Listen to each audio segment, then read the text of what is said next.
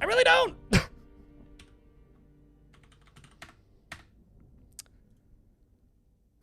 And I know it's the holidays, but yeah, I don't know. There's some things in the games news recently that have been like distressing on very many levels. Drive the speed limit. That's all I'm gonna say. Especially if you're not the only one in the car.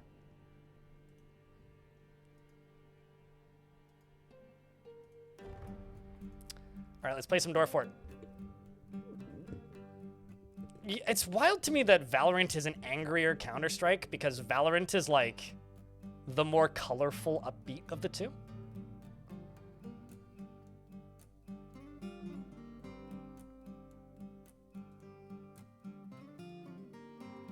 Like, that's crazy to me to think that it's an angrier Counter-Strike because, like, how's that possible?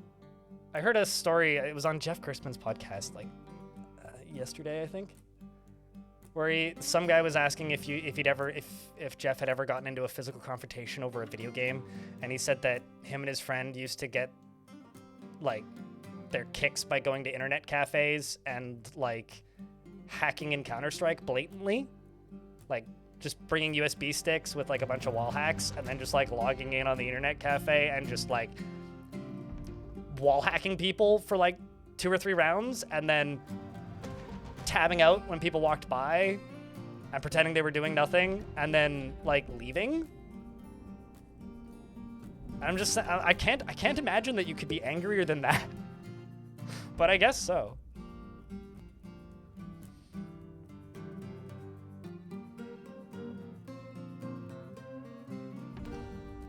I heard ASRock and MSI and Asus motherboards, there's like some sort of like backdoor issue with those motherboards and like the in-house anti-cheat from Riot is what I heard. You're in a unique position with your desktop. Your desktop is the highest performing yet most compatible Hackintosh, being that you dual boot. Being that you dual boot macOS and Linux, it does not play well with that behavior, overwhelming my bootloader. Yeah, no, dual booting is like not a logical thing to do and hasn't been for a very long time. This is what I mean by dwarves are in trees.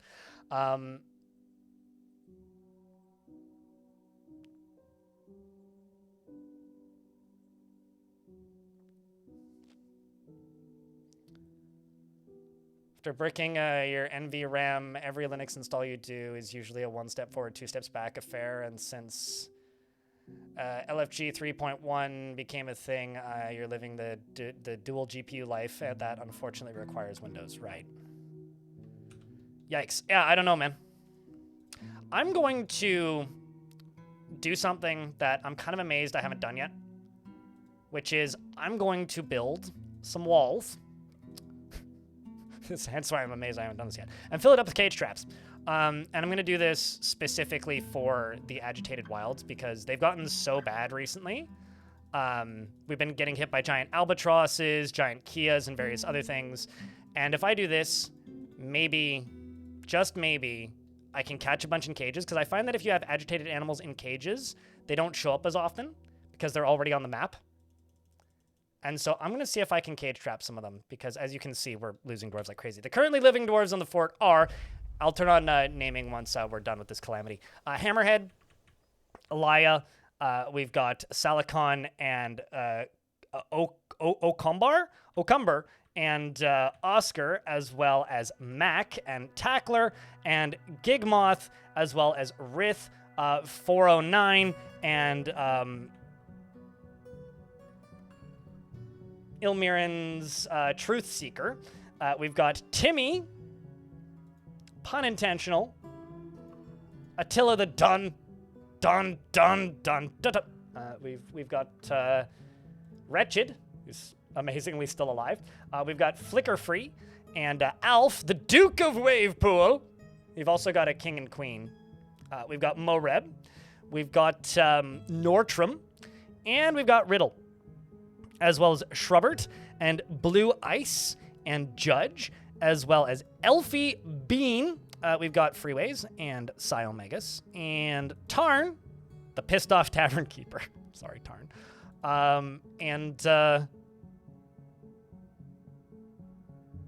Got some military. I gotta demilitary. We've got El Rey 7, the champion. We've got Rangor. We got Grumpy. And Snail. Sentient Potato.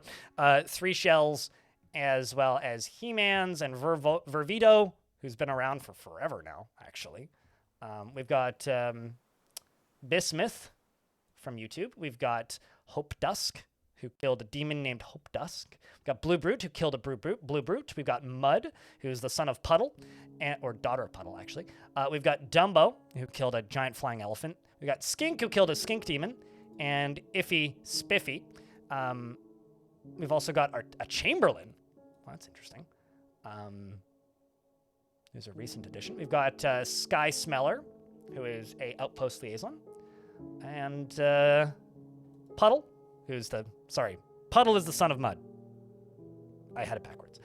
We've also got Letteran and Dwarf Poles down at the bottom, and Onion.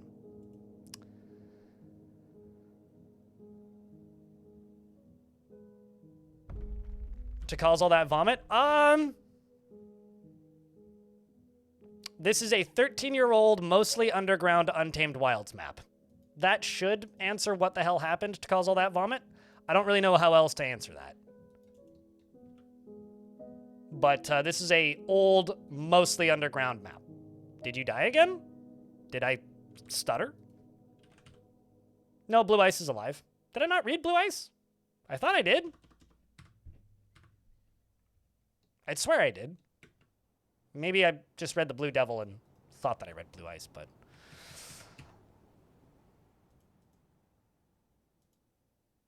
Yeah, this is very much a basement dweller fortress. And I'm currently trying to rescue all these outdoor dwarves. Although maybe it's not going to be as bad as I thought it would be, because...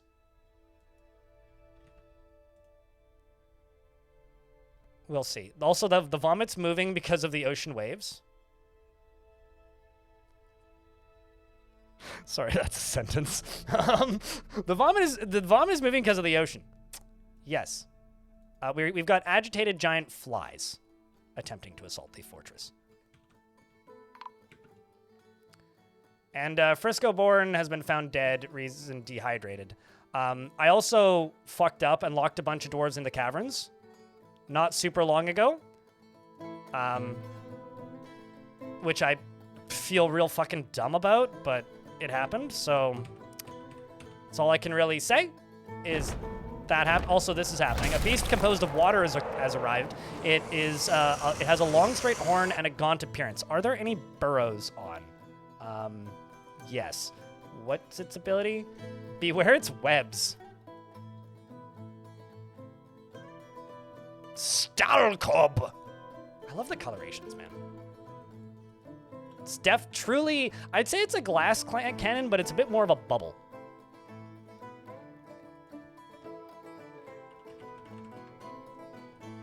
I'm just saying. Maybe more like...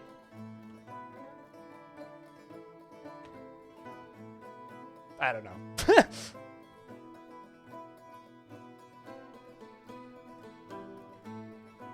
Natural selection has failed us. It's true. Yeah. It's a sticky water blob? Ew. That's gross.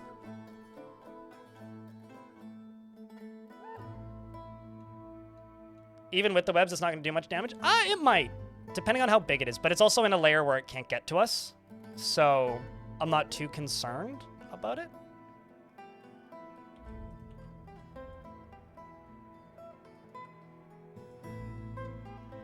Dwarves all running up pretty quickly.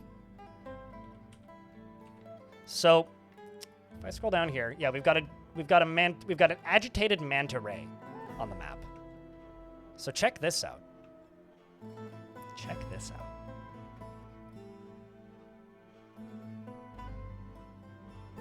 Look at this guy. Look at that beaut. Ain't it gorgeous? Maybe it will clean up some of the vomit. The vomit actually goes away after a while. Because it's outside, the rain periodically Like, does anybody here listen to the band, oh boy. Does anybody here listen to the band called, I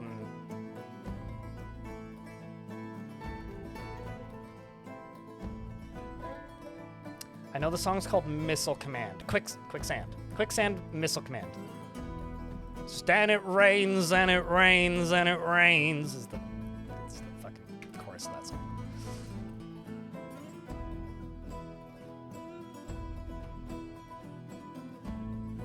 I wanted to thank you for the little turtle video you made for Caves of Cud. You've been obsessed with it for the last month. Happy to help. I need to make more Cud things. I've got some Cud footage that I could turn into a thing. I just need to sit down and do it.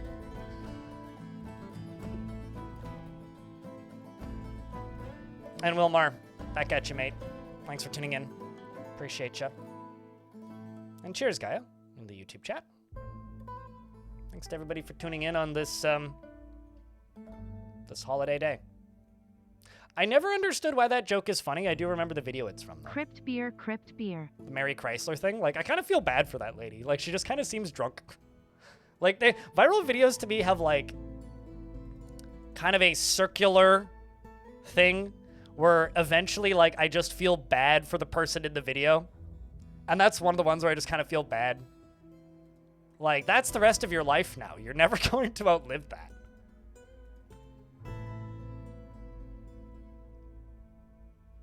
What have you been trying to achieve in adventure mode? Montecore, thanks for the 27th month. Jack, can I get a round of beers for Montecore? Keeping that sub alive for 27 months.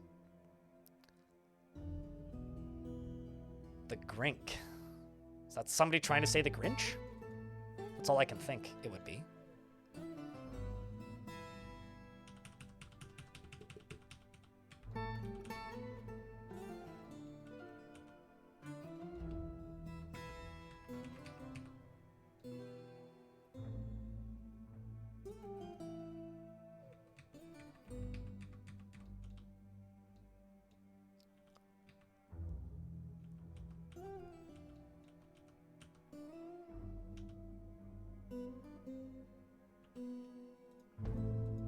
Let's move all of these dwarves down to here.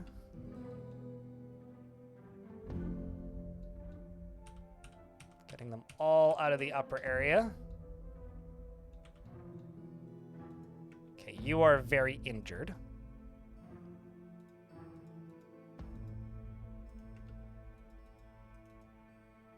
Let's just forbid that because we don't need to worry about that. Don't see any bugs around. This poor dwarf.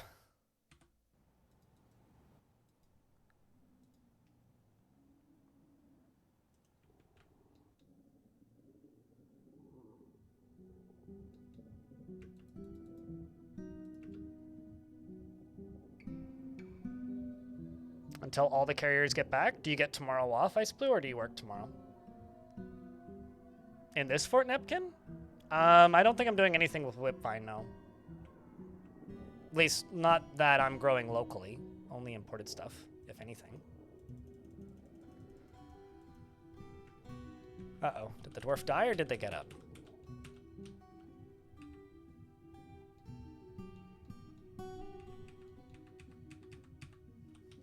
They may have died.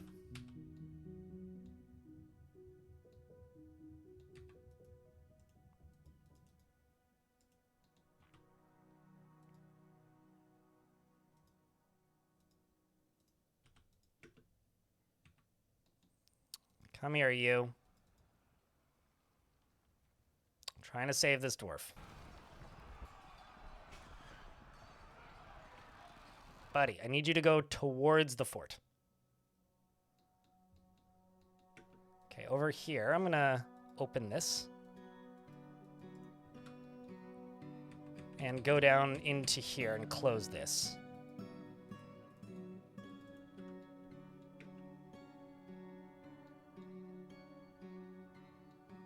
I've lost that dwarf.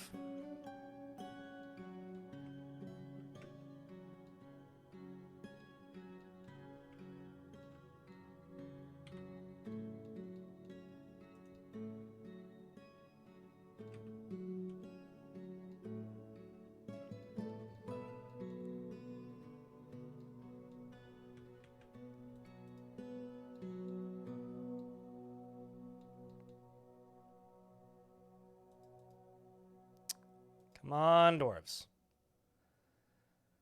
The flies. Yeah, we're literally getting attacked by giant flies, which is like the most Manitoba thing I've ever heard.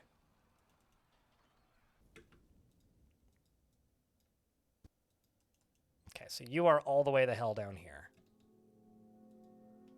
Oh, this poor dwarf. Oh my god. It's being assisted now finally, and they killed it. Okay, so I need to rescue this dwarf.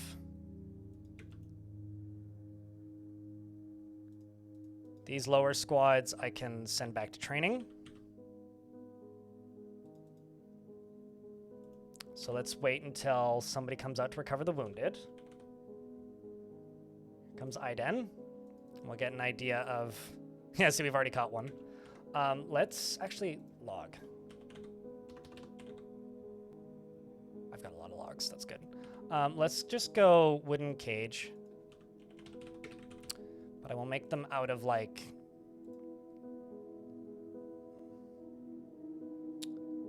something that I would have a ton of. Like tower cap. And let's just make 40.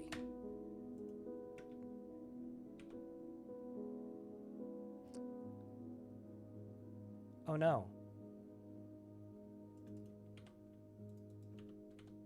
Chat, we lost the queen. And the king. Oh, I was unaware of this. Shit.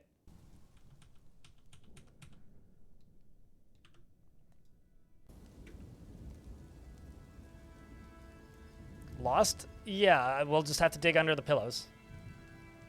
They must have died yesterday, but like... something happened.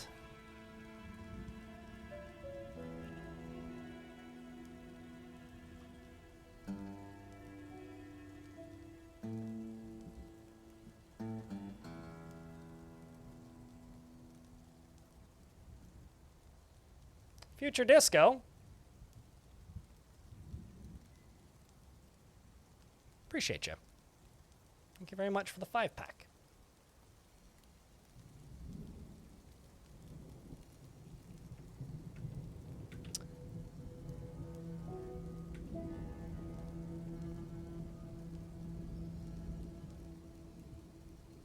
Back at you, Jody.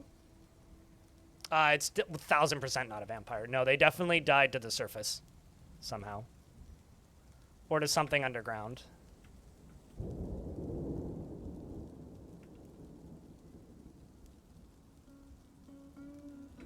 This poor guy got dropped again. Yeah, no, they definitely got killed by something on the surface, but I have no idea where. They may have shown up as missing, and I may have missed them.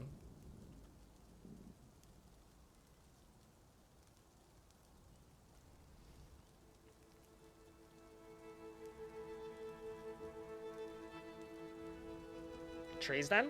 I mean, they're dead. They got killed by giant flies or some other agitated animal. So suggestions aren't gonna make me find them. I'll also be completely honest with you, I don't know what their names were. Because I didn't have time to nickname them. They showed up at the end of yesterday's stream. So, no, they're just dead. It doesn't really matter at this point. It'll either say went missing or starved to death. I guarantee you it's one of the two. Like, I'll be completely direct. I don't actually care that much. It's certainly, like, isn't mandatory to the success of this fort. I'm mostly just kind of surprised. Like, I was like, okay. Because I thought I put them in a... So I put them in this burrow where they couldn't get out and wouldn't get injured. So I kind of figured they would be fine, but it doesn't really matter all that much. It's mostly just kind of like a, huh, okay. Well, that sucks. Oh, well. Anyways. Oh, no! Anyways. I care more about the Alf the Duchy. Dwarf signed away? Yeah, I mean, like, it just kind of goes to show just that this fort's pretty violent at the moment. Like, there's a unsuspected deaths and tantruming happening, like these broken doors and such.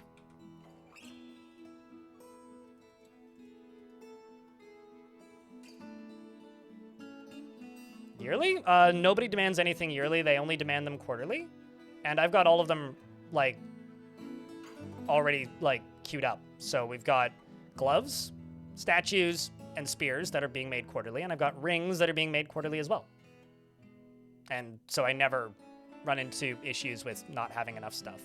But, like, we still have the Outpost Liaison. Actually curious.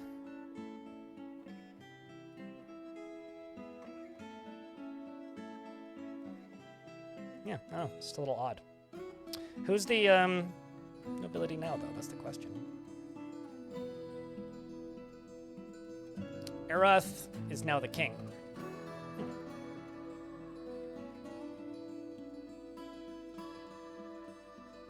I don't recognize that name. Fascinating. I don't know. They might reappear. They might not. Not super. Not going to lose sleep either way. Okay. Well. With all that being said, I think we're through that initial influx of ah! So it's time to get back to more important matters. Can you repair them or do they need to be replaced? It's exactly the same as the way it was before. So like this is a damaged door. Where like if an enemy goes to attack it now, because like dwarves that would get pissed off would like beat the crap out of furniture and things and like throw stuff and like do damage to things. Well, that's kind of crazy. It's just like an artifact sword right there. Like dwarves that would get pissed off at things will just break things. Like that's the way they've always kind of worked.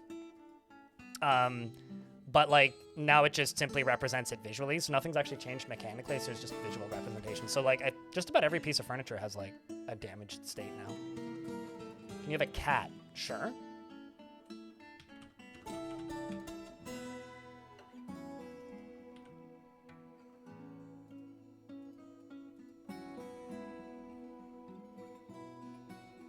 Male cat or lady cat? Do you have preference? And would you like cat or kitten? Probably have kittens. I don't have kittens. So male cat or lady cat? Yeah, everything takes damage, basically. I mean, like, the classic one is buildings slowly degrade, Reinhardt. But the only ones that degrade fast enough to even be noticeable are wooden structures. And every 400 years or so, every single wooden structure in a building will disintegrate. So if you run a fortress for longer than like 150 years, you'll have to replace everybody's beds eventually. Because they will just start to degrade and the dwarves will start to get pissed off at the low quality beds.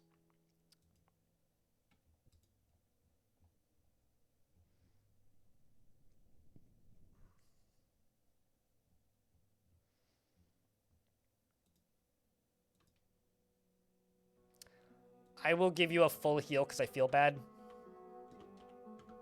Because this kitty's injured. I don't want to give you an injured cat.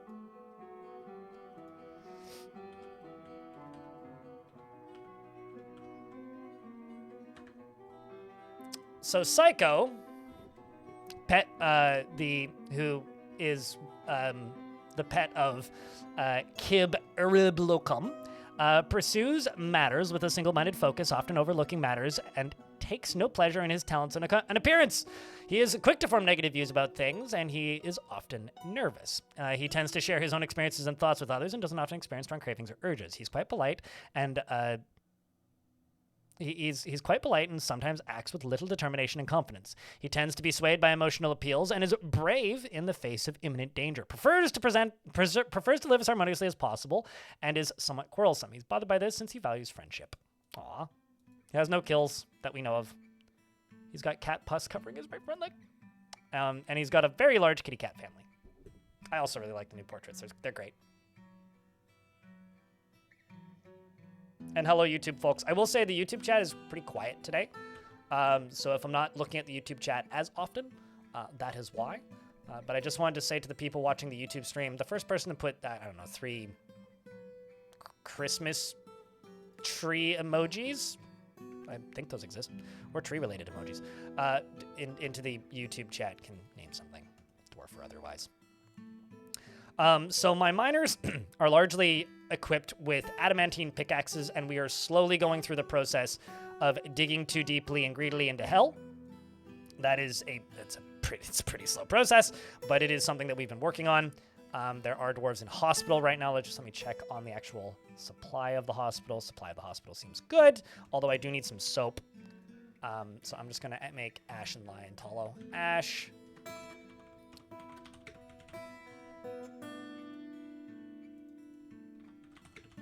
Make lye.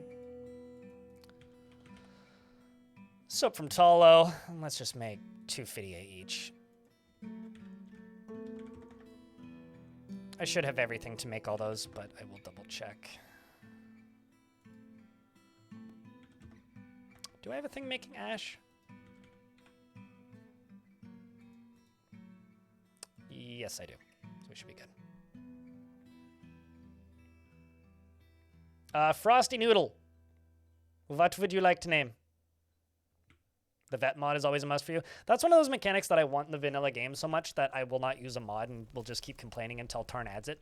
I find that, like, also more recently I find this because, like, a couple things that I've specifically asked for when Tarn asks me what quality of life features he should add.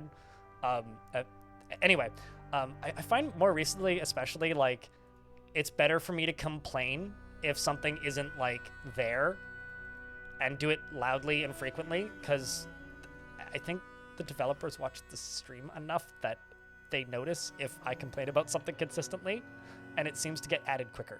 So I will just keep wish casting vet activity in Dwarf Fort until it happens, is I think the current plan for me.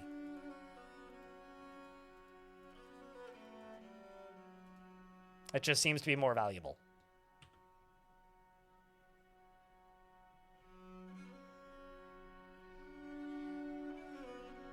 Complain about necromancer behavior? I don't know. You should watch my Fortress Brain Rot. I think necromancer behavior is totally acceptable. I don't want necromancers to... that's actually something that I won't agree with people on. I don't want necromancers to be functional in fort mode. I think them being dysfunctional fucks in fort mode is more fitting of necromancy. Because, like, they get expelled in world gen consistently. Although, that being said, if all of your necromancers and the entirety of the population of the fortress are undead, they work great. So, no, I don't think I will, actually. I do need to make a video out of Brain Rot, because that fortress was a trip.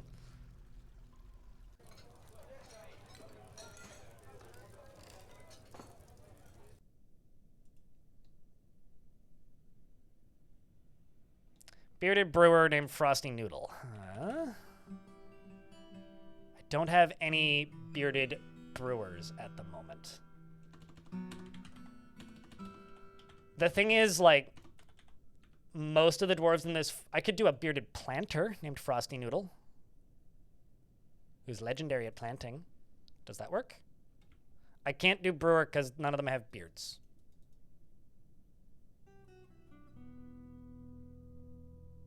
I have a question, Nefkin. Have you had necromancers in your fort recently? They summon nightmares that just fucking kill everything.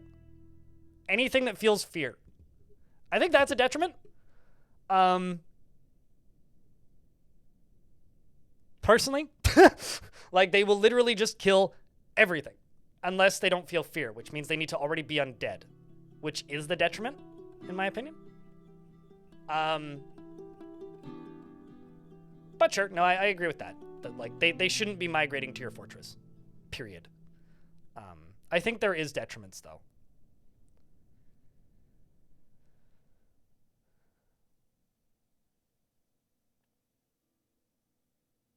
I don't agree that there's no detriments at the moment. I think there used to be more detriments to having them in your fortress when they would just resurrect zombies for no reason whatsoever. I don't think that there's no detriments right now, though.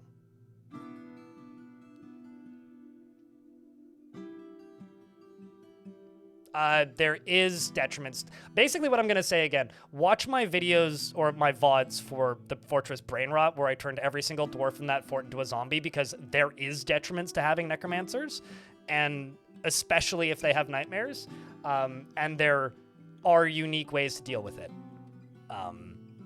So I kind of don't agree with your argument there, but I do agree that they shouldn't migrate to your fortress. Like, they should be a bigger negative. The fucking white balance on my camera is doing something weird. Hold on.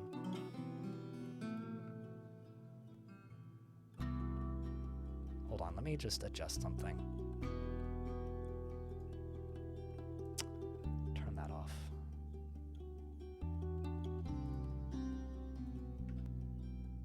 But anyway, I will just remind you that there are places where you can leave feedback for the game and complain about bugs.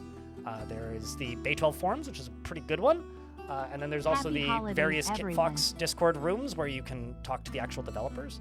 And I will complain about things that I think are a problem, and I recommend that if you are bothered by something in the game right now or think it's broken, you should go complain about that there. Because at the end of the day, I don't necessarily agree with you on necromancers. I don't think they should migrate to the fort. I don't think there's that what you're saying is necessarily something I agree with. So, but we're all different. And also, I don't develop this video game. Save the game, okay. It literally just saved, but if you insist.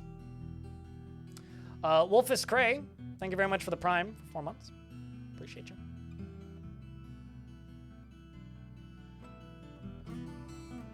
What's the best way to get rid of a necromancer? Click on them, click on the little arrow with the head next to it, and click expel. It's the best way to get rid of it.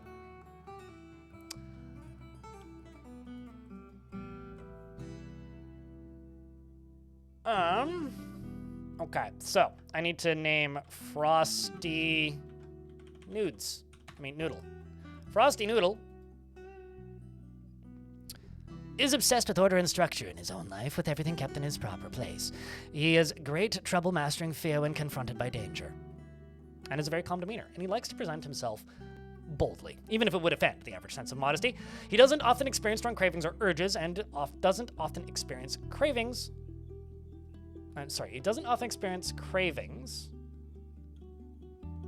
or urges, and he is troubled by this since he values such powerful forces in life. He is quite ambitious, and he likes to keep things practical without delving too deeply into the abstract. He isn't particularly curious about the world, and he tends to not reveal personal information. He's pleased by his appearance and talents, and he tends to think before acting. He finds helping others emotionally rewarding and wishes that this were the case, as he considers altruism foolish. He tends to avoid crowds and generally finds himself to be quite hopeful about the future, and needs alcohol to get through the working day.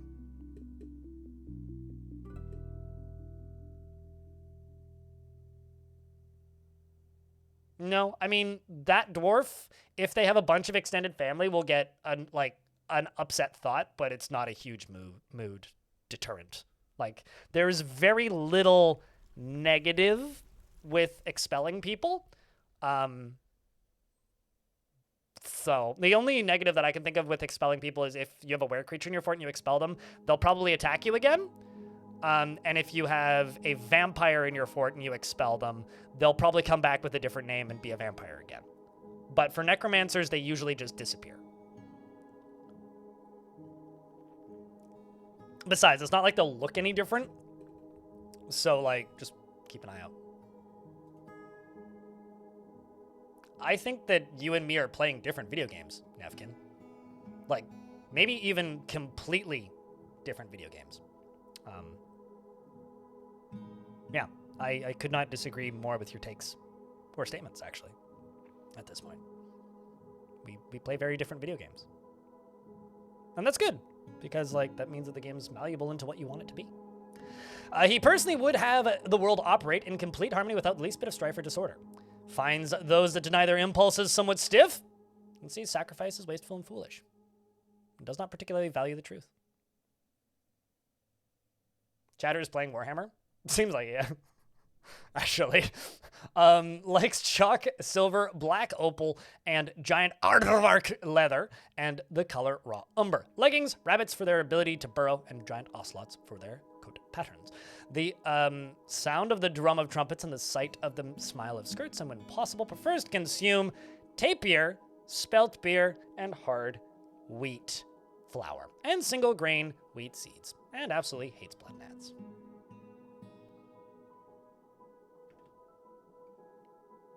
Yeah, I don't know. I've been mostly ignoring the elves this run, or this fort, I guess. Traded with them a couple times. They seem friendly enough. Zudalal is the deity that they worship, and they are a member of the Helpful Glove Doctrine. That is the Keeper of Blankets, Zudalal.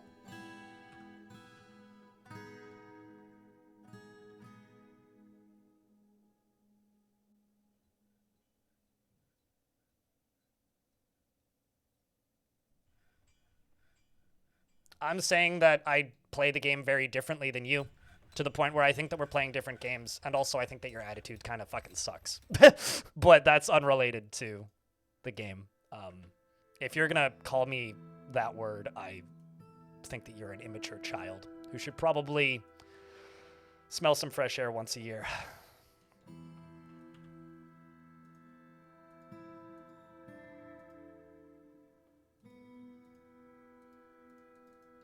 Happy holidays.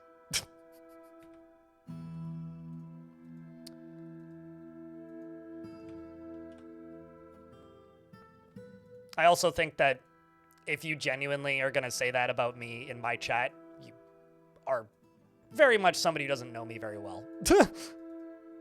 For a multitude of reasons. And you think about this game in very different ways than I do.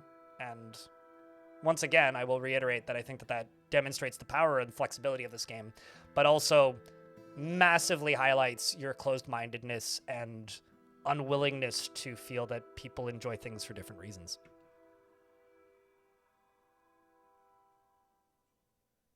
If you're joking, you need to realize that jokes require a punchline and humor.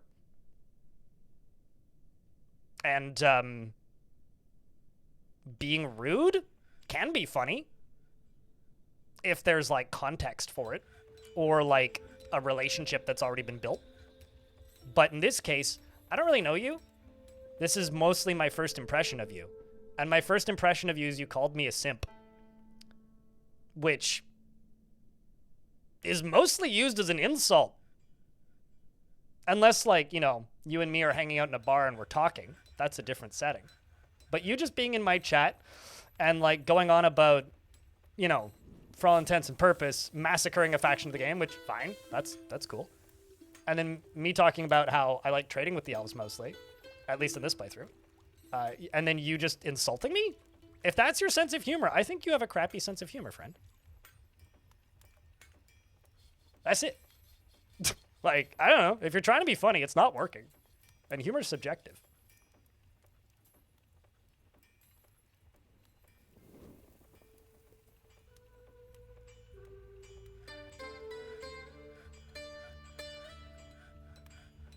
I think that, like, tact and reading the room is very important in humor. And if you're trying to be funny, then, cool. But it's not landing, at least for me. Maybe it's landing for somebody in chat. But not for me. I think that a lot of the anti-elf sentiment leaks from surface-level immaturity of media and lack of desire to, how do I explain this? See more depth in things, or just simply playing the game as a war game. And I don't think there's anything wrong with that. But I think that there are different cultures on the internet where people talk about things differently and people treat people differently. And I tend to not exist in circles where people just insult each other as humor, because I don't find those places to be particularly pleasant. Yeah, and I'm totally fine with any of the factions in Dwarf Fortress being an adversary as a form of storytelling. But if you're going to inform me that the only way to play the game is to kill all of a certain faction, be that humans, dwarves, goblins, or elves, I think that's a very simple, boring way to play the game. And if your response is to insult me as a joke, when I say that's a very different way to play the game, then you're not being humorous or funny. I think you're just kind of an asshole.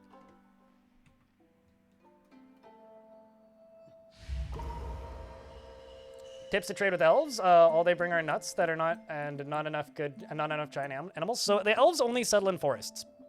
And just like any faction in the game, they bring the things that are available to them. So if they're settled in a lot of untamed wilds areas, or like, actually, here's a tip. Scroll around in the overworld, and when you're settling, you'll be able to see where are untamed wilds and where are not. If you go to a particular location, like let's say, oh, these are all destroyed. Let's say this human place that I don't currently have access. This is actually a goblin place. I need a location that I don't currently have contact with. There's very few of them. Goblin forest retreat, human forest retreat. Yeah, there's actually very few elves left in this world, which is a shame, really. Here, the dark elven pits of sinful brightness, but they don't actually know that I'm here. So if I click on this and I say, demand one-time tribute, that won't make them go to war with me. They'll lose a little bit of relation with me, but they won't go to war with me.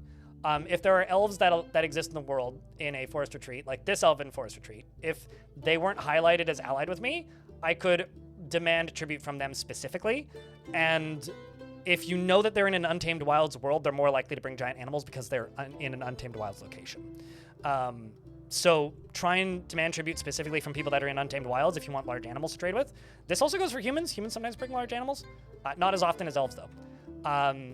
And as far as tips to trade with them, they really like cloth crafts, like pigtail and silk and that sort of thing. I don't know if they trade with dyes.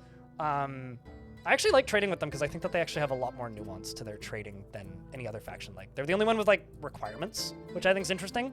I think that actually makes trading more compelling to me. I know for a lot of people, it's just very surface level. It's like, well, that's annoying. It's like, well, I don't think it's annoying. I think it's interesting. I think there's a difference there. Pretty stark difference, actually, at least for me. But, yeah, I don't know. I think that they're one of the more compelling groups to trade with because of their requirements.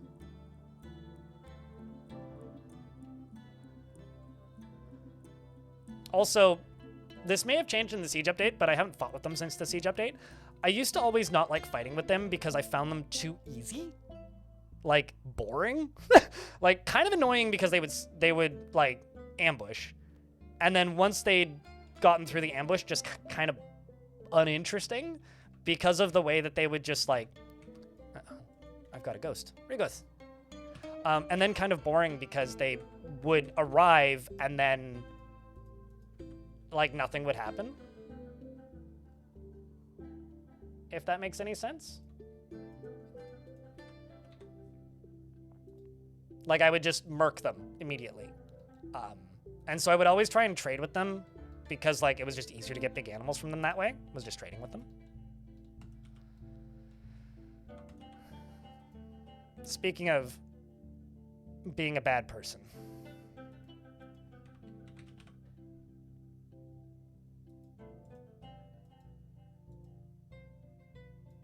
I'm gonna lock this door.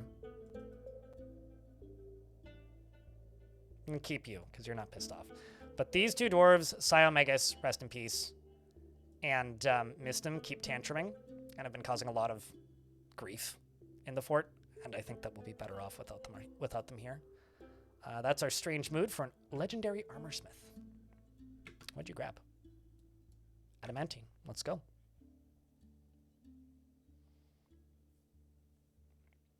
Diplomacy is something that's supposed to be expanded upon next year, but yeah, I mean, you can... World domination is a tale as old as time in Dwarf. Cassio?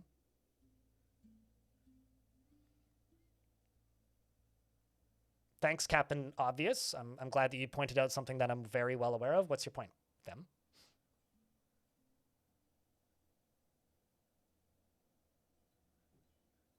And also, is that a question? If it's a question,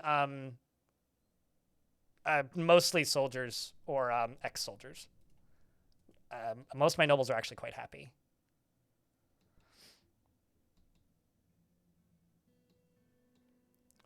I'm going to say this hot take.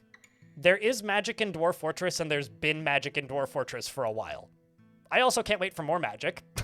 or more explicit magic, but I feel like it's like unfair to Dwarf Fortress to say that there isn't magic in the game at the moment. Is that a hot take? Power went out for a bit. What did you miss? Everybody got inside. We named some dwarves, talked about elves. Life goes on. Happy holidays. Hopefully power don't stay up for too long.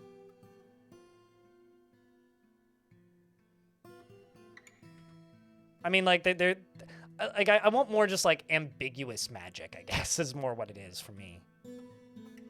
What blocks do I have at the moment? Just want to note the numbers. Bunch of andesite, bunch of dacite. Not much diorite. All right, let's just do this. Trying to, like, clean this area up a little bit.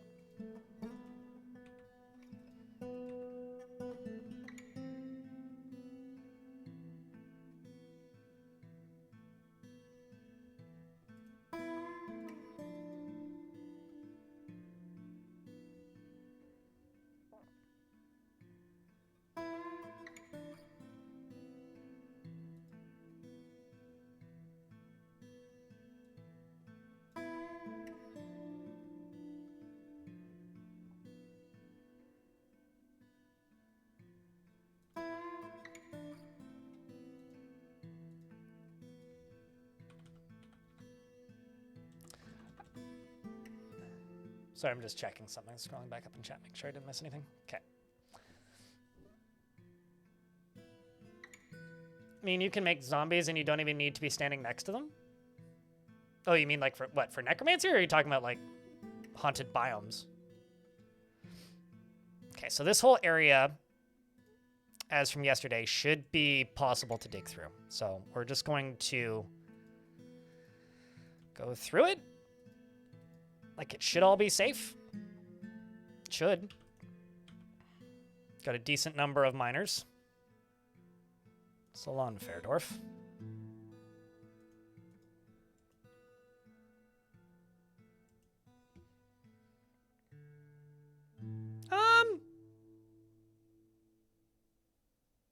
Unhealth care? That is a sentence.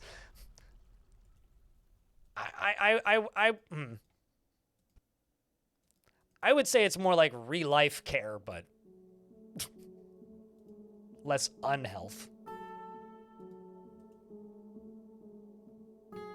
But we're just like talking semantics at this point. Speaking of unhealth care, I would describe McDonald's as unhealth care. I don't know who posted the meme on my Discord, but somebody shared a meme on Discord where it's like, it's a picture of Pennywise and a picture of Ronald McDonald. It's like, I've killed more people than you. There's something about that I find genuinely funny.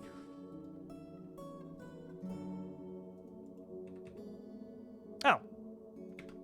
Apparently we've released a Echo of Forgotten Divine Retribution. The first in some time, which is actually quite exciting, because that means that we get to melt down more stuff, most likely. Oopsies, that's not what I wanted to do. I wanted to click the other button. Standard selections to blueprints. Let's see what this Echo of Forgotten Divine Retribution be. It is a Tura's Champion crossbow. Oh, it's a crossbowman. Please tell me it's like the other one. So there is a bug with these crossbowman creatures. They don't have ammo. I don't know if they've always been this way, but this is the second one now that I've gotten that doesn't have ammo. Like, look at this. He's got a pockmarked crossbow, the frilly cloth skirts, and a quiver, and that is it.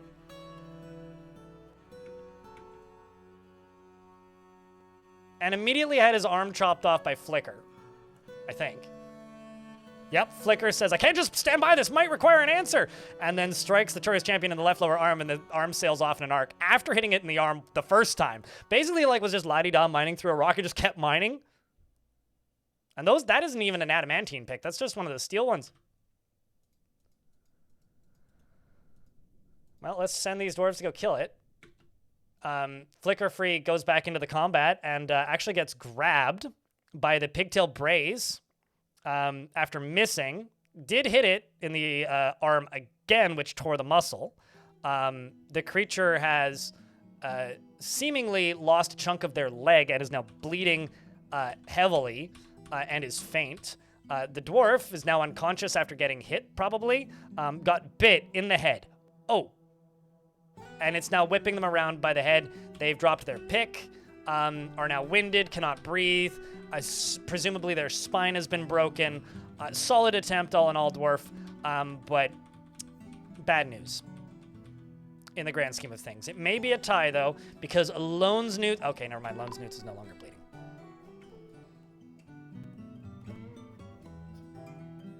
Is now just simply seriously injured, and the rest of the miners are going, oh, God!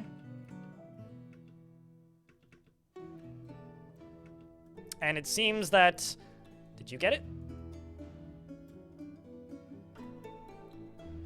I'm going to name you Flicker for killing the creature what killed Flicker free. And just like that, we go back to standard selections. The creature gets removed. We have a fancy patchy cloth quiver. And I can now go up to here and type in metal.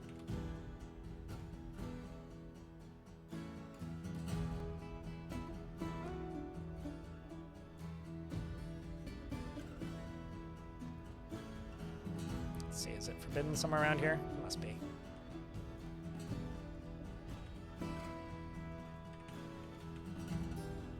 There it is. It's invisible, but we've got this pockmarked metal crossbow. I'm going to go to you and say, melt a metal object. I'm also going to go mine out maybe not a bunch more, but some more marble.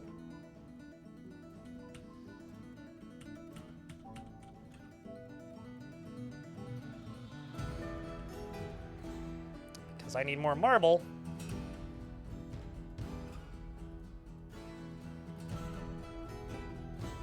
To make more steel.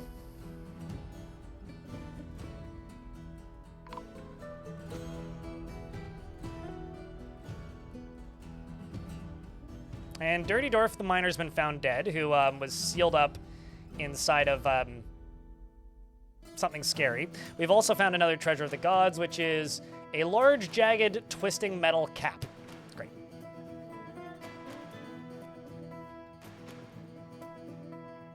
Oh, shit! I should check out this clip of Blind IRL streaming Dwarf Fortress. What exactly did you clip?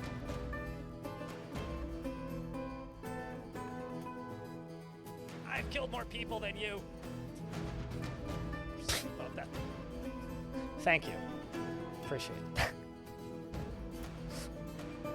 I mean, I was talking about McDonald's. This is like that other, like I uploaded a clip the other day of me quoting the Blues Brothers, and the clip ends with me saying, "Please don't ban me," because it sounds bad out of context. Uh-oh, you're hunting for small creature.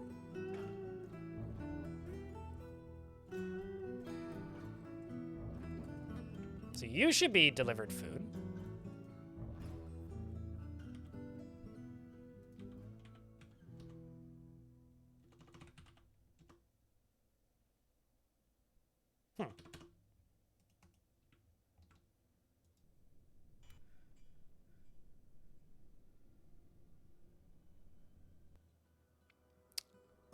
I'm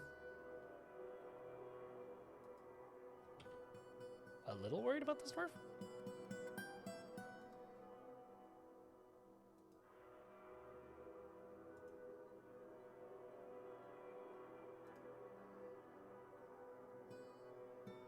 Got a lot of dwarves named Mistem, turns out.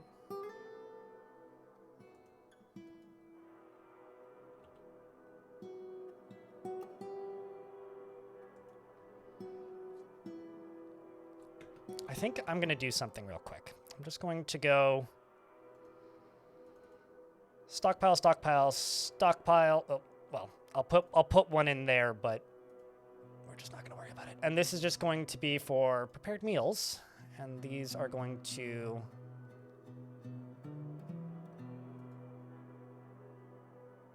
take items from here.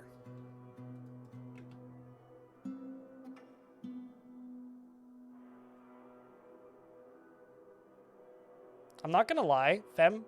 If you don't want to devote brain space, this might not be a game for you. Hello, Zoomzang. How is you? Happy holidays.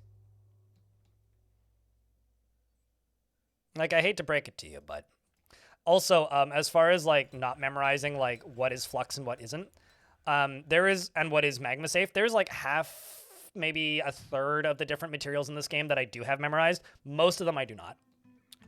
Most of them I just like forget constantly. And occasionally it comes up where I remember, but most of the time I've forgotten. And when it comes to, like, there has been forts where, oop, there we, no, we haven't melted it yet. There's been forts where I will forget what material I have available, and then not remember until somebody in chat's like, you know that's magma safe, right? Like, that happened to me recently with quartzite, where quartzite's magma safe. And I had a fort that was full of quartzite, and I was complaining I didn't have anything magma safe. And then somebody in chat was like, isn't quartzite magma safe? And I was like, shit, is it? And like went and checked and was like, huh.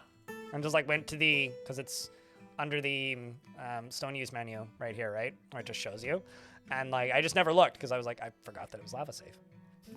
It's that kind of thing. Like, that happens to me all the time. Okay, so this dwarf is making their artifact. They've claimed adamantine, coyote leather, gabbro blocks, reindeer leather, rose cut, agitated Kia bone. I like that the bones are still agitated after all this time. There's no fixing its anger. Alpaca cloth and cave spider silk.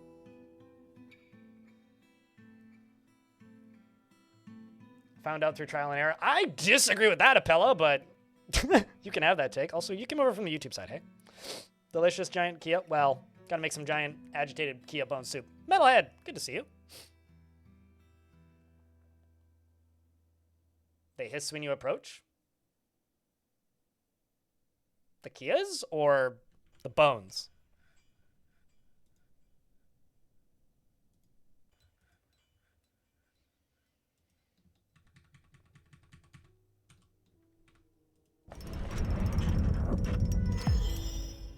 It's always jagged. The armorer has created Ugoshethales, a jagged adamantine cap, and offers it to the magical jaw of sharks. I'm going to give that to my Duke. It's always jagged, man. I've done, like, armor-focused forts before. I don't think I've ever had one that was, like, every single armor piece that was made had, like, a thing in front of it. Jagged, etc.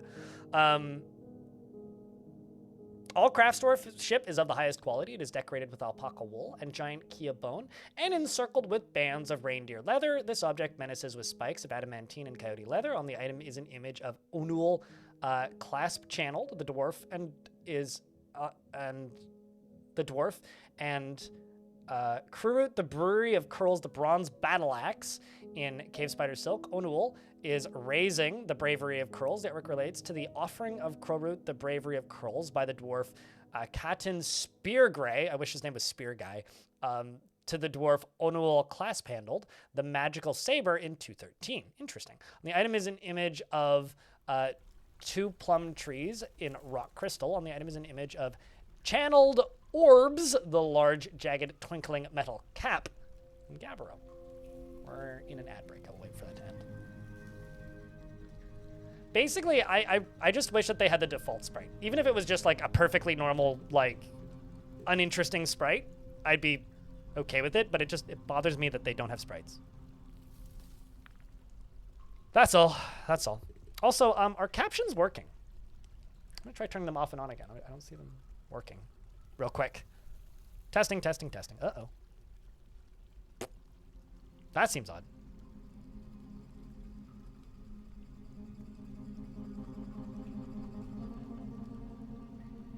Can I refresh?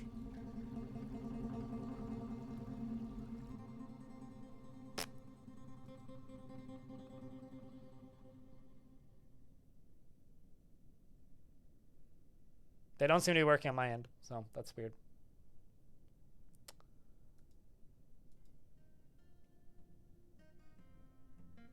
Also, I just learned that the captions plugin that I use is made by a person named Rat with a Shotgun. I never actually read the credits of it. It's like made by Rat with a Shotgun. Huh. That's really funny. Yeah, I don't know. I just tried enabling it and disabling it, and it doesn't seem to be working, so. They were earlier. Oh, that's even weirder. It's just holidays where, like, everything is breaking. I'm just going to fully disable and re-enable again. Try that, maybe. Hey! They seem to be back now.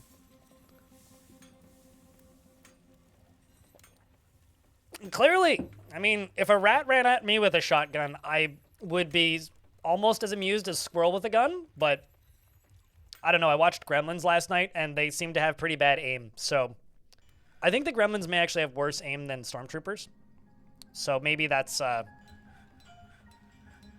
similar sitch, you know? I'm sorry, but what would a biblically accurate Skaven look like? A rat with a shotgun? Is that what you're implying?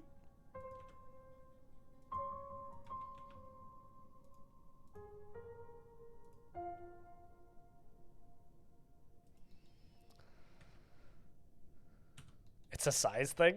What, that... Wait. Okay, I have several questions now.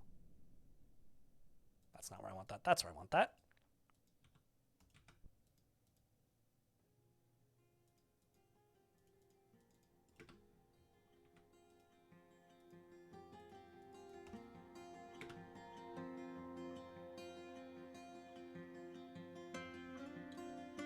You'll be lurking occasionally, chiming in, starting the cooking for tomorrow? Gotcha.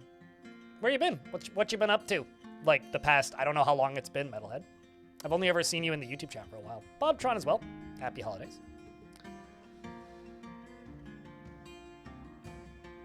Okay, question.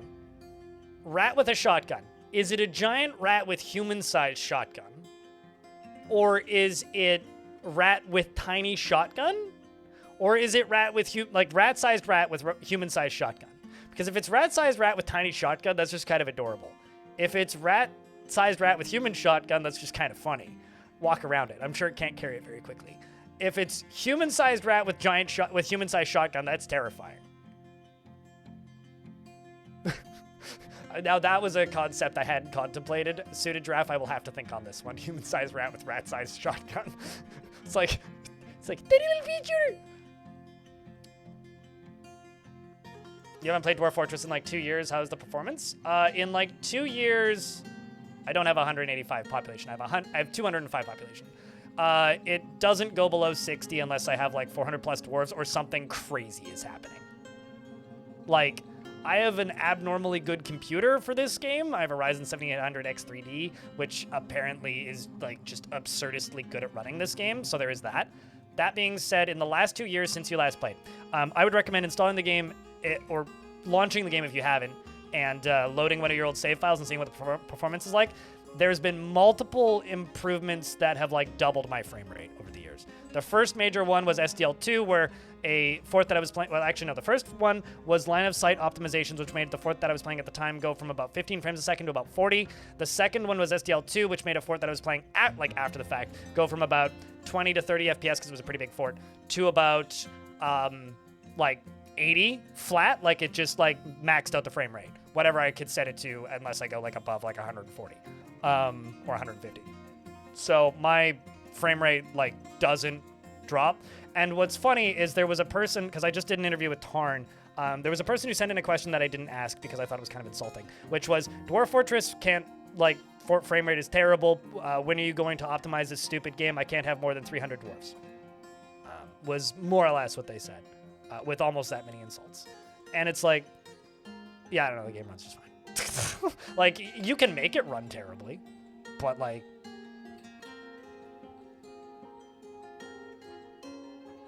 Anander, hello. It's good to see you. Just a busy life, spending most weekends with your girlfriend. Hell yeah, man. Yeah, I mean, I see you in the YouTube comments, so it's good to see you pop by. Glad things are well.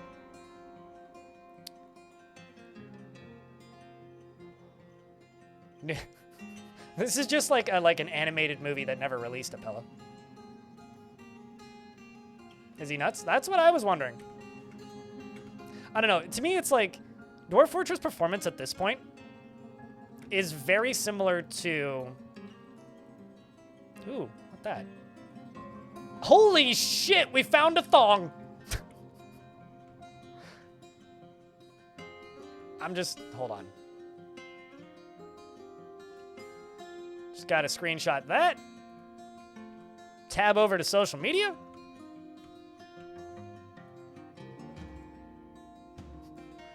And post that and type in Happy Holidays. Thumbs up. It sings? I guess so.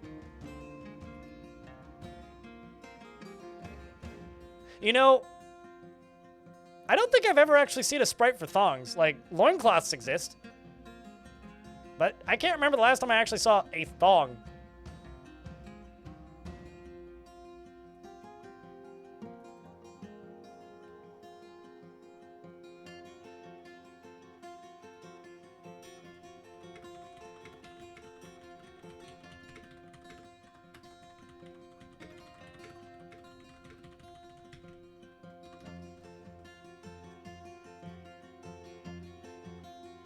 Thanks for the $1, by the way.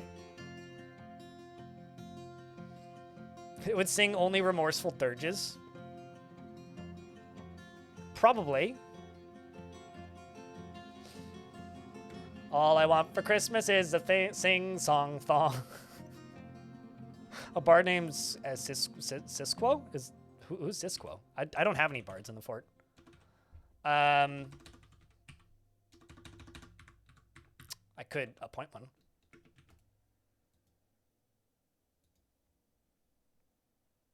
Male or female? Bearded note. Legendary musician. I could give you the Chamberlain.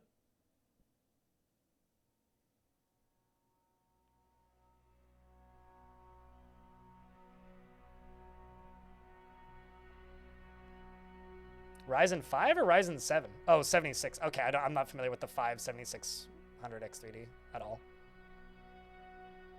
Yeah, I don't know. I feel like if you're still complaining about frame rate for Dwarf Fortress and you're playing the most current version, you either have a potato PC, which fair, like that sucks. That's a very real thing that can happen. Or you are doing something that is breaking the frame rate, and I could probably fix it, or you just have too many dwarves, or you're like on too big of a map. Like if you're complaining about Dwarf Fortress's frame rate and you're on like a 12 by 12 map and you have 400 population, like, duh. It's like complaining about the frame rate in City Skylines while also having the mod that lets you play on the entirety of the map. You know? Like, yeah, it'll run like shit, because like that's not what the game's optimized for.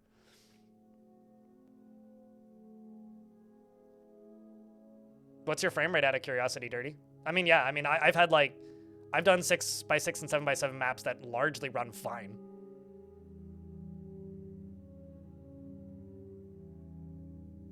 I don't know at all what you're referring to, but Beard, okay.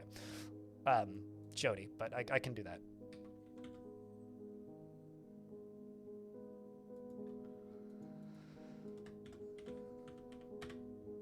The Chamberlain is not a private person and freely shares details of his life and is very slow to anger, and he has a tendency towards forming deep and emotional bonds with others. He rarely is happy or enthusiastic, and he is conflicted by this. He values parties and merrymaking in the abstract. He has a tendency to consider ideas and abstractions over practical applications, and he tries to keep things orderly. He is not particularly interested in what others think of him and needs alcohol to get through the working day and doesn't really care about anything anymore. He dreams of creating a great work of art and personally values family. Dreams and, likes lignite, steel, and red spinel, as well as giant gazelle hoof, lorikeet parchment, the color dark blue, spears, and the words of the satiny scribe, and when possible prefers to consume giant magpie and custard apple cider and absolutely hates large roaches.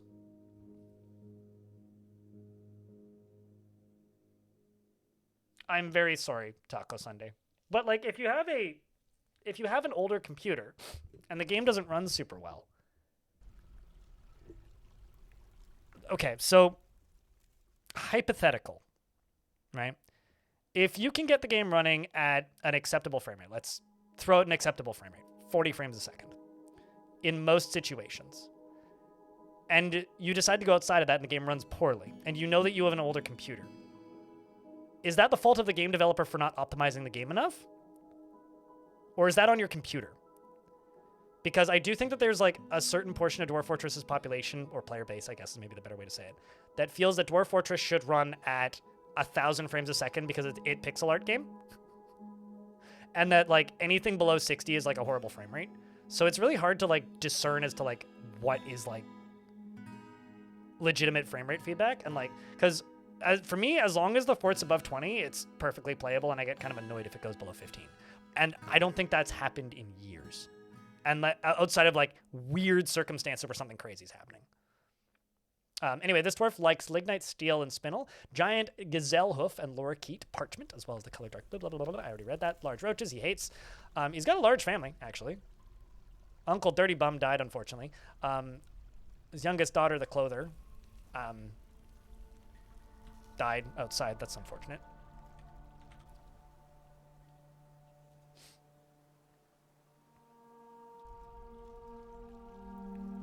Dreams of creating a great work of art. He's got a bunch of apprentices. Fun. So let me tell you this. Are you talking about your graphical FPS, or are you talking about your gameplay FPS? Because there's two different FPSs. So there's like, rather, where is it? It's under video, isn't it? Yeah. So there's graphical FPS. Should set that to your monitor. And then there's game speed FPS, which defaults to 80. But you might not want to turn it that high, which is the one that most people complain about. I set it to 60 because otherwise I find the game runs fast enough that like chat has a hard time following, and it's this one. Game frames per second cap. I think this defaults to 80.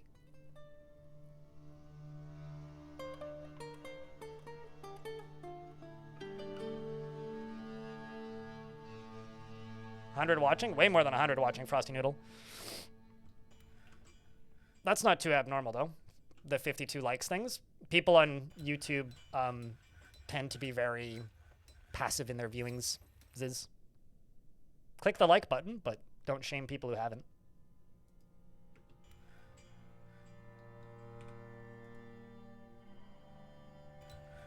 You know that feeling when you're like, I think there was just a car accident? I just hear a car horn that someone's just leaning on. Hold on.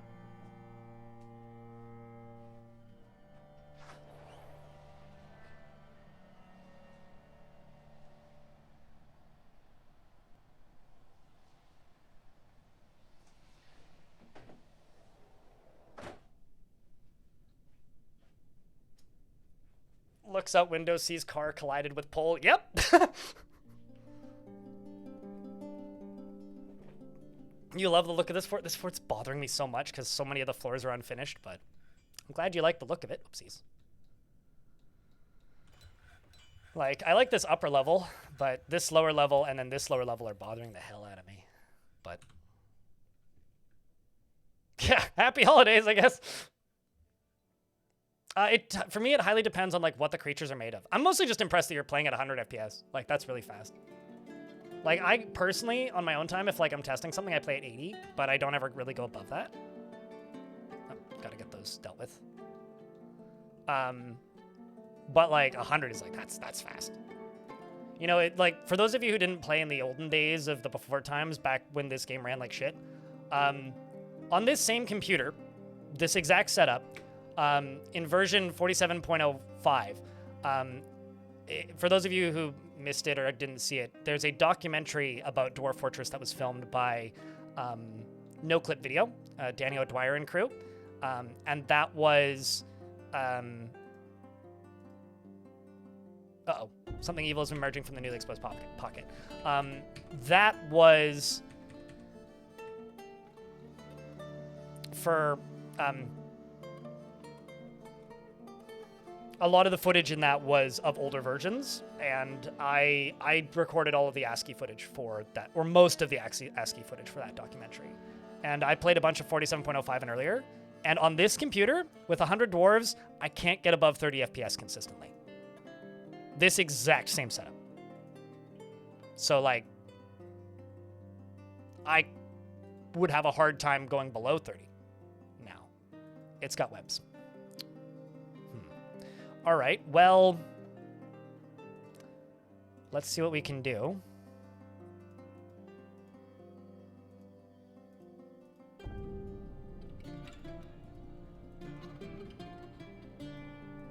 Let's get these dwarves above ground. I'm going to go up to here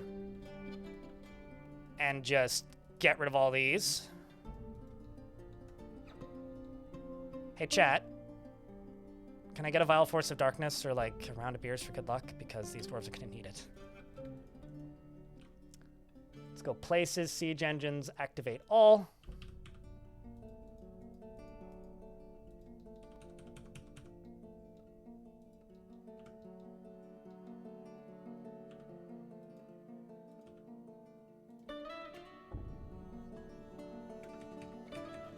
Things are about to start dying, I think.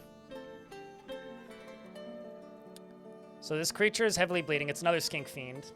It's been hit by multiple miners with adamantine picks and is colliding with Grumpy, the sacred ore, who's already dead.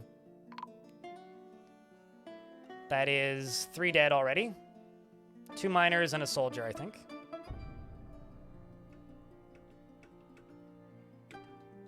It immediately collides with Ghosty, who's firing a bolt thrower. And Limul here, Rackbucks, who's being a dumb. I'm actually just going to go down here and forbid everything down here, because that's probably what they're going for. How did you... You were literally sleeping and it ran past you? Well, that's crazy. Okay, I don't know what that dwarf's going for, but... Did you kill it? Yep. Ghosty got the kill.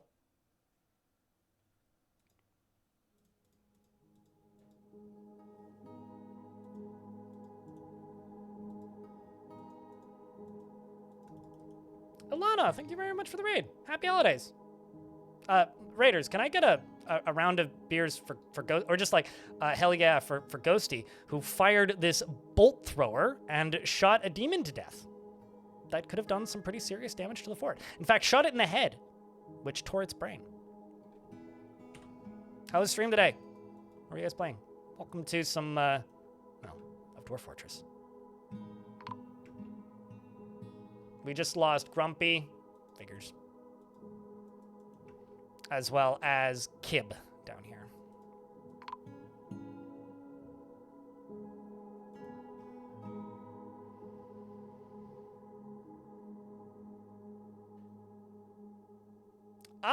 So a alligator is going to be like aggressive, but like it's not going to attack you outright, really. Like, I don't know, treat it like a bear. Maybe give it some space, keep an eye on it, kind of thing. We did find maybe the most holiday perfect item here. This is a gift from the gods, from the times of old, before time itself had once begun. And this is a large singing metal thong. So, yeah. I don't know how comfortable that is, but it is truly a gift from the gods.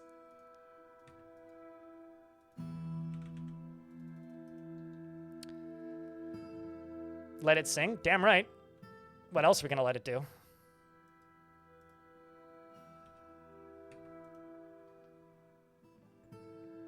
Sings WAP. Of course it does. What else would it sing?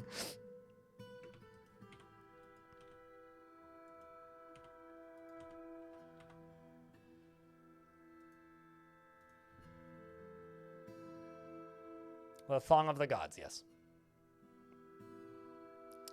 Tales of the Neon Sea. Okay. It's quite the story and awesome puzzles. Or awesome pixels. Gotcha. Neat. So when you say cool puzzly, is this like a platformy type thing? Like a kind of a top-downy kind of thing? Or just like, just puzzles type thing? Regardless, though, haven't heard of it, so hope you enjoyed it. Y'all ready for the holidays?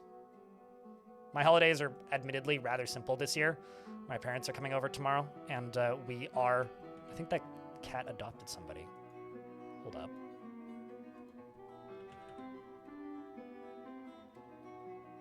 Nope, never mind. My parents are coming over, and we are...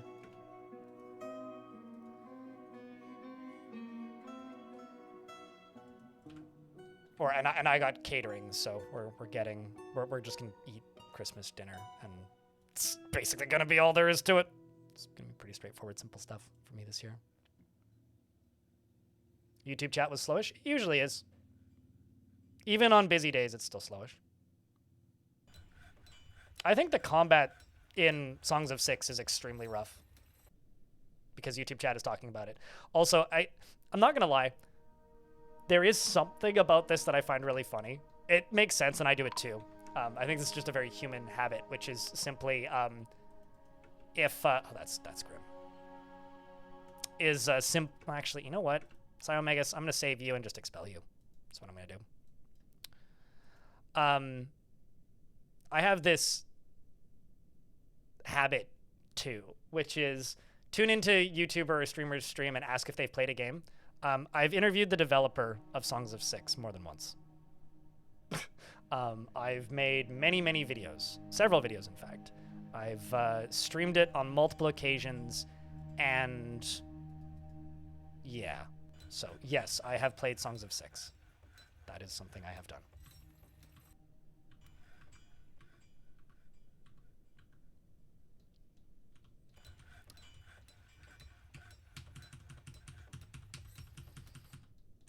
But I do think that the combat in that game is, like, the worst part of it. I think there are ways where it's more forgiving than Dwarf Fortress, but I also think that there are ways where it's significantly more punishing than Dwarf Fortress, and I think it's kind of an all-over-the-place game in some ways that I'm fascinated by, that in theory I enjoy.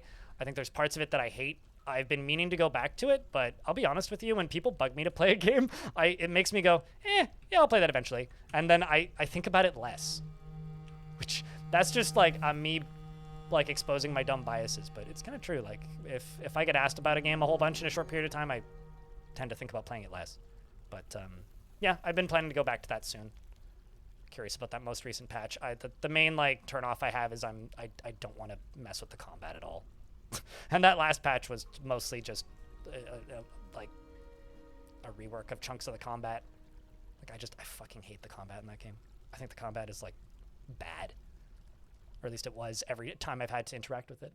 Van Ori, thanks for the 20 pack. It's very kind. Holy shit. And YouTube chat also mentions that they think that Songs of Six is more forgiving than Dwarf Fortress. In some ways it is. I think in other ways it's absolutely not. It is in that it's easier to rebound. It's not in that it's a much more directed game. Like, there's like a way to play that game. And I think that that is a good thing and a bad thing. I think it's a good thing in that it's a very structured game. I think it's a bad thing in that there's largely one way to play it. And if you don't want to play it that way, it can be very frustrating to progress because the game wants you to play it its way.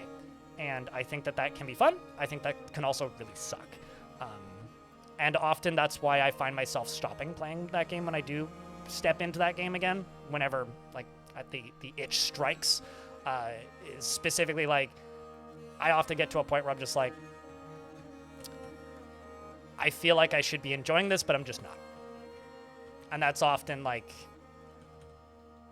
a tough feeling because like on paper, I should adore that game. In reality, I adore it for like 15 to 30 hours, and then I want nothing to do with it for the better part of a year.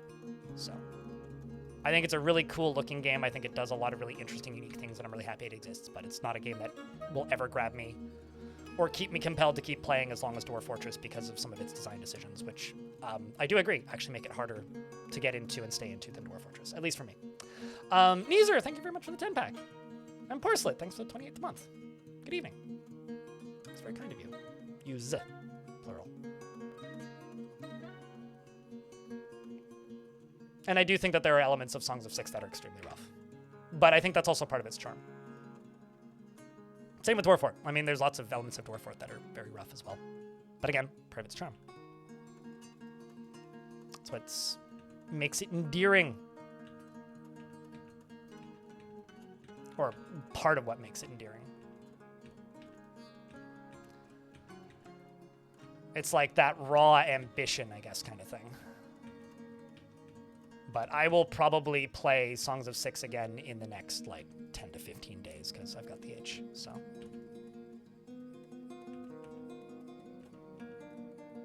But I don't look forward to that combat, to be honest. Welcome to the realm of the blank, Ruben.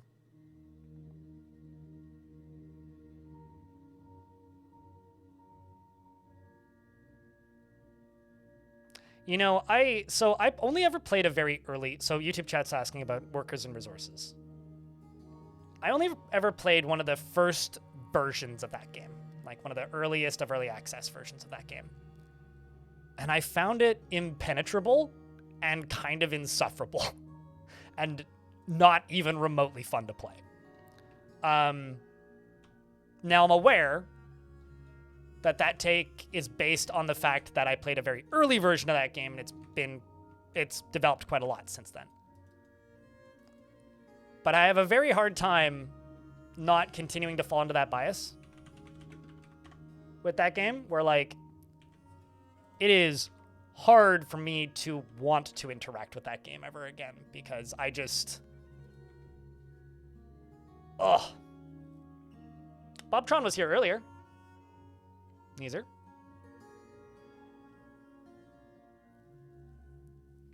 Like, I think the only word that I could use to describe my experience with workers and resources was tedium. Like, that might be the most tedious game I've ever played.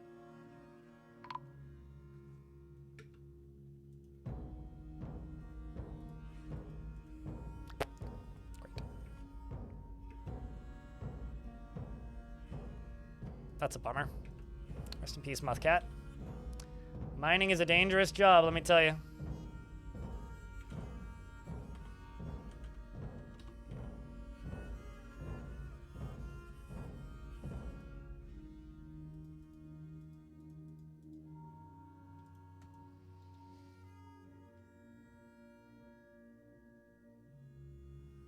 That was Muthcat, so I'm gonna go to here.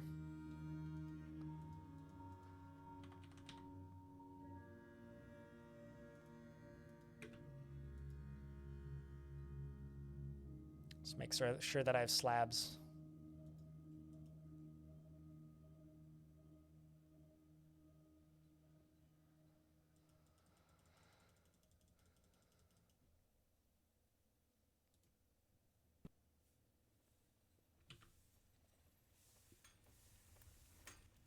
And now I have 10 statues of the death of my 10 dwarves, since they did not do much stuff in their life. Oh. I mean, that's kind of fitting in a weird way. I feel like whenever I decide to make statues and tombs for every dead dwarf, I do that for the first, like, year of the fortress, and then eventually I just give up. Like, I don't think that's something I've ever, like, stuck to for the entirety of a fortress. I've always just given up, eventually. This was supposed to be the bedroom for my king and queen, but they didn't make it. Chat, what do you guys think I should do with this partially made bedroom? I could just give it to the next highest noble. Actually, I could give it to the outpost liaison, who is actually a pretty important noble, but it was unexpected. Yeah, that's fair. Chat room, we're in an ad break for another 30 seconds. I need to use the washroom. I'm just gonna go do that real quick. Be right back.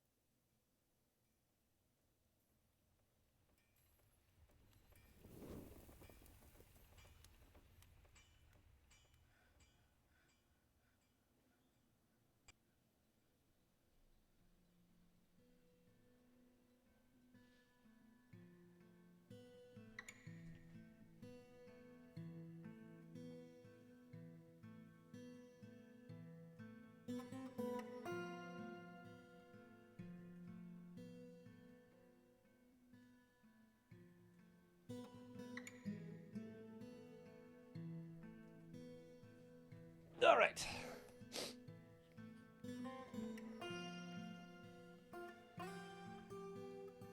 What about evicting people later?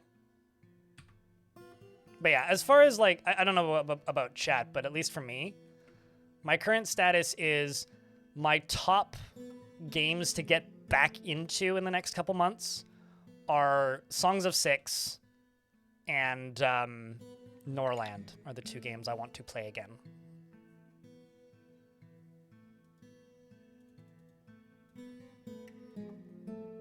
Those are the, like, games that I am the most kind of like, I should get back into that right now.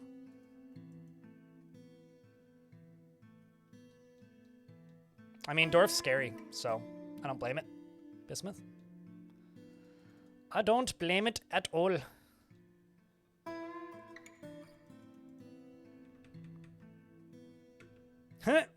Big spider hanging out again.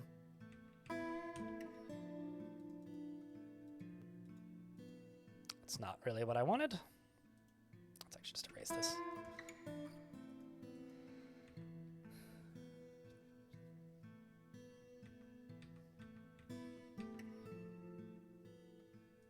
There's a steel pick and a faint yellow diamond right there getting watered on.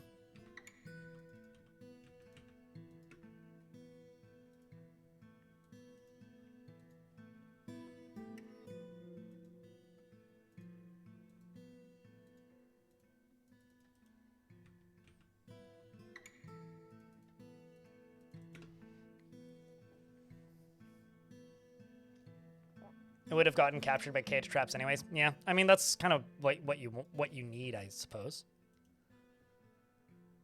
Is there anybody putting things into tombs at the moment?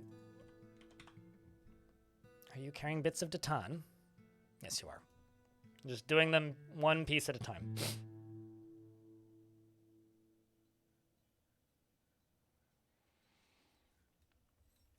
I have a question. Is it possible to sell Forgotten Beast silk yet? Because they may have fixed that, actually, now that I think about it. For a hot minute there, there was a bug with Forgotten Beast silk where you couldn't sell silk clothing. And it more or less has made me completely stop doing any kind of Forgotten Beast silk farming. Mostly because, like, if you dig down to a cavern layer and fortify the walls in an open space, it'll populate with cave spiders and they will just fill it up with silk. So I just do that because I can sell that. And I try to avoid using Forgotten Beast silk. Mostly because of that. So I don't know if that's been fixed, but like you just can't even select. It's like how you can't melt down an artifact. Like you just can't even select it. It's like kind of a bit of a bother, actually.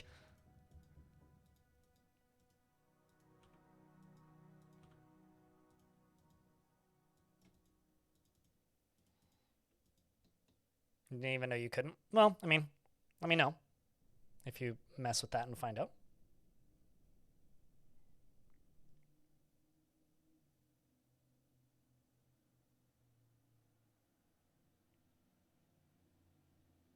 You didn't know that you can't melt artifacts? No, there's just no button for it. If an item is named, you can't melt it down. Oh, shit.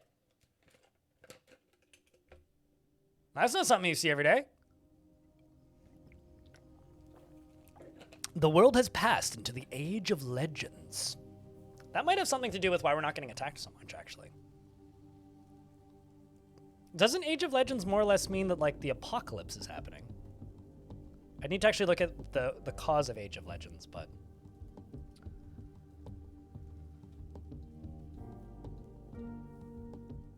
did that happen to you guys? Bins are a little strange. Usually I find that, like, one stockpile is hogging all of them. I think, like, if you want to make sure that, like, I've never had, okay, I'm not aware of any bugs with distributing bins. That might exist, I don't know. But I would just make sure that you're not setting all of them to max bins, because if you have, like, one really big stockpile, like, I don't know, this, like, where's one that's bigger? Like, this one has no bins assigned to it intentionally. It has bins in it, but they're not assigned to it. Otherwise, this one would just hog all the bins. So I don't have that issue, no. I usually, like, that's one of those, like, just, like, management mishaps I find that tends to happen. It's 1/3 of the powers I'm dead. Yeah, no, I think, oh, sure, okay. I think that might be why we're not getting attacked, because, like, looking at the overworld, it seems like a lot of the goblins are, like, have been eviscerated. I saw a broken wall. There it is.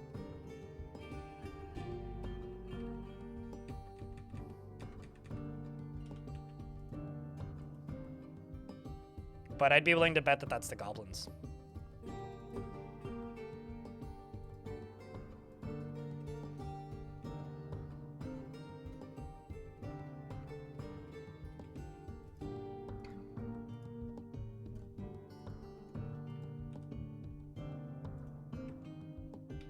Got another ghost.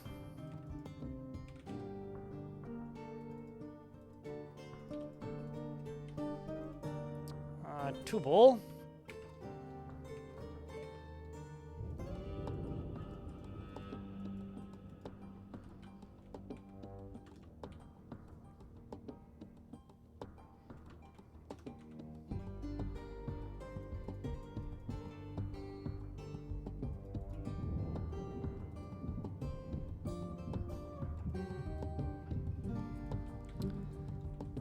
And I'm going to go further down.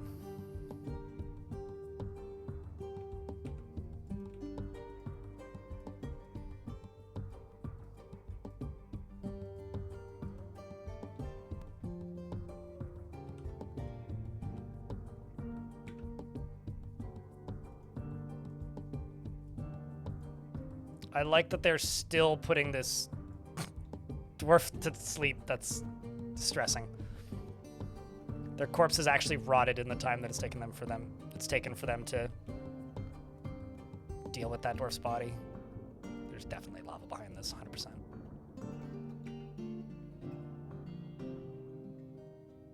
Gator left the map. Yeah, I wouldn't be too worried about a normal gator.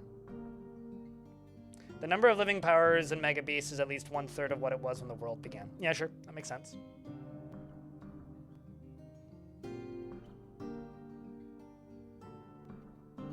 Do I prefer okay, so YouTube chat asks, do you prefer making city blocks with dwarf housing, or do you just make houses wherever? I don't build the same fort twice ever, but I'm curious, chat, what do you do? Sometimes, not always. Sometimes it's like absolute chaos. Sometimes it's like, this is a housing district. I don't know. As long as things aren't like super symmetrical, it doesn't really matter to me, to be honest. That's like the only real requirement for me is like, I just don't want it to be hyper symmetrical because I find that to be very dull. I'm going to make another little crypt over here.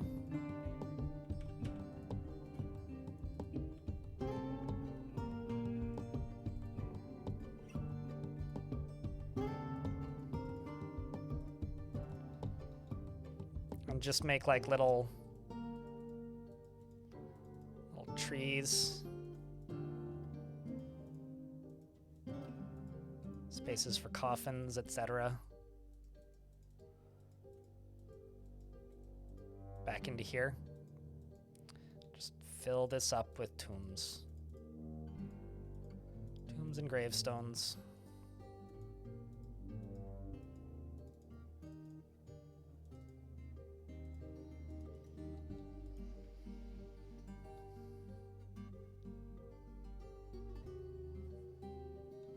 Yeah, I don't know. I try to not build the same thing twice and try to incorporate different ideas into just about every fort because I'm a unique case, I guess. This game is my job and I don't want it to get boring and I don't want to get bored of looking at it. And I think both of those things are things that happen if I just do the same thing every time, which is one of the reasons why I'm like very starchly anti-meta. Like, not specifically as in Facebook, but I guess also that.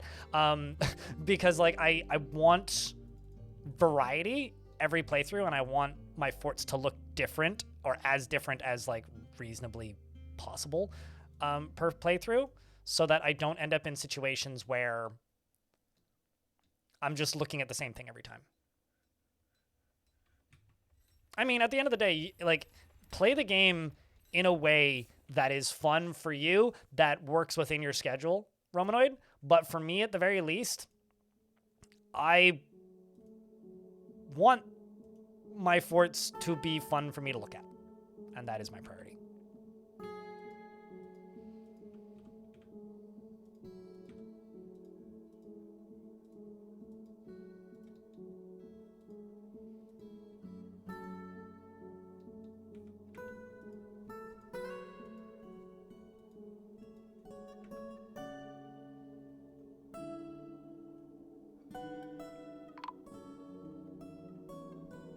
I will say, try and avoid trying to run Stone Sense while you're actually playing Fort mode, because you might just end with your game crashing.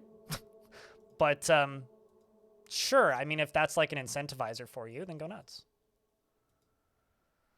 But, I will never trust Stone Sense to run while the game is running. But that's probably mostly just me. It's probably more stable than it was. Forgotten Beast Fox, Rostaurantzul, the great scaly cat has come. Has two long curly tails. I don't think I've ever seen a Forgotten Beast cat. It has two long curly tails and it undulates rhythmically. Hey chat, have you guys seen those videos? I think it's like a Japanese YouTuber who makes videos of model train sets, and they have a cat, and it's just like trains running around like very beautiful little modeled landscapes, and then just like a random cat jumps on and like smacks the train set off the tracks, and the camera's on the train. That's what I imagine this like. It has leaf green scales, which are oval-shaped and overlapping. Beware its poison sting. Doesn't look anything like a cat, but I'll allow it. Are the gates open to this underground area at the moment? Yes. We must kill the kitty. Sorry, but we must.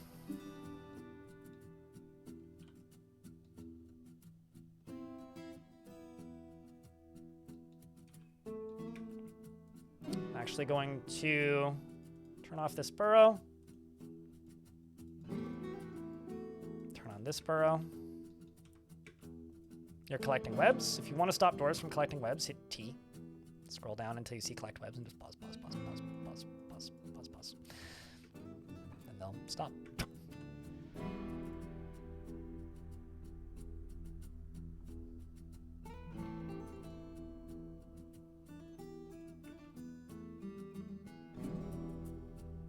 It's literally flattening the grass as it runs by. It's changing in color slightly. I'm pretty sure that's a setting you can enable in DFHack, but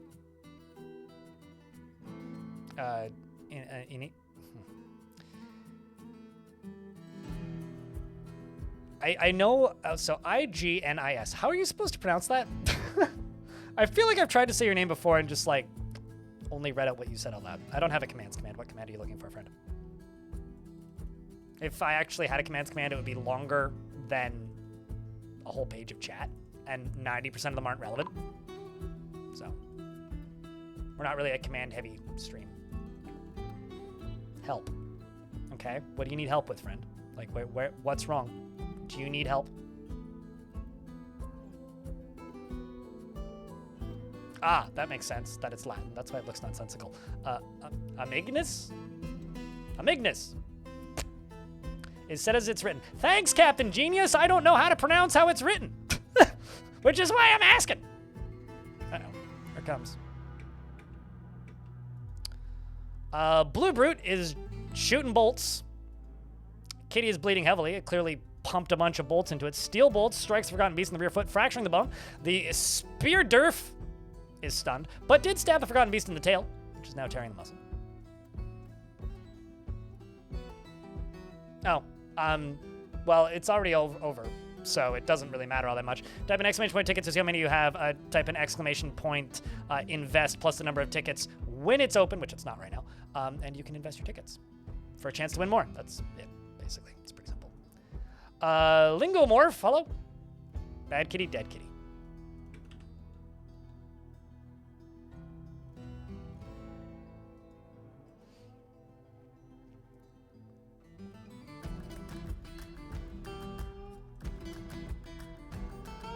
don't even know why I'm doing it this way. I think like just turning it off and on works, but my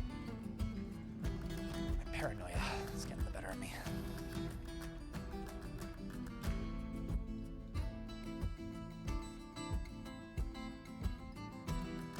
Forgotten beasts don't need oxygen, so no, they can't drown.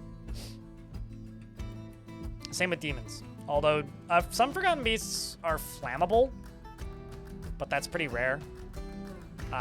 Water's like a non-concern for them, basically. Like, they don't care about your water or your water's feelings, and they ignore it.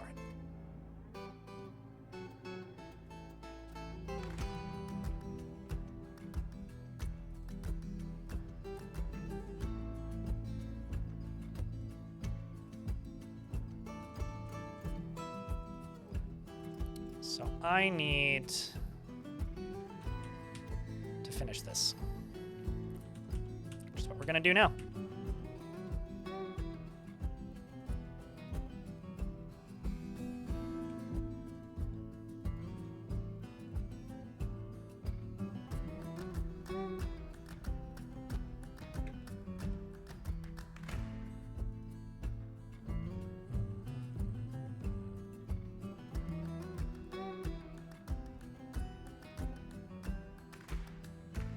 What about Forgotten Beasts made out of mud or snow?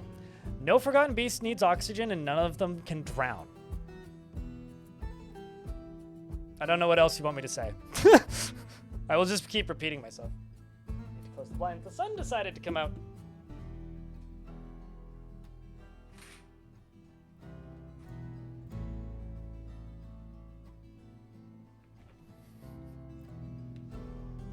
That's one of my favorite questions that people ask me in games like this when I say an absolute, and then people are like, what about this situation? And then I just restate said absolute. Can they get melted, diluted in the water? Do I have to repeat myself? Like, because I will.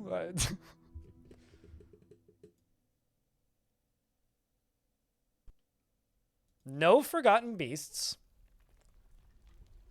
I think I made my point. Let's make some rock mechanisms. I'll make them out of quartzite.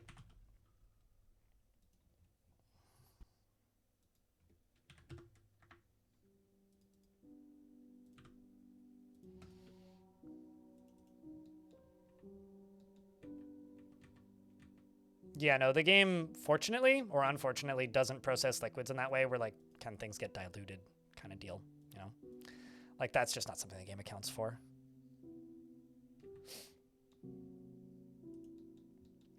Lies, slander, inaccurate information, Zanzel. Simply trying to get a rouse out of people by spreading a false narrative about the dilution of water. It's the holidays. Why are you starting such controversial arguments?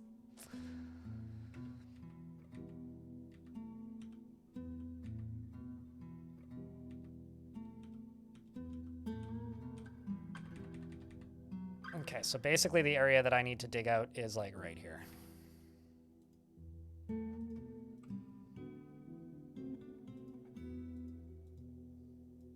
And over here.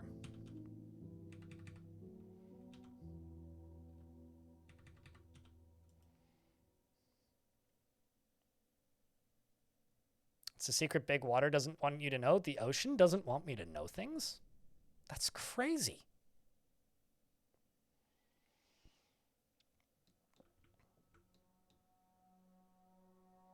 Fire Forgotten Beasts can boil waters? Sure.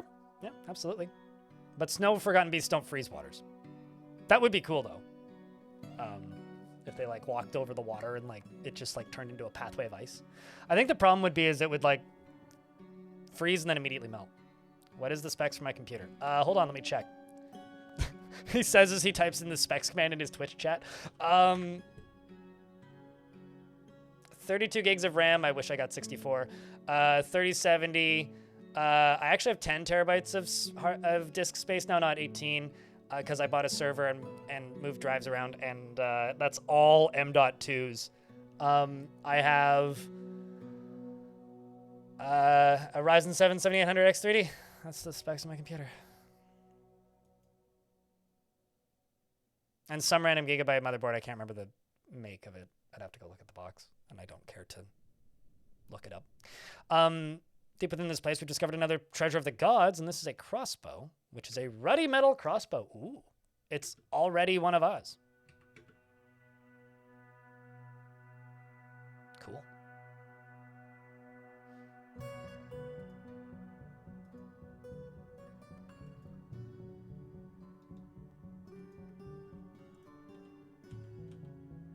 This should be safe to dig through.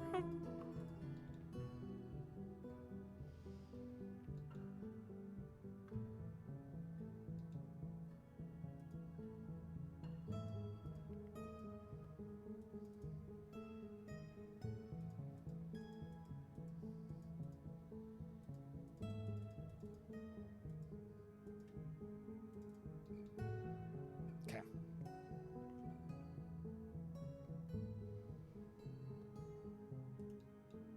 I have 5 M.2 slots on my motherboard, and I have a 4 terabyte drive, 2 2 terabyte drives, and 2 1 terabyte drives. Turns out footage big. Like, I had to explain this to somebody recently where it's like, you don't, like, someone was like arguing with me in my chat. Well, maybe not arguing, but like talking with me about my chat about why on earth they think that I think that I need so much hard drive space. It's like, you don't understand how big video files are. Like, I've got 64 terabytes of memory in my server, and literally the only thing on it are video project files. And like Google Photos backups. Like, that is it. Because I record 30 gigabytes of video per day. What game do I recommend to play for 2026 for Steam? Dwarf Fortress? Cogmind. Path of Acra. Caves of Cud. That's... I don't know. I'm not very good at recommending variety because I don't really play variety. YouTube chatter is throwing money at me and making me respond. Sorry, chat.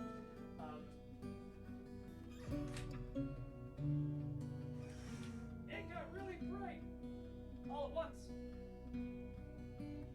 Oh, shit. Some migrants. Despite the danger indeed.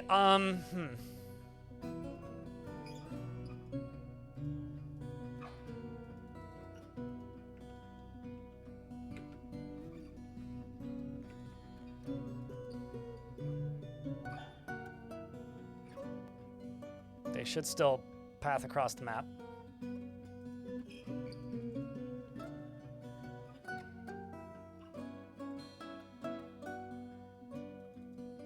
Oh, there goes giant bug. Boop, gets caught. Path of Acra, yes. ACH is Path of Acra. Oh, I guess the elves are still on the map.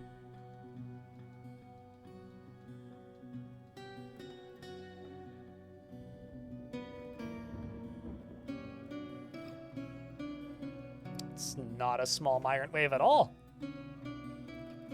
Surgeon, furnace operator, leather worker.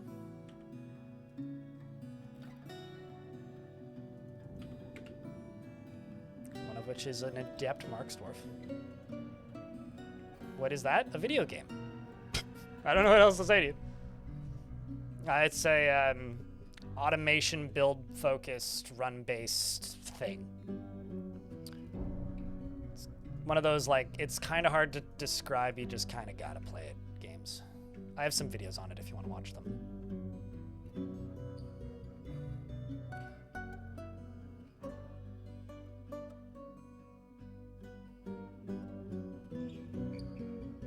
Once you get this low, it's never safe to dig. You just gotta hold your breath and go for it. Ah, that's not totally true. There are safe ways to dig, or safer ways to dig. They're just more time consuming.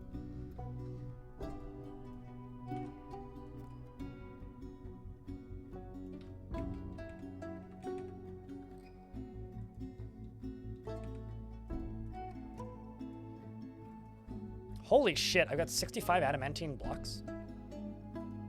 Should make some more armor.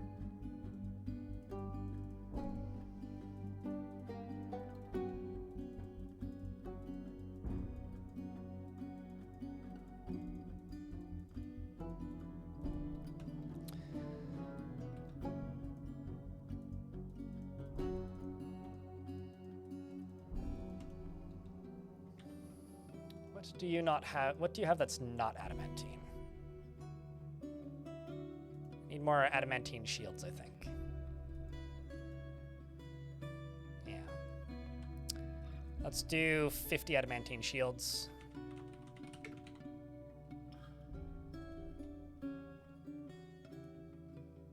Maybe 40 adamantine shields.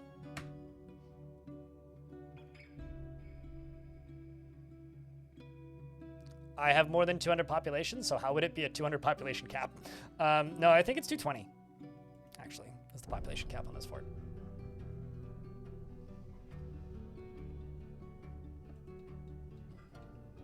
With war picks, have fun managing that. Because if they decide to equip a different pick for one uniform and a different pick for another one, that'll be a pain in the ass to manage. I've tried to do that before and almost always immediately give up. Because it's just kind of a pain in the dick.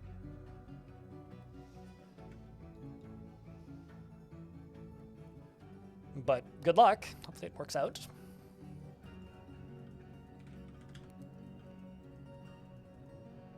So 45 steel bars, 19, 450 lead. Okay, I need to do some things with lead. Let's just make like 250 lead coins, lead statue, 150. I don't know what else.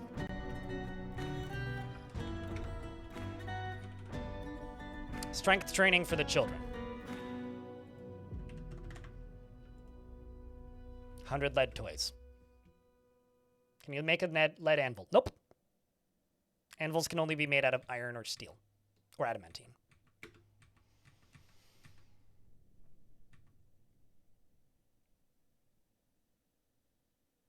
For Looney Tunes skits? Unfortunately, no.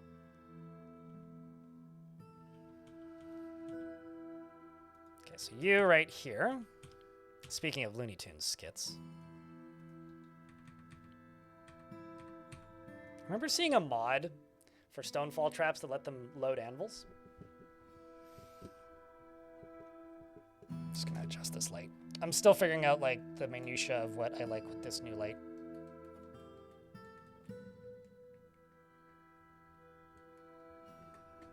There you go. That's a bit better. Stonecoat, thanks for the 5-pack.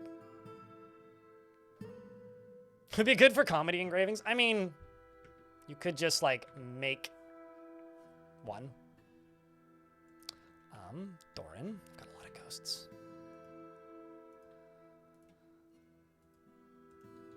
Seeing if I actually have any available.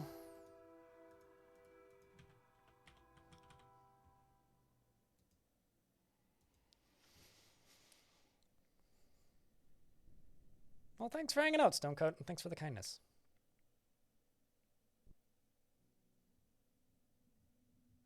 You know, with the current state of PC parts, I might actually buy a second one of my CPU. Mostly because, like, I try not to panic buy, because almost always, like, every time I've done it in the past, historically, I've regretted it. More and more, I'm starting to feel like there's some advice that I've seen flying around, which is don't buy a new computer, buy two of a slightly less good computer that you can afford. Which is kind of fucked.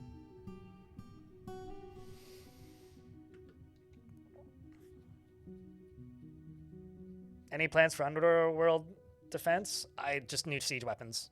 The whole reason for me doing this is I want to see how effective the new siege weapons are against the Underworld. It's the entire purpose of this Underworld assault. Because historically, I just kind of don't care all that much, I guess.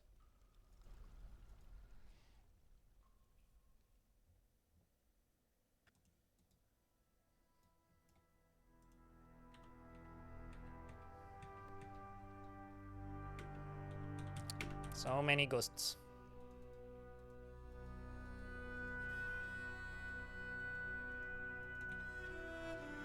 So many ghosts.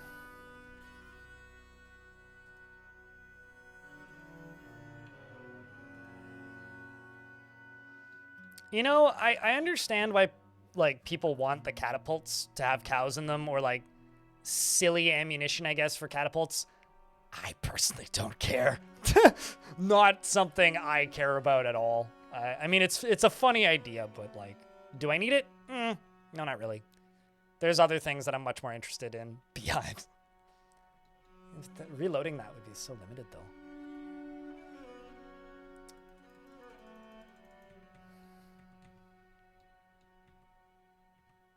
Maybe, like, let me fire, like, spiky metal balls out of them. Or, like, specify what stockpile to take them out. Like, to me, that's much more interesting. Man, it is, like, bright outside. It's, like, hard. I'm just going to close the blinds.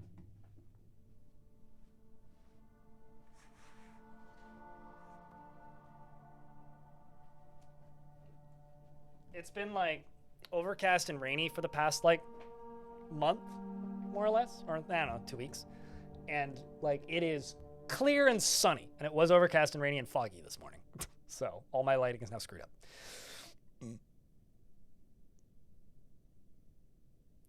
Wolf's Cry, are you behind in the VOD? I think you might be.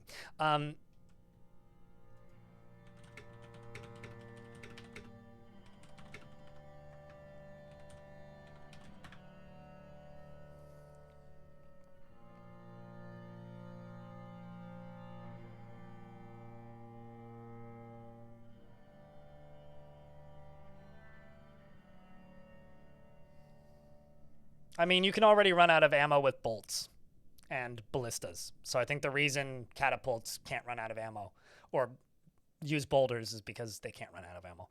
We've got another Forgotten Beast. Let's see where this one is. It's not at the level where it can get to me, so I don't need to worry about it. I don't know how long that's been on fire, but it's kind of fucked up.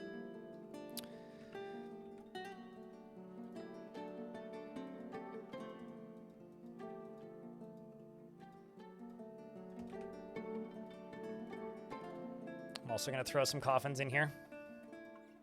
Just for when we need them eventually. It'll happen inevitably.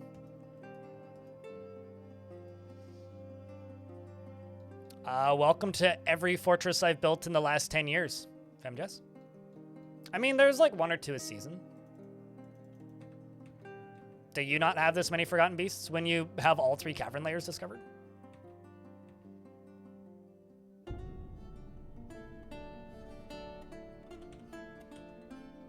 Seems like a rare creature. Yeah, I would suspect that as well, actually. Very much so.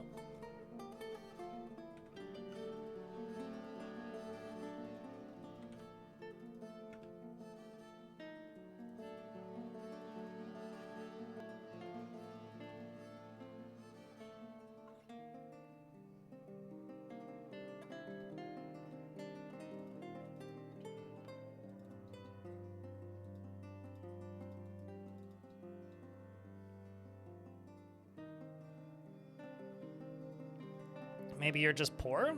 I think you have to, like, actively agitate the caverns as well. Like, you have to agitate the caverns, but also, like, have access to all 3. Like, I don't know. This doesn't seem anywhere outside of the realm of normal for me.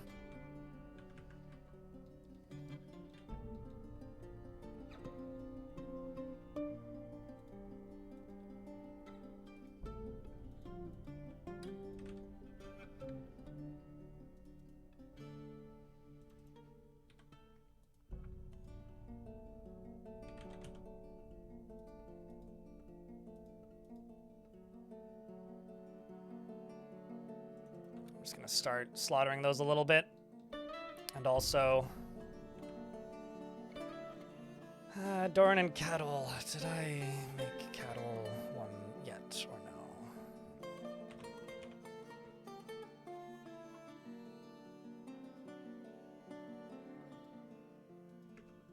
No. I've actively lost count of how many ghosts there are on the map.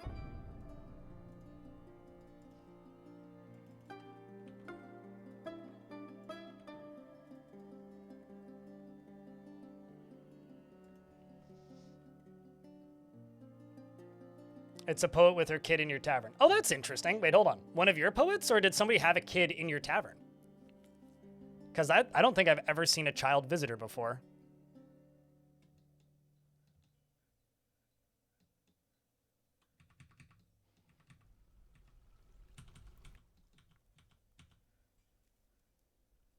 Okay, so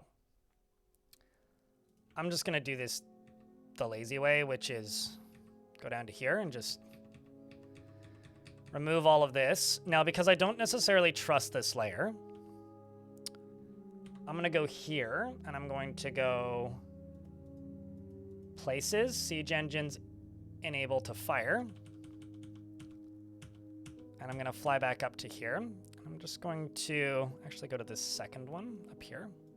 I'm going to extend this all the way up to here.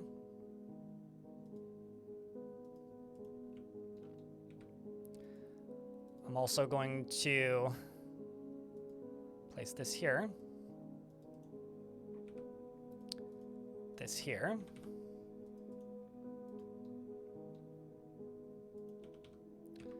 And I'm going to go up to here, and I'm going to... Actually, let's go over to here. I'm going to plop a lever. I think that there is gift opening happening next door to me right now. I can hear very excited children through a wall. Not loudly, but like enough that like I know I'm aware of their presence. There's a joke in there somewhere, but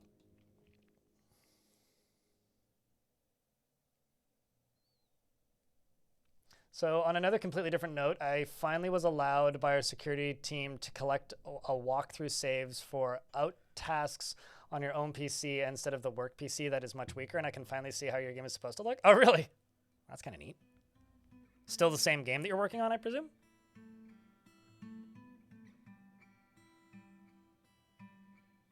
That's not part of your fort. That is interesting. I would still be like kind of suspicious of the child. Ingus. I still maintain that one of the coolest things I ever had happen was that anchor baby that I had appear, that child that arrived, or that the trading caravan that arrived, and then the mother arrived, and sorry, it was a married couple of guards for a caravan that had a baby while on the map, left the map, and then immediately re-entered the map and joined the fort. It's maybe the strangest thing I've ever had happen in Dwarf Fort, but also one of the coolest. The strange part was that they left and came back to me. Deaf, not aware creature? Wild. Yeah. I don't think I've ever seen a child visitor before. At least not that I'm aware of. Certainly not that I've noticed. Still on Stalker 2. Gotcha. Just with that, every big patch, you pretty much need a save file at the start of every mainline quests for everyday tests. Yeah, makes sense. So you can run through all of the quests. I never did finish that game, but I quite enjoyed the parts that I played. I need to go back to it since it's been patched a whole bunch. Not that you're aware of. So I've never fully figured this out, but I'm mostly certain that if it's cloudy during the full moon, things don't become were creatures. But like, that might also just be me Mandela affecting myself.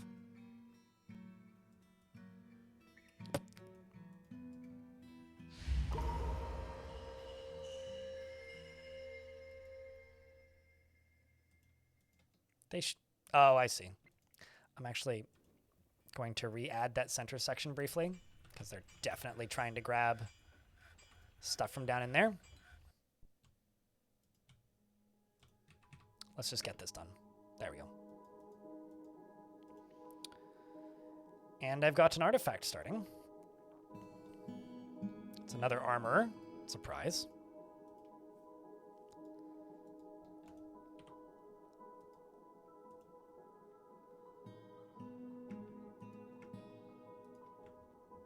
The aspect of the Fae. So I've got a legendary armor who's going to become a more legendary armor. Grabs adamantine, because of course he does.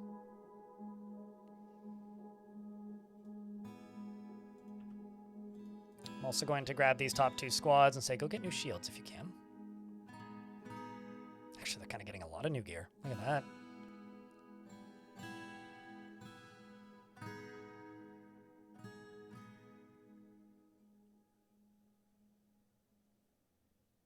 Oh, hold on. Now this I need to look at.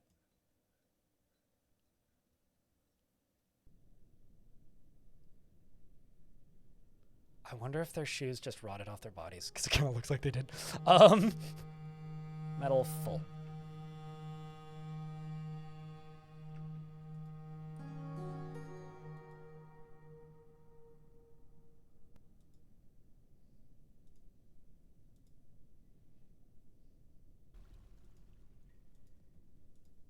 And then you keep that.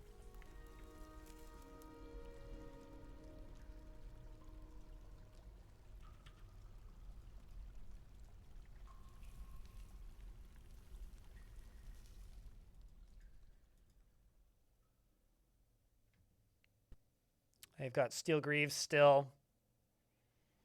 I should make adamantine greaves. 52 wafers. Let's just go.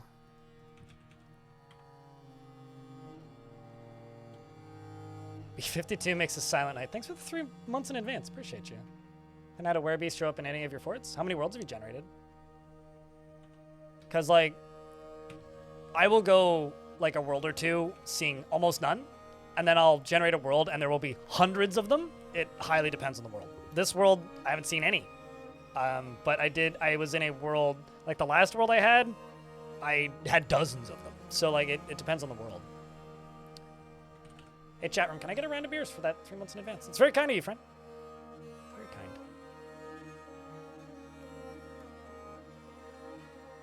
Do I?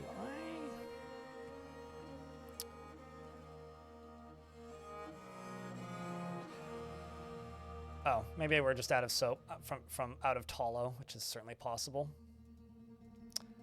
Actually, I think that's probably what happened.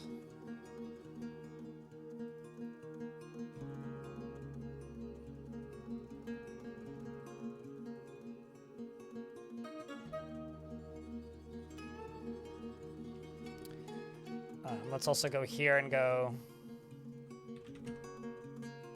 Oh boy.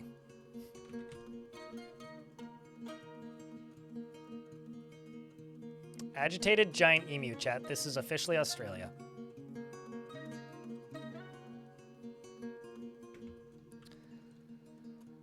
I also want to go down to here. Just make sure that you're not taking fat.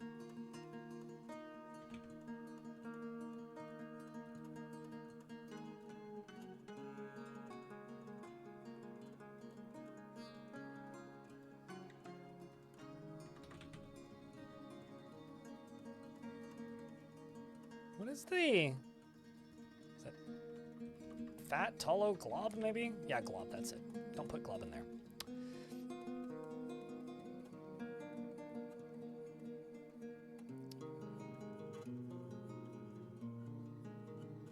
Five so far, but your ADHD kicking in your wraparound product. Yeah, I mean, it varies from world to world. Like, I had like a solid couple months of playing the game where I convinced my dumb brain that there wasn't any were creatures in this game, or that were creatures were bugged, and then somebody in chat told me just like generate a few worlds and see if that's the case still, and so I did, and yeah, it turns out I was very much wrong.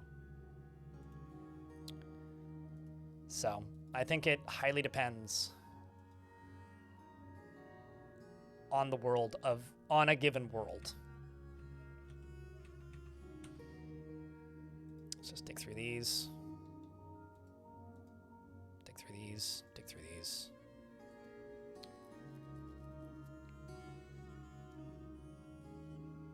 A were badger that brought a goblin bow. Yeah, I love the ones that bring artifacts. Anything that brings artifacts to my map is a plus for me.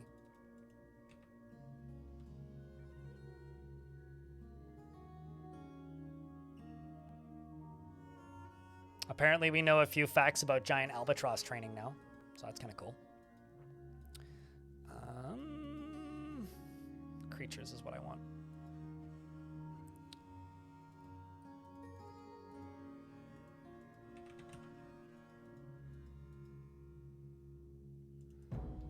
Get all those butchered.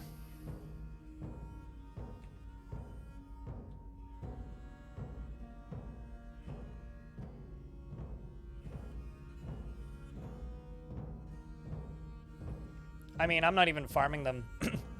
They'll just wander into the map and I will slaughter them upon arrival. And that's going to get me tons of meat. Let's see if anybody's making soap.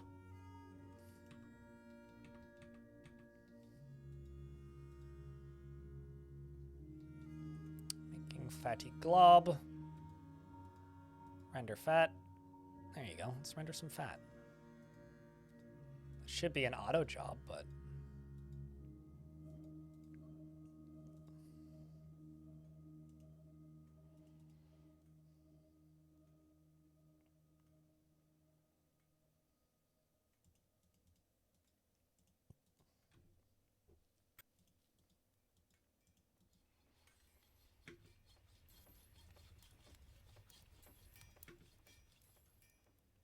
And there we go. Let's make some soap. Because we have soap appearing once again. In these nice little bins. We got giant Kia soap, we got dog soap, and more giant Kia soap. We've also got more giant Kia soap.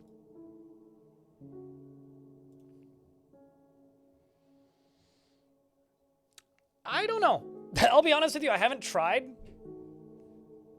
since, like, that went bad a few times for me, Romanoid. So I don't actually know. Maybe. I feel like that should have been fixed or, like, attended to or accounted for by this point, but who knows, really? Okay, so with all that done...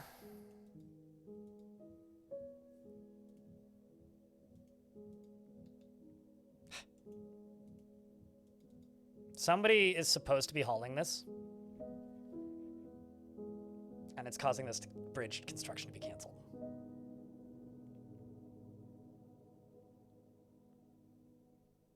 Just a bit of a pain in the ass. Bit of a pain. So I've got a lot of store item and stockpile tasks and a lot of random tasks. I'm actually going to go through and pause a bunch of jobs. With a few exceptions, we'll keep lavish meals on one going, keep weaving thread, keep making the adamantine shields. Pause those, keep those, keep that, pause that, pause that, keep that, pause that, keep that, keep that, keep that.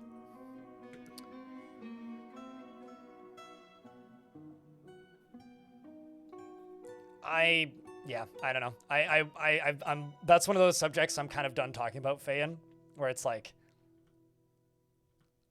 having played this game as long as I have, I do not ever want to live in a reality where I have to manage dwarves riding animals. Like, that just seems completely insufferable to me. So I don't know, dude.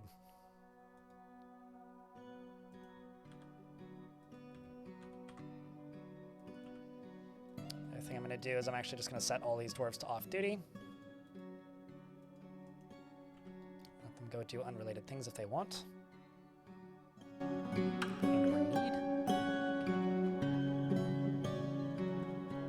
Let's update all these so they can go. Some of these can go get new shields.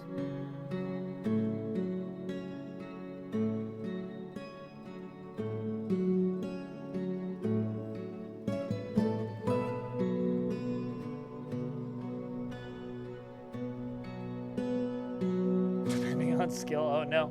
Well, the thing though is, like, the bravery of your arm, like, you know how it's annoying when your army just runs away.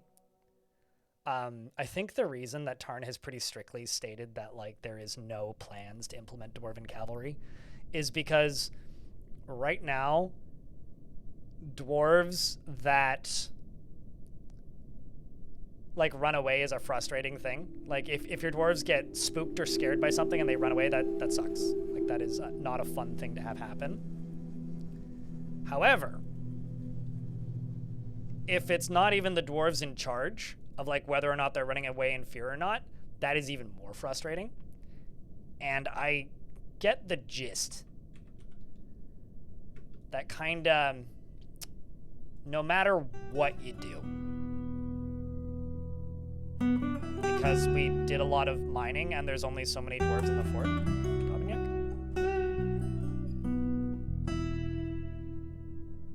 Like, I mined this pretty recently, and this is, I mean, a very large fort with a lot of very big areas with a lot of stones mined out.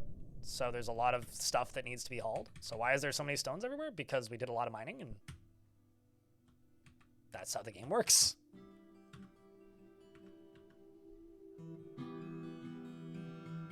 You know, it's one of those, like, it's probably really easy to say you could do this. Certainly, you could. Is that an easy code write? Tarn certainly has made it sound like it's not. Smexy.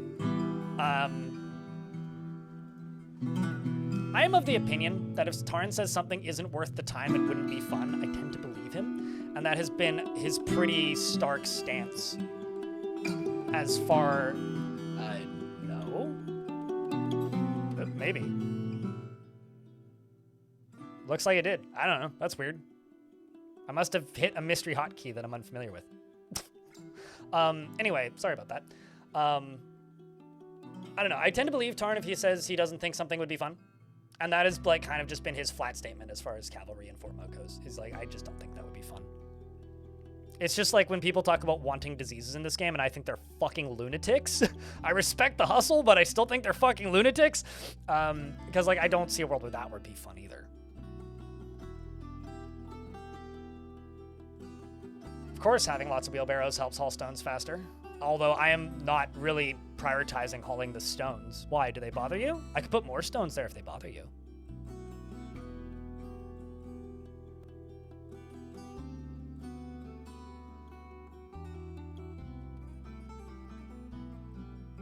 Well, it's not just like he knows the code the best. It's like the easiest enemy armies to scatter, historically, have always been the ones with cavalry. I do actually need a stockpile here, though, for some ammunition for these catapults.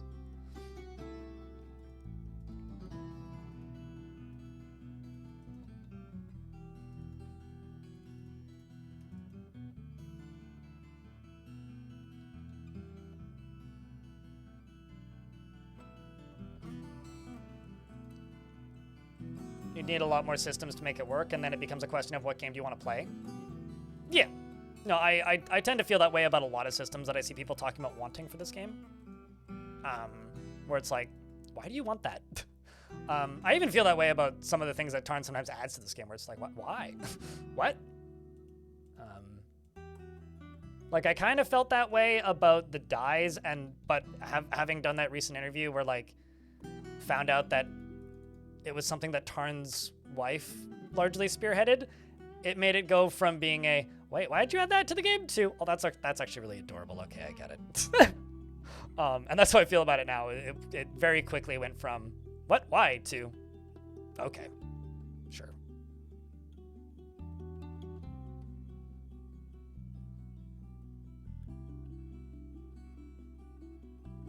Yeah, sorry about that. I actually don't know what hotkey that I hit, but I was going for, like, the zoom in, zoom out hotkey, and I hit something else. And there must be something that OBS has bound that I'm not aware of that, like, turns up and down the volume on that. Or I had it tabbed in, and maybe that's why that... Actually, I might have literally been hitting the up and down, like, zoom in, zoom out hotkeys for Dwarf. And maybe that... Let me test something. Yep. Okay, well. Solves that mystery. If you're tabbed into OBS and you zoom in or zoom out in Dwarf, it'll change the volume levels. Good to know. Moral, the Armorer has created Edolonosim, an adamantine greaves.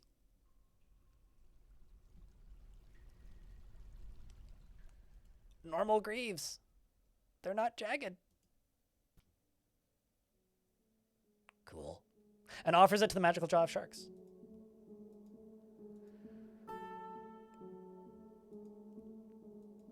I'm giving it to Iffy Stiffy, who's my star dwarf.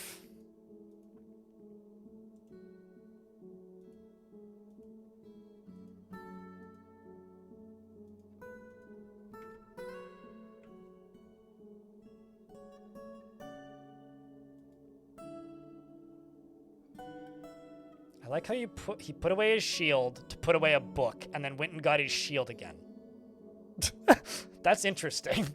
Like, had to put away his shield in order to put that book away.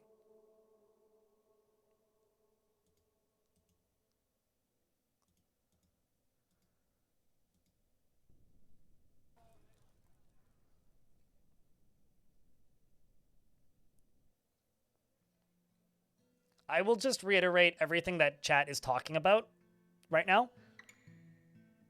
There are no mounts on the, like, to-do list at all for Tarn. Like, they are not planned. So that's kind of all I'm going to say about mounts at this point. They are not planned. Dwarves don't use minecarts as a form of transport. Like, you can tell them to ride in them, but they don't consider them to be part of their pathing. Like, they're not riding the minecart because they want to get to the other location. They ride minecarts because that is an available task to complete that they feel like doing. That's all I have to say. So if you're arguing semantics, but I don't feel that this is a super helpful discussion. But you do you.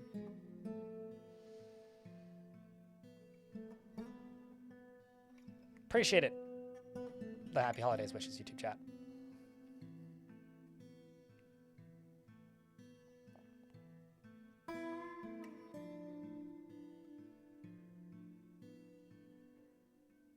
It's like, I remember there being like, oh, this is an oddly specific thing.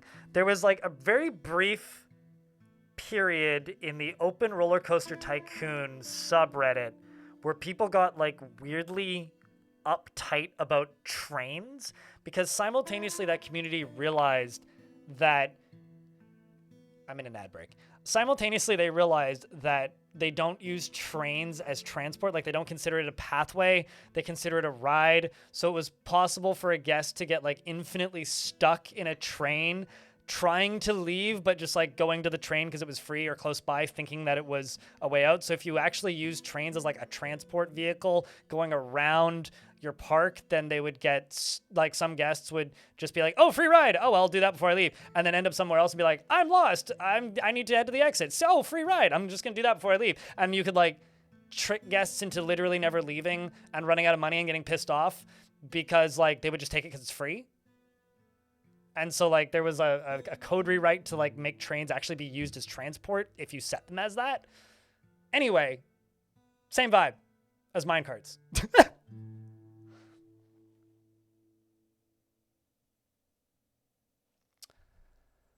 I'm just in an ad break for another 30 seconds. When the ads are done, I will unpause. Good timing on the traders, actually.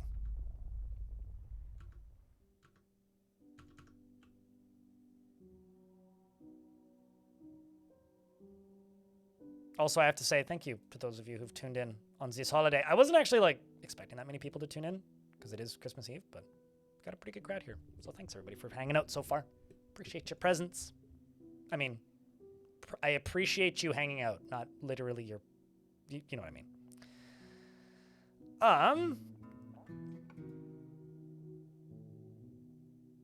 Dwarf, I need you to go equip your new pants. Did you equip them? Oh, you did. Shit. This is an adamant. Holy shit, those are expensive greaves. This is an adamantine greaves. All craft store ship is of the highest quality. It is encrusted with cushion andesite cabochons, decorated with cow leather, and circled with bands of adamantine. This object menaces with spikes of forgotten beast bone and reels macaw leather. You know, if I can hear like my neighbors when they're being loud, I wonder what they think of me. And reels macaw leather. Anyway, on the item is an image of and on the item is an image of a finger-lime tree in giant cave spider silk. On the item is an image of a square-cut gem and tower cap. On the item is an image of honey badger leather. The artwork relates to the storing of merchant theater, the silken fountain in Wavepool in the midsummer of 259. I remember, on the topic of like dwarves using weird things for transport, I remember somebody making a fortress and getting quite frustrated with it and asking me for help. And it took me a little while to figure out exactly like what the issue was. But what it turns out was that they built their fort so that essentially, in order to enter the fort, you had to stand on the end of a drawbridge and then it would fling you into the fortress, because I saw a video of somebody doing that years ago. And they were having a really hard time making that work. And they're like, why don't they stand on the, like, I put a meeting zone there. And I was just like, because that's like a dangerous area. Like, that's a hazard. Okay, I'm getting annoyed with this snake, so I'm actually just going to move this bridge to where the snake isn't. It's taking too long. It's like you're asking the dwarves to, like, put their, like, health at risk, making them stand there.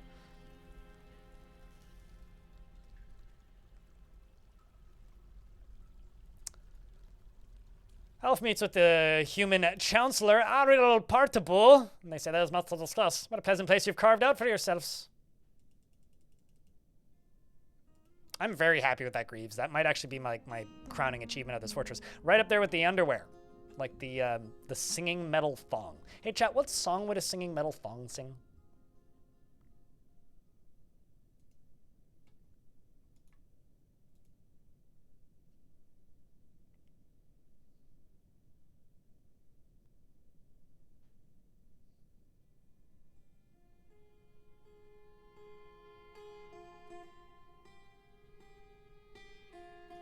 I feel like I should know what the thong song is, but I don't, so.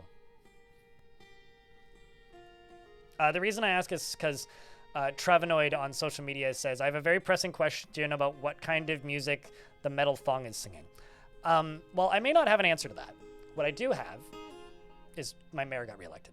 This dwarf over here has this whip, which is a singing metal whip. So I think it's singing Whip It Good, actually.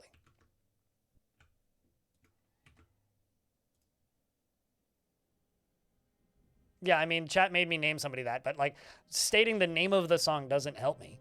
I guess I have to go listen to this later. I have some homework I need to do.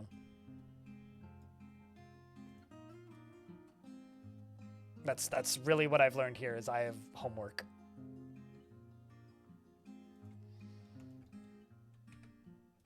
Do I have any slabs I need to place? No. Do I have any ghosts? Holy shit, I don't. At least nothing immediately obvious.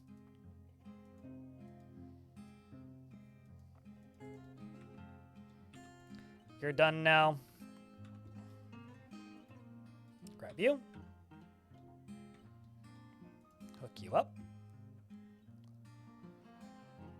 And in a moment, we'll be able to, well, once this is all linked up, we'll be able to dig down into the next level.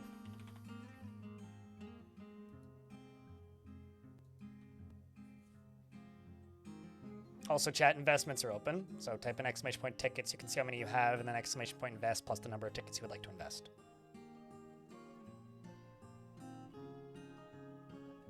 I have a question. Oh, I misread the name of that. Walk around in, not on. I was like, on? What? That makes a bit more sense now. I mean, hey, whatever gets them through their day. So, I need to read this sentence out loud. This dwarf here, Christopher, was frustrated after being unable to pray to Inno Ocean Lakes, the heavenly paddle of drinks, for too long.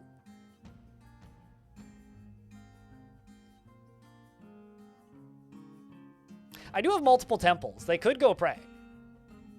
They're just too busy linking buildings to triggers, I guess.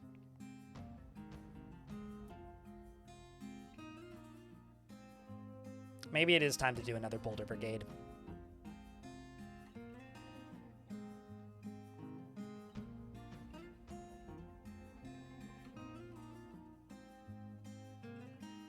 Unfortunately, Not Too John, I don't think I can call. So in YouTube chat, Not Too John tunes in and says, Blind, can you call into my work and pretend to be my dad and say that there's a family emergency? Yeah, I'll be right on that.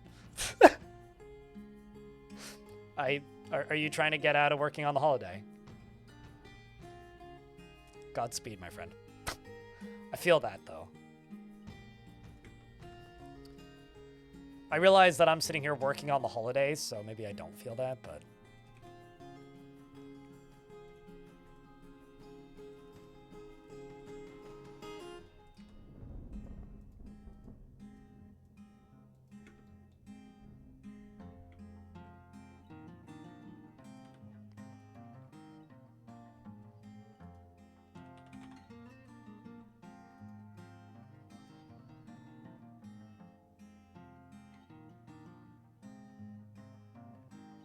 No, I disagree. Monkeys on the keyboards and all that. People have, like, Freudian slipped a lot of sentences. Cool. So use is now hooked up. And I think it's time to cave in some bullshit from here. So let's just enable this burrow.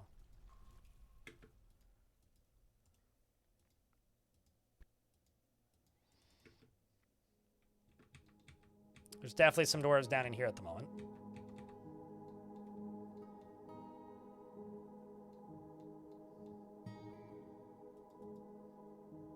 You're filling a pond, which I totally forgot to stop filling. Very bad at forgetting to remove fill pond tasks. Checking this, all good. Okay. Who's ready to cave in some stuff and potentially find the underworld? Or not. If so, could I get a big old round of lava? Let's go places, siege engines. Turn them all on. Just in case. You know, just in case.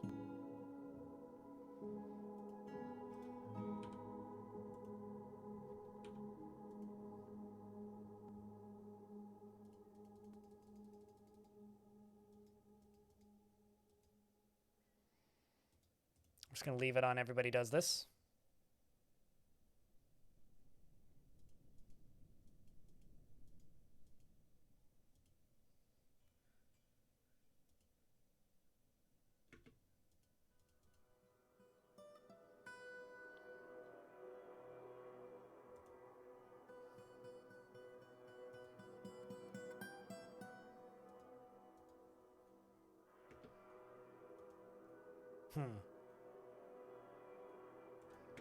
Where's that shield?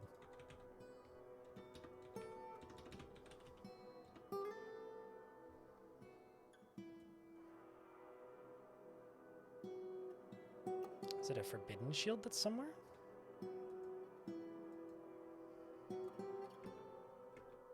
Ah, you're trying to equip a shield that somebody else has.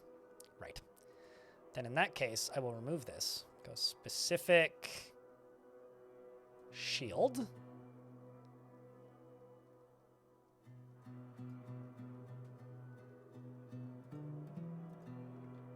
And see if you'll go get it now. I totally selected the wrong dwarf, didn't I? Oh, no, I didn't. We're good. You go equip a shield now, too. You go equip a shield now as well.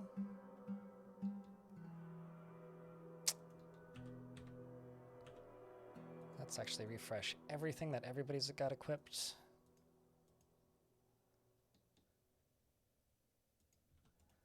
Tell them all to just go stand right there.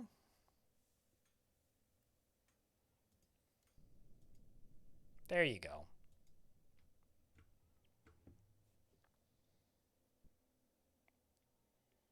When they weigh more than wooden? Adamantine shields are lighter than everything. But it depends on what you want from your shield. Do you want them to do damage with shield bashing? Or do you want them to what's the word? Or not. Like, if it's a heavy shield, it will do more damage with shield bashing. The issue with wooden shields is that they can break.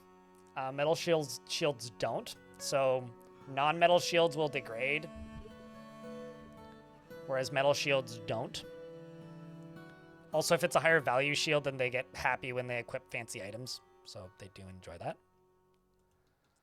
All right, there's my military. Everything's ready to go. Chat, if you're lurking, you might want to look up, because we are now pulling that lever. Let's see who's going to give it a tug. It's Solon, this dwarf. If his shield is lighter, then they have better, like, agility, yes. Oh, I've got a ghost. Time since last ghost, 0.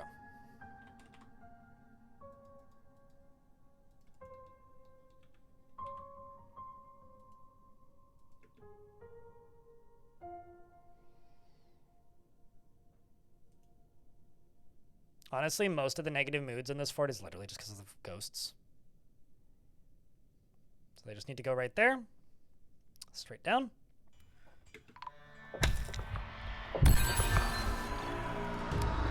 Happy holidays, friends. I hope you brought your cotton candy. Because the clowns have arrived.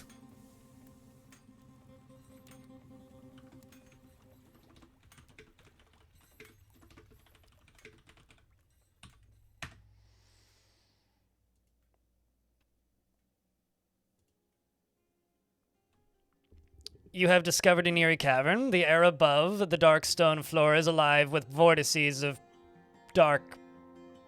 I always fuck this up. The air above the dark stone floor is alive with vortices of purple light and dark, boiling clouds. Seemingly bottomless pits mark the surface.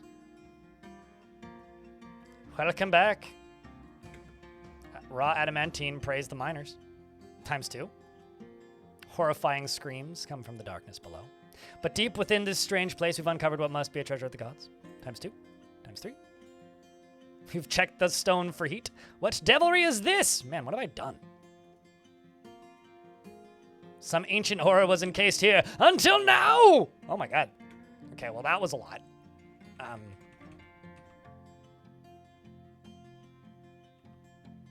Let's just zoom out a little bit. Let's go back up. So, dust coming up to here. I'm a little worried about one thing, actually. Okay. I was worried. I was very worried that I may have exposed the open magma sea into it, which I have. Okay. That could be bad. Let me just do something right quick. You, right here. Lock the door.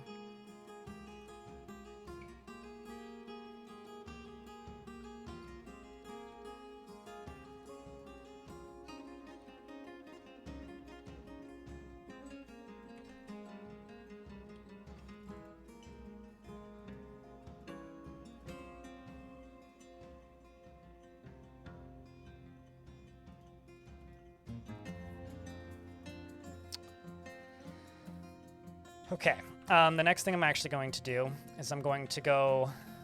I will go look at the creepy beasts in a mo, but I'm just going to go to the cavern layer right here.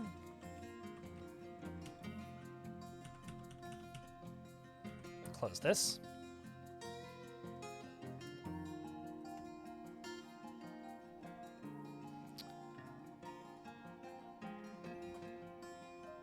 And let's see, did they actually make that slab? No, not yet. Well, it does appear that most of my bolt throwers are being manned. Most of the siege weapons are being manned. Or dwarfed, I guess. But here we go. Let's see what it looks like down here. So the first thing is this. This is a winged brute. It has an enormous ribbon worm, and it is slavering. Beware its noxious secretions. It is incredibly tough. Okay, so that's the first thing that we're seeing. If I peek around a little bit, a bunch of adamantine dust. Bunch of boulders, diamond dust, clear diamond emeralds. This is a glowing metal pike. All Krastor ship is of the highest quality. Oh, hell yeah, that's good timing for the Mud Goblin. Happy holidays, friend. And... oh. So, the princess is in another castle. Let's unpause the game for a sec.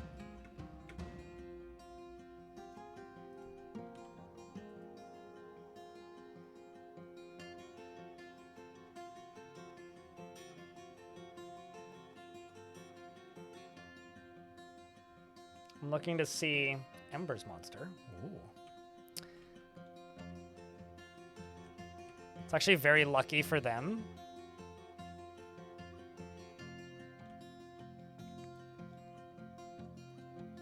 Let's see how this creature does. Gets bashed around. It's bleeding very heavily. Spraying blood literally everywhere.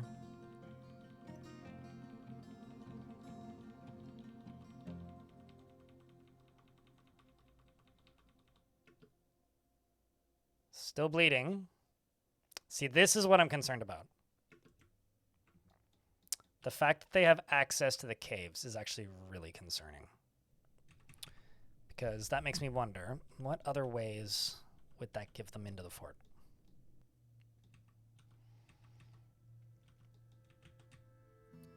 Pretty sure it's just this.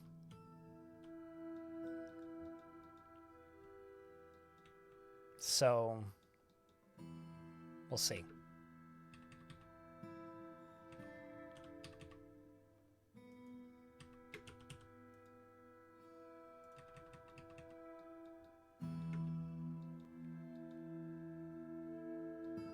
Where are they going? So these white fiends are lizards composed of salt. They have a gaunt appearance. We've got these white brutes, which are composed of snow. Very weak. Seasonally appropriate, though.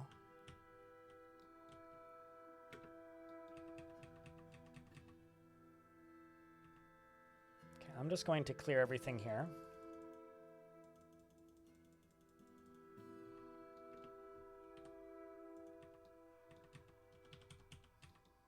Where the hell are you going?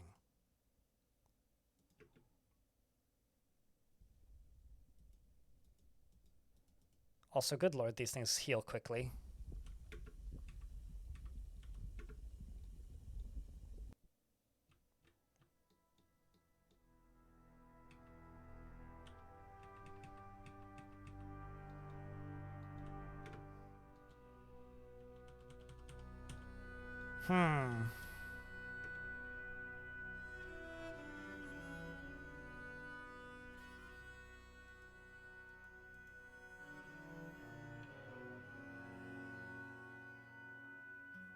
Happy holidays, some otters. So we broke into the underworld in a spot that didn't have a clown car beneath it. Well, there's only one thing to do.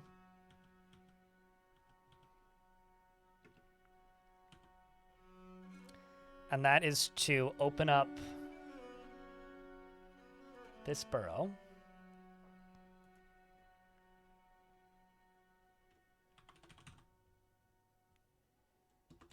Basically everybody with a pickaxe.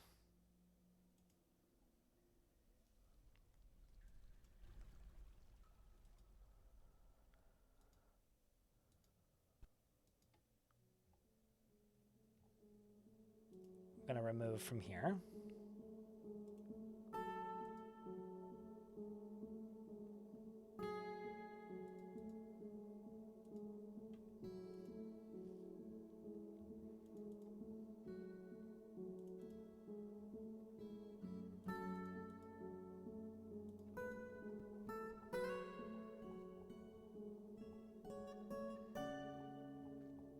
We're going to go on a quest.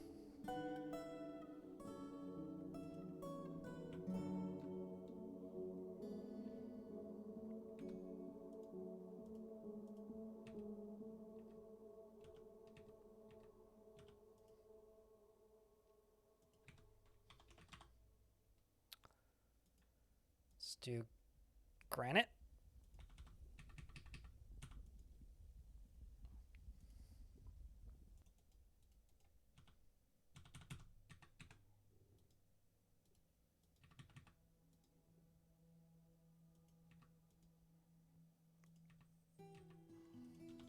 Let's see what we can do. Palace. Severin Talus cheered. X1000. Merry Christmas Eve. Thank you very much for the $10, friend. Sorry if I'm not reading chat much, but this does require a lot of focus, which I think should be understandable.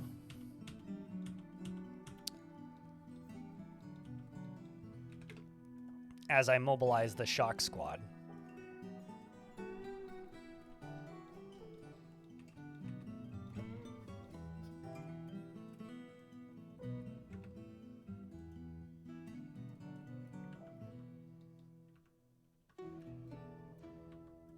What was that? I thought I saw a dwarf up here. I did not.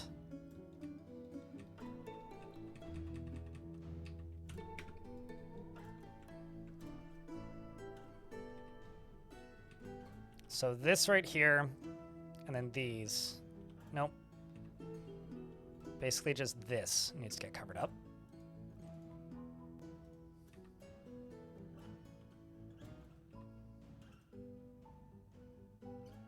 Just making sure that there's no open space down into the caves, into the magma sea. So it should be good.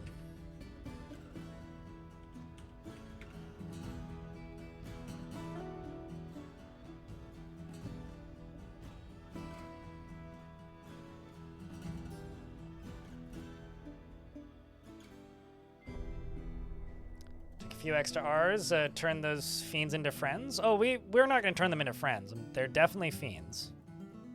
Like, that's a given. But if they wanted to be behind a different location, I will try and populate their home. It's very much a don't mind if I do kind of thing. Am I not brewing? Require more brewskis.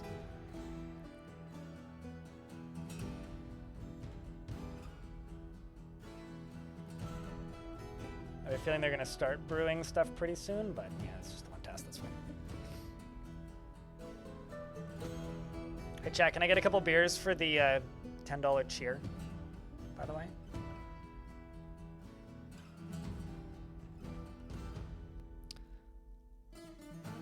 So there's currently like 1,000 dudes down here, basically. It's adamantine. This is all adamantine. So something that I'm going to try and do.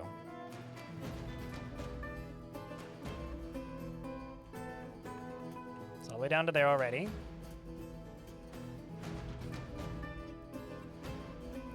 So I'm going to try and dig through this.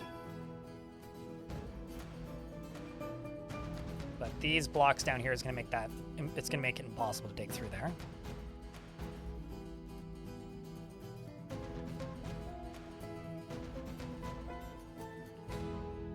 And so now we wait.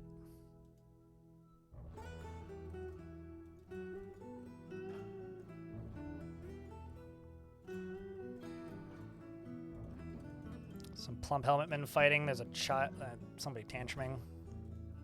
Yep. Child tantruming. Typical. I mean, I would be too if I knew what was going on down here.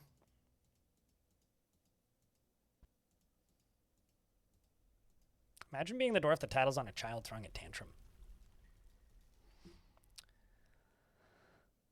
Some migrants have arrived, speaking of. What a time to arrive, that's for sure.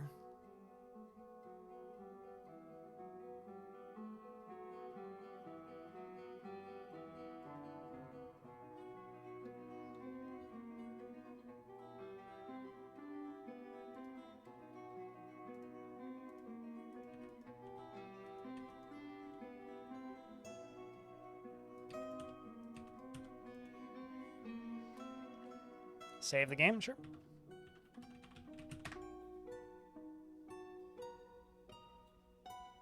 They misunderstood the word. I think they knew exactly what I was talking about. They didn't rush in because you dropped the wrong pillar.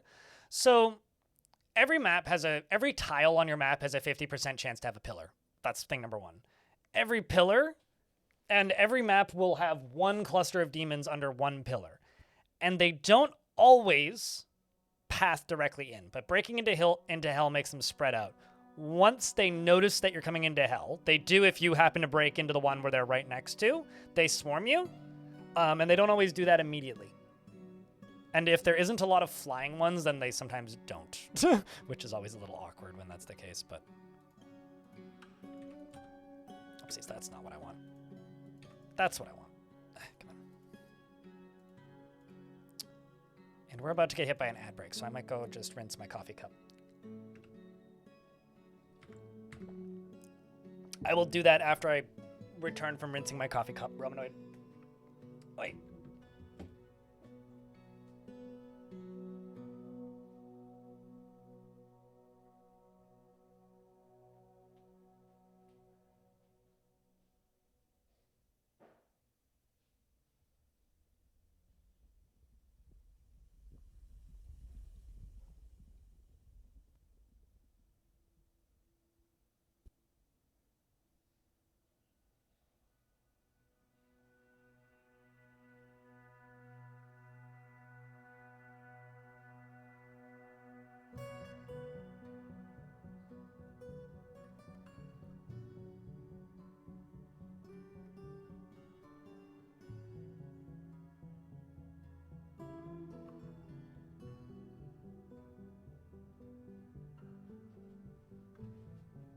All right.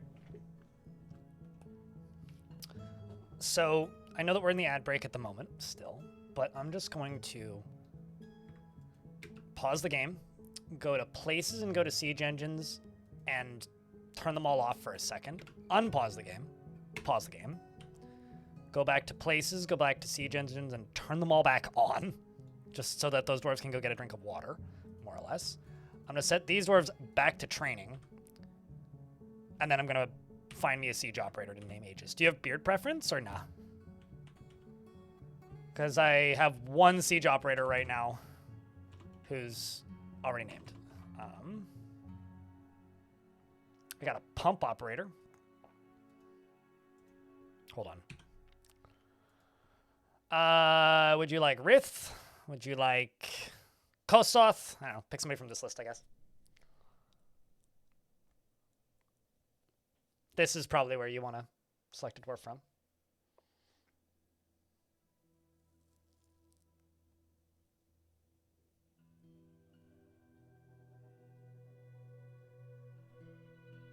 I don't know how I would, like, that's some, so Wandering Bard in YouTube chat says, have you in the past, or are you willing to give some tutorials on how you piece together the lore and story of your dwarves?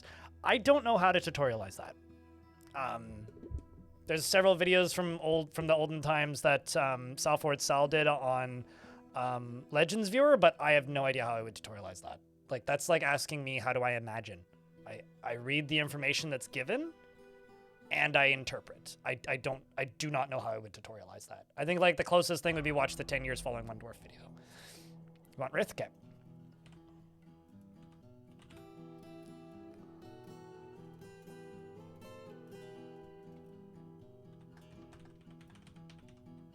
Oh, you said Aegis. Aegis! Is gripped by crippling shyness and is made deeply uncomfortable by differences in cultural appearance. So my question is, chat and YouTube chat, how do you explore the lore of Dwarf Horde? He is made deeply uncomfortable by differences in culture or appearance. He has great trouble mastering fear when confronted by danger. He is often cheerful and greatly acts with a narrow focus on the current activity. And he likes to take it easy, and he is swayed by the emotions of others. He finds obligations confining, and he is conflicted by this for more than one reason. He can sometimes act without deliberation and does not easily hate or develop negative feelings. He enjoys the company of others and is quite polite. He doesn't often experience strong cravings or urges, and needs alcohol to get through the working day and doesn't really care about anything anymore.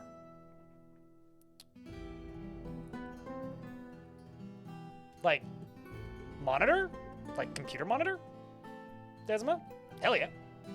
So many dwarves can fit in the bad boy. That's the size of my primary monitor. I've got two 27-inch monitors and one 32, and it is great.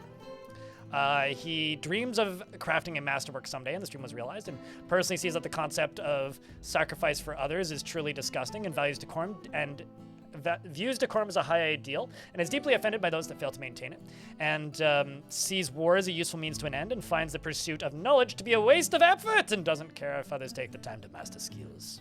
He likes tin glaze and trifle pewter, as well as rubicel, and tower cap wood, the color charcoal, ballista parts, and water buffaloes for their water wallowing, and the sound of the fenced fortress, and when possible prefers to consume rice beer and soft wheat flour, and absolutely hates flies. 1440. I've never had a 1440p monitor because I find them very hard to look at. Like, I've used them before. I always find them like very hard to actually parse. But now that I'm on Linux, I wonder how like resolution scaling is on Linux. That's actually a curious thought.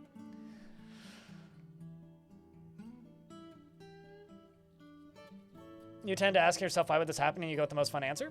I mean, for me, like, I think exploring the lore in Dwarf Fortress is a lot of, like, reading and then filling in the blanks. And I think that's something that just kind of comes with time. Like, read legends a bunch, read, like, dwarves' descriptions a bunch, like, intuit how you think the dwarf would act based on their descriptions. Like, the game gives you a lot, but it doesn't give you a lot, if that makes any sense. So yeah, I don't know. That's always a tough one.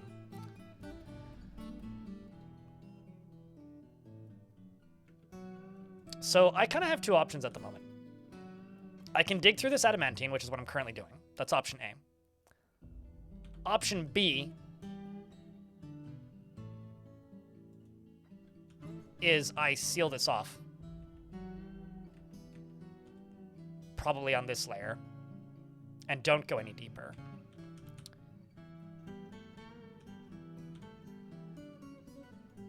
And instead of continuing to just dig down,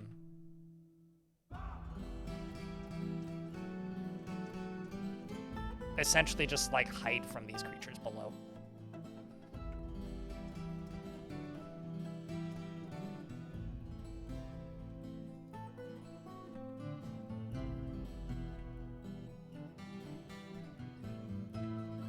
Let's see if I can actually dig through this.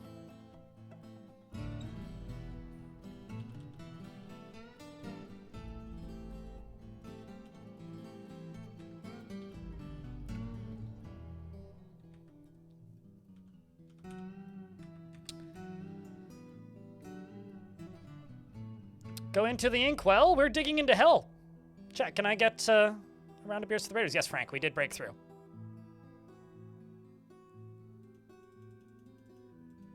We did, in fact, break through.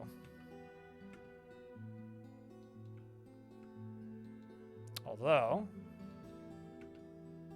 this right here is a white fiend, which is very pink. It is a great lizard composed of salt. It has a round shell and a gaunt appearance. I'm going to go to here. Set all these as blueprints.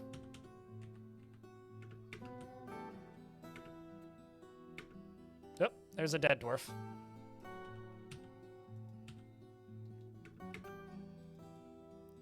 So this white fiend, sneaked yearling, is moving up. That's 2 dead. Soon to be 3, I think.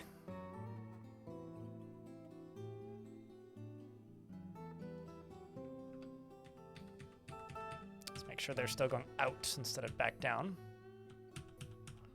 Yes, they are going out. Let's see how this thing fares against the firing squad.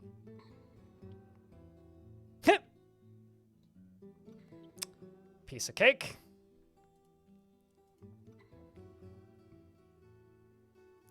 Just gonna go to every single dwarf here with a pickaxe. Get back to what I was doing.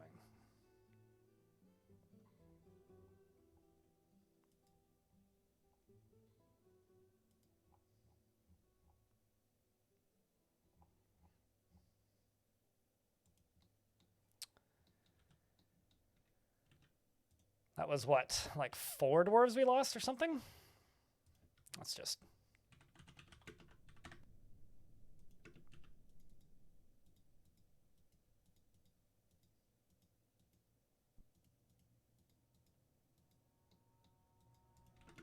Let's also place one of these.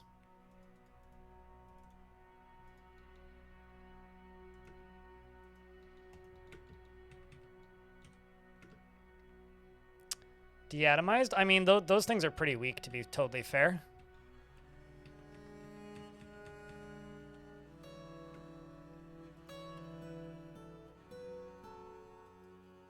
Change blueprints into standard selections.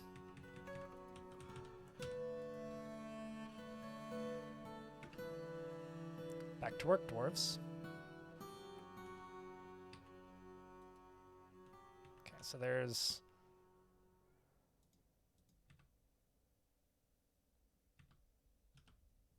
lava there. Let's see if I can dig through this side.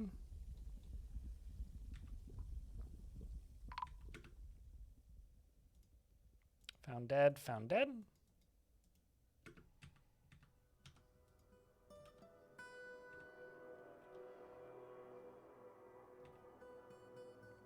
So these are like the two that we need to get done.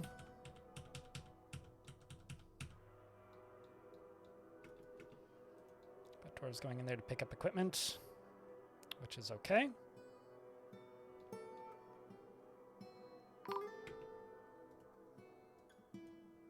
Another dwarf was found dead. I also want to dream about the day that these dwarves decide to use adamantine picks, but... All right, chat. I need a round of beers for good luck for these dwarves. Sorry if I'm not reading chat much at the moment. In case you can't tell, it's a little busy in here right now.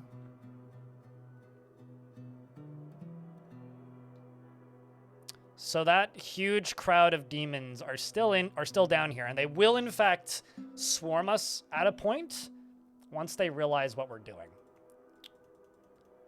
Oh, another thing is things that don't fly don't tend to climb up and in ever until you build a walkway down and in, because they usually can't get there unless it's only 1 Z level above, but this one's like 4 or something.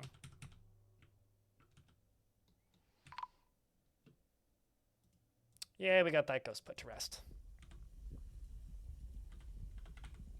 Cool. We do have dwarves putting dead dwarves to rest.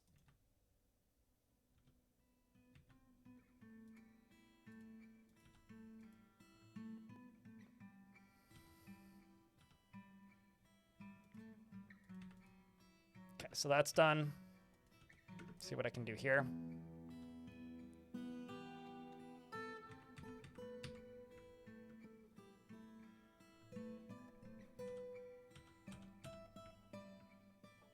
I feel like most of the time when I end up digging down into hell, we get swarmed because I usually find that spot first. Also, something that I should check. Okay, I was curious to see, like, if the underworld would be, like, right there, but not from what I can tell.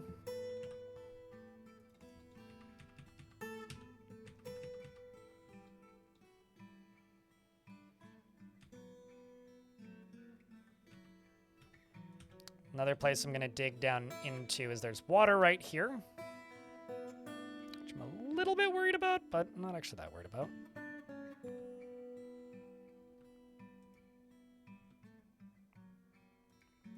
Let's also just channel down into here. This should get activated sooner than later. I think actually let's add a few more dwarves to this. A couple armorers, just so that I have some more hands to help down here.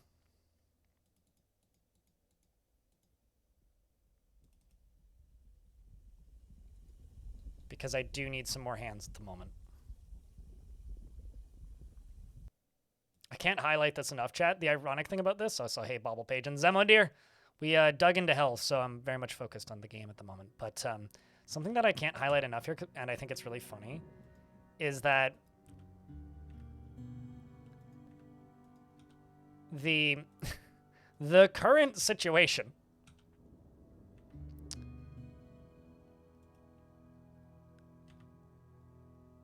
is I'm just like throwing these dwarves directly into here to like build walkways down and into hell, right?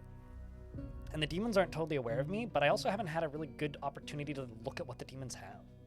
I think I can open the blinds again. Get some more light in here.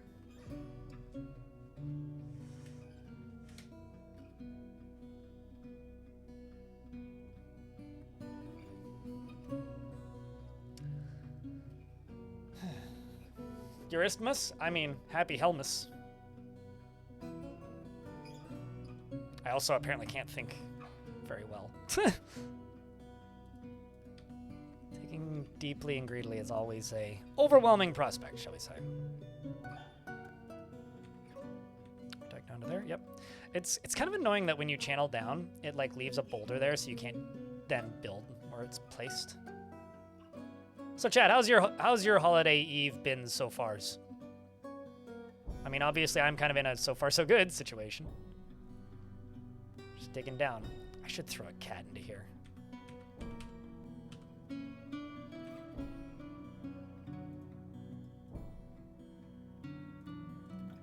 Once they built this, of course. Actually, let's just place a floor piece right here. There we go.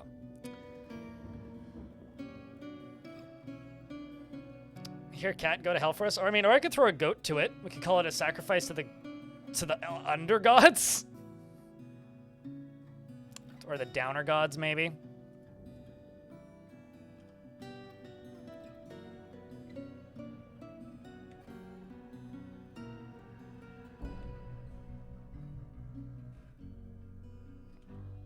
I mean, we do really need a scout, let me tell you. I'll take a cat, I'll take a dog, I'll take just about anything, really.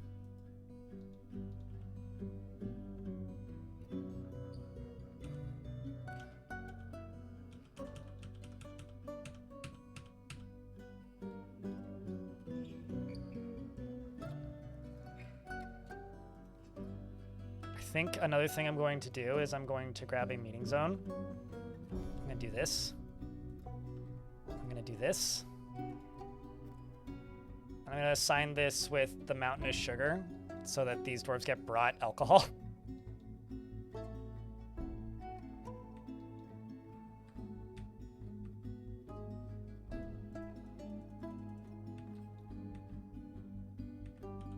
Okay, so right here.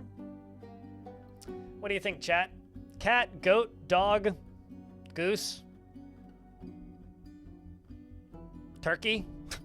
What do we throw in here? Any preference?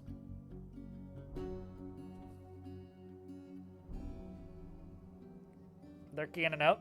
We're digging into hell, Clino. Why am I digging this hole anyway? Because it goes into hell. And that's where the demons are. Hundreds of them.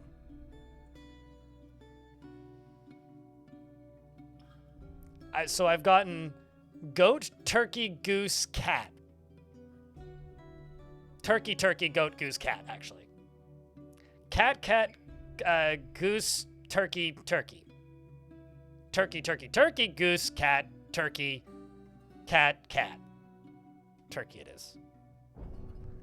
Gobbleopagus. The turkey. Get in there. Deep within this strange place, we've uncovered what must be a treasure of the gods. A bright metal halebread. Halebread indeed.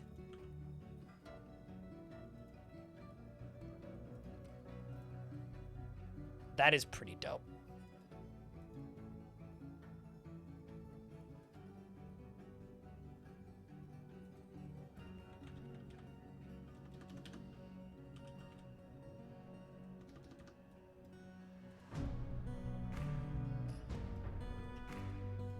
I really love those items when they have sprites.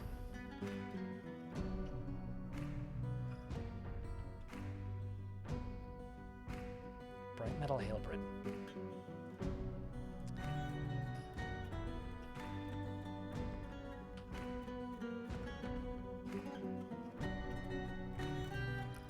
F3, F2, F4. Let's set this to F4.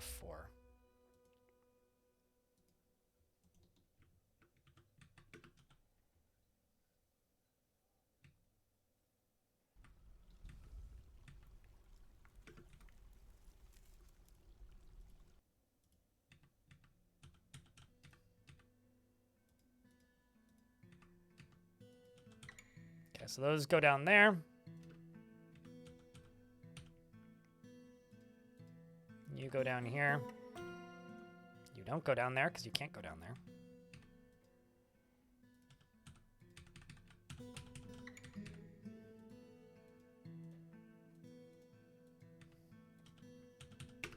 Okay, so you dig down. You keep going down.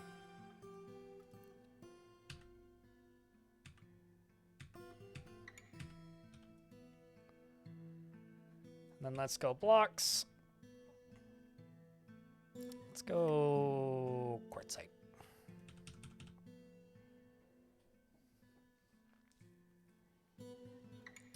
You're off to your mom's for the holiday. Have a good dinner?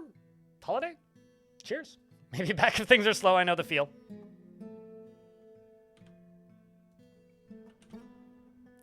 So we've got Cole, who's off to go catch the gobbler.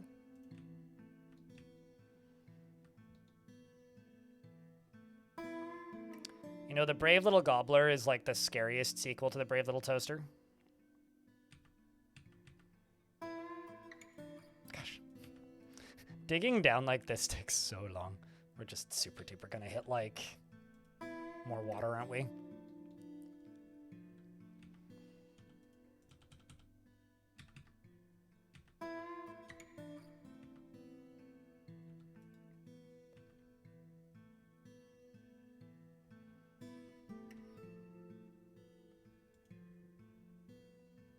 You just tried out the smallest embark map size. You kind of like it. I did that with Brain Rot. That was a fun fort. Curious about what's going to be down there, but here comes another one. Okay, they all seem to be hanging out over there. The thing is, how many of my soldiers am I willing to risk?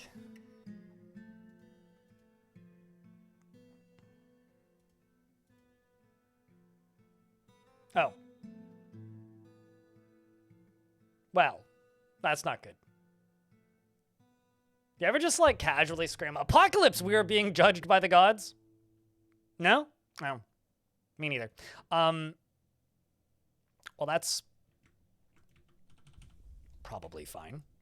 This is a Judgment of Irons, okay? Which is a feathered leech, typical gods. And it seems to glow brightly from within. Its periwinkle feathers are fluffed out. It was created by the peregrine falcon god Bucky, the Irons of Guilt, and is part with mountains, volcanoes, and misery. Hey, chat, I'm also part mountains, volcanoes, and misery. This is, actually just Werner Herzog. You know, minus the part where he's a leech. I don't want to call Werner Herzog a leech because he's a wonderful treasure. But maybe this is Werner Herzog in spirit form. I'm going to pause you and pause you. And I'm going to turn these to blueprints. I'm going to hope this dwarf runs. So sometimes these are friendly until they're not.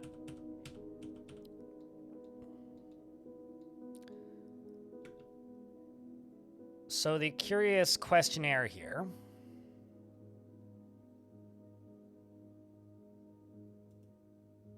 is, which one is it? It is friendly.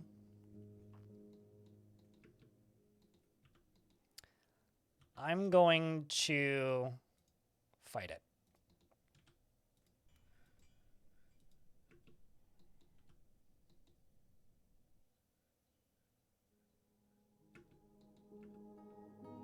Maybe I'm not. I don't know.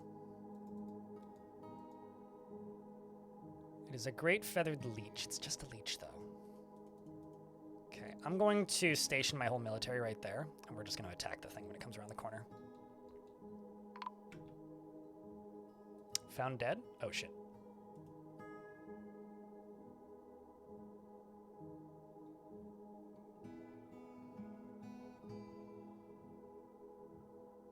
What did you get into a fight with, Ral? White brute. So there's a white brute around here somewhere that's causing me some grief.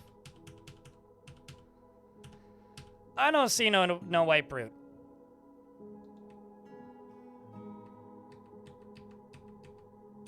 I literally don't see one, so...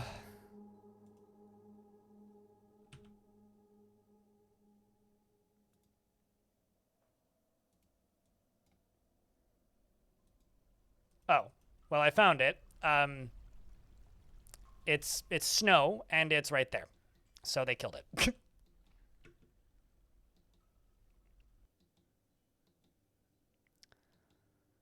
Let's see if I can kill this creature. Chat room? Oh, it begins. So these things are often neutral until you attack it, but when you attack it, they just, like, off your entire fort, like, immediately.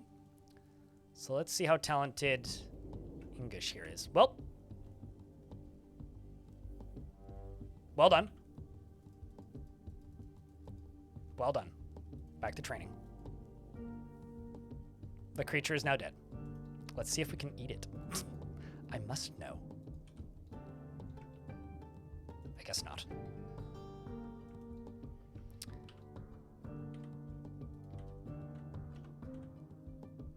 Where's this turkey? Oh, we're running into the underground still.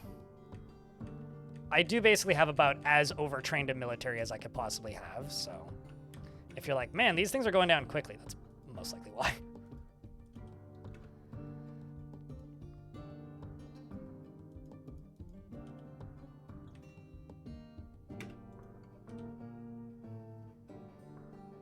Good to see the fort still alive and kicking. Well, we'll see how much longer.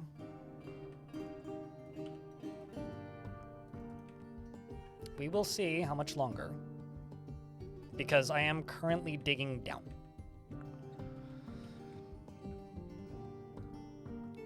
The demon cluster is currently off map.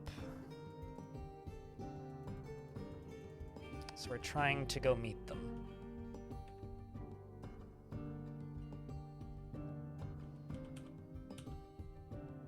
And we're also trying to attract them in by, oh, so I fucked up. The turkey we tried to throw into hell, but it got away because I threw it into an area that now has stairs. So it took them too long to get the turkey down here in my defense. Let's try again. Gobbleopagus. Get it back down there, please.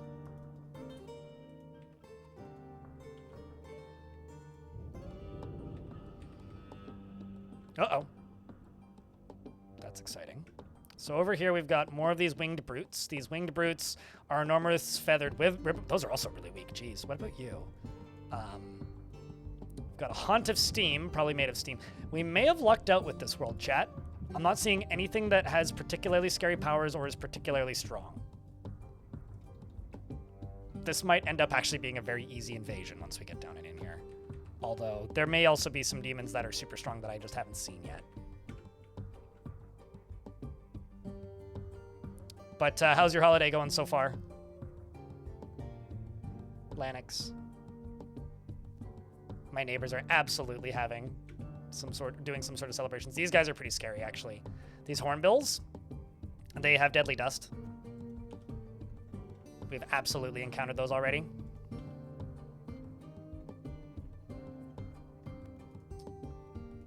Pretty good timing on the ad break, actually. Right when the game saves.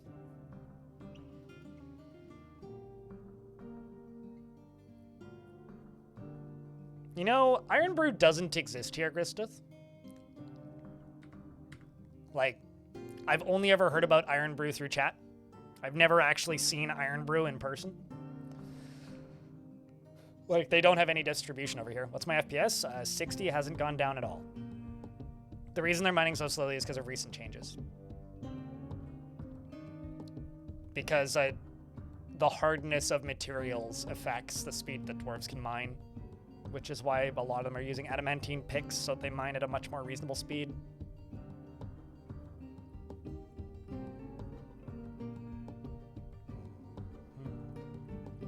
Also, Brussels sprouts, baked Brussels sprouts are great. No, I don't need to import it. I'm aware that if I wanted it, I would need to import it. I don't need to import it. I have absolutely zero interest in importing it. It's just people bring it up all the time. Like, are you thinking of Iron Brew? Like, especially when I'm trying to remember the names of weird energy drinks, people are often like, Iron Brew? It's like, well, that doesn't exist here.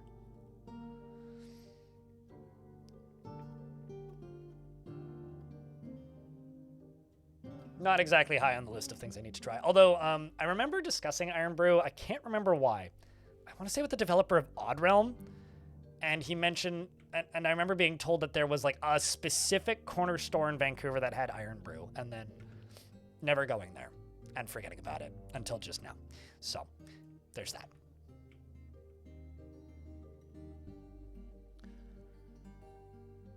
She said that that this does not feel like Christmas at all, and I gotta say, I do relate to that.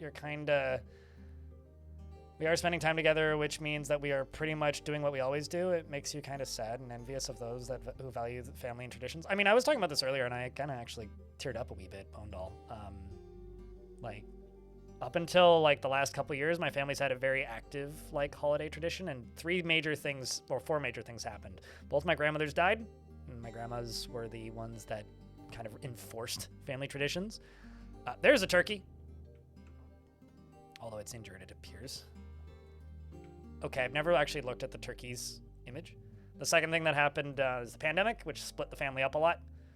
And the third thing that happened is now I've moved away. So, like, the entirety of my holiday is basically just like, or Christmas for me this year is I'm working, and then tomorrow I'm having dinner with my parents. That's literally it. I'm doing nothing else. So I do feel you there. Like, it's an odd feeling that I'm not used to. Oop.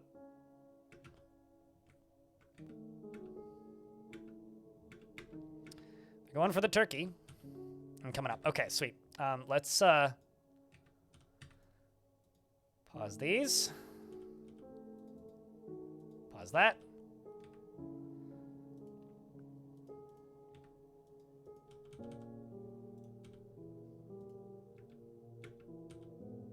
Should run, Dwarf. Okay. I was going to say you should run, but I guess it's too late. I think I want to say that I saw that either in comments or something else. But I think you mentioned that in a place that I saw it at the very least, if I don't care. It's a small world. All right, it begins.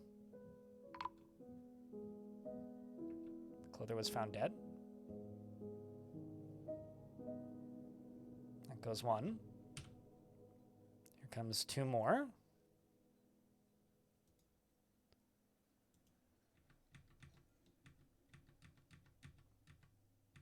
I think that's it for the Mo. We should be able to get back to it.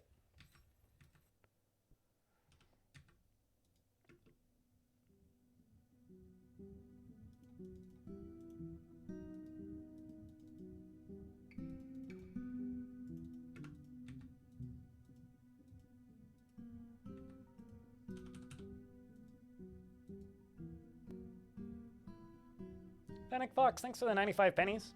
Appreciate you. I think, like, COVID just, like, shattered a lot of relationships in my family more than anything. Hope you have a lovely dinner tomorrow, Crypt Beer. There was a lot of relationships in my family where, like, people didn't not get along, but kind of, like, you know, it was maybe, I guess, the standard family trope of, like, we don't talk about politics a lot, which has since, like, turned into we don't talk anymore. But, like, I don't know. Like, the younger generation's not so much. The older generation's a bit more so. Sponge! Thanks for the 32nd month. I hope so, too. I mean, I picked up... I'm getting catering for it, so I guess I'm being, like, super lazy in a way, but... Picked up catering this morning, so... Looking forward to it.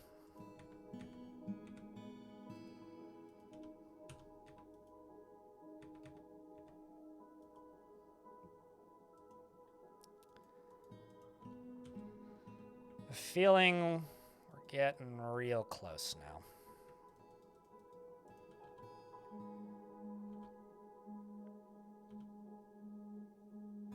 Uh-oh, here comes another one. This is a winged brute. These ones are scarier. Just looking for dwarves that could be hauling stuff in that could die. It's just you and you're on the way out.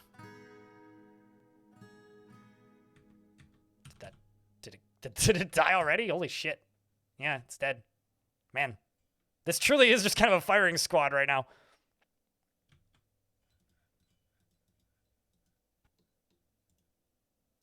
Truly is just kind of a firing squad at the moment.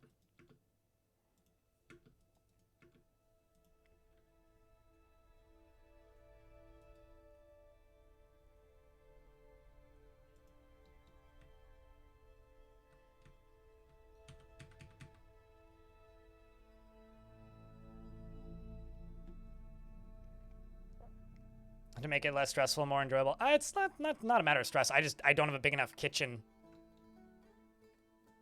to make what I would describe as a satisfyingly complete feeling Christmas dinner.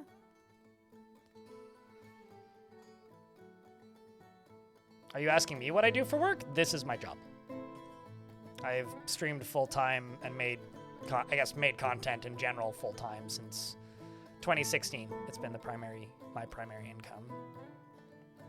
It wasn't my only source of income until, well, mostly my only source of income in 2018, and my only source of income since like 2020.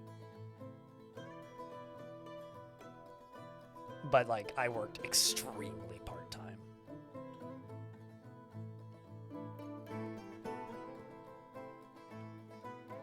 That was a question from YouTube chat, for anybody who's confused. But Sponge, I hope that your holidays are going well. I saw a monster.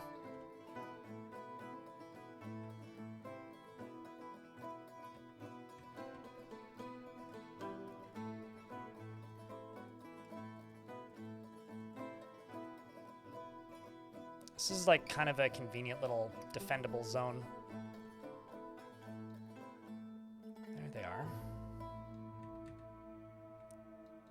We are almost there. Just got these two left.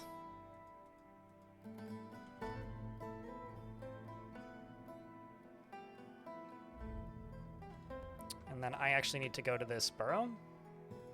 I'm actually just going to grab the erase tool because that's easier. Let's do this. And the draw tool.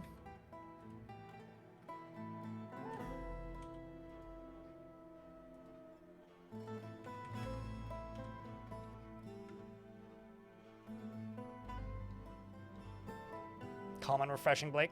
Yeah, there you go. Christmas tree is working? Yeah, I don't know. Christmas has always been a weird holiday for me because, like, when I did have a normal job, it was always like I'm working night shift both days. Like, I don't think I've, like, ever since I've ceased being a child, I don't actually think I've had a Christmas break. Per se, like it's always been like Christmas break with caveats, I guess. Like I actually couldn't tell you the last time that I took time off on the holidays. It's always January.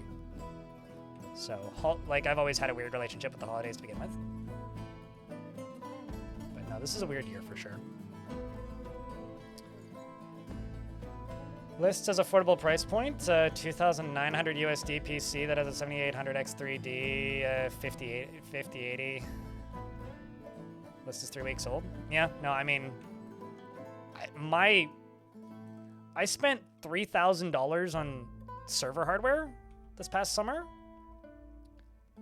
And being completely honest, I think I should increase my home insurance because of the value of specifically my NAS. Okay, that's the last piece. It is like actually kind of nuts how expensive that shit's gotten. It is nuts. It's unprecedented, quite literally.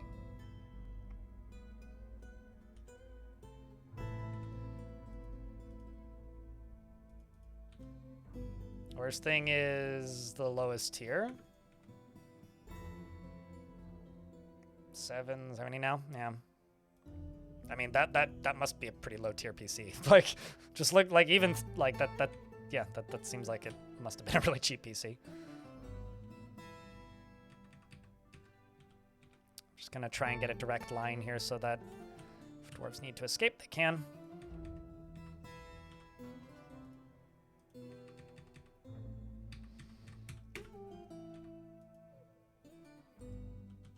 It's with an AMD APU, gotcha.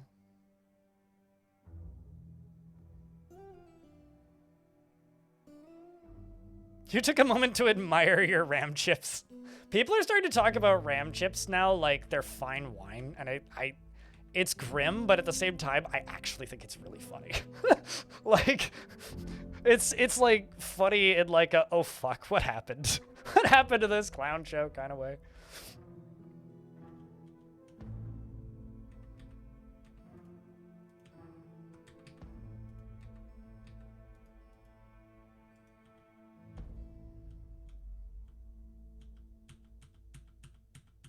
Looking for a dwarf coming in with constructions.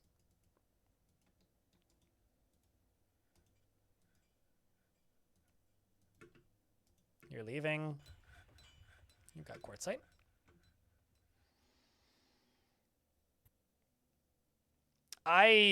When I was buying hardware for my server, I had this moment where I was like, I should buy another 32 gigs of RAM. And then I was like, no, I'll wait for Black Friday. Biggest regret of the year. Maybe not the biggest regret of the year, but one of my bigger regrets of the year for sure.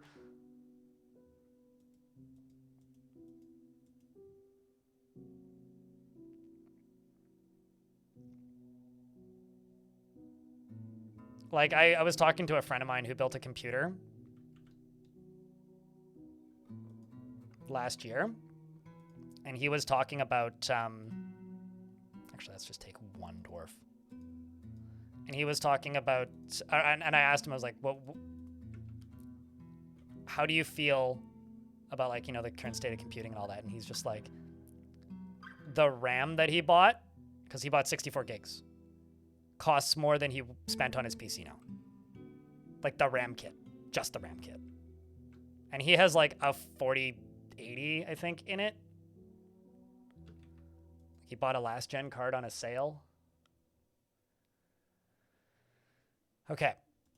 I just felt the frame rate hitch. By that, I mean like it dropped 5 frames a second. It's already back. I think we may be about to hit the mother load. I'm going to cancel this, get you back to training. I'm going to set everybody to this burrow. I'm going to turn off that. Here we go. Chat, it begins. Oh, pop, there goes the first one.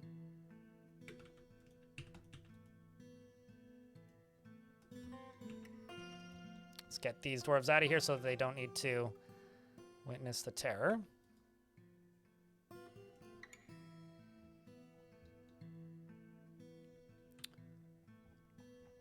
Let's go into here and say, pause all these.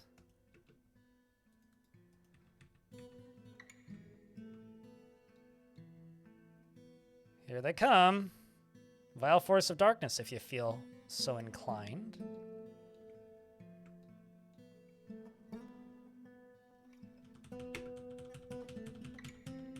So this is an army of pretty well-trained bolt thrower operators with steel and iron bolts. Where the fuck are you going? I mean, hey, make your decisions, Dwarf. Go be a hero.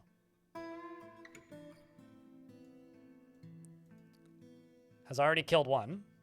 Charges down. I think you've killed two. Holy shit. 3 Haunts of Steam. Holy fuck, those things are weak. Charges down through. What is this? It's another Haunt of Steam. Has clearly picked up the equipment they were going for and is now backed off. Oh, nope, is now fighting with a White Brute. Here's a Winged Brute, which are a pretty weak creature for all intents and purpose.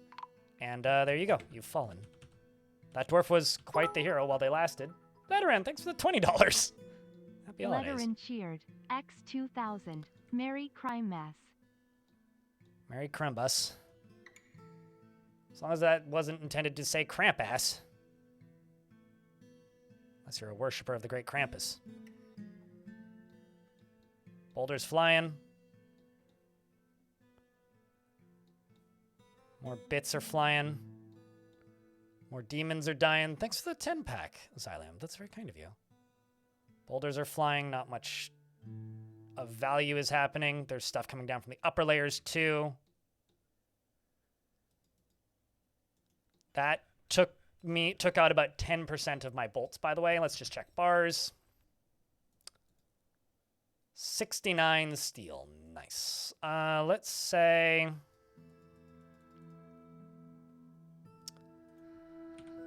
make 200 silver bolts.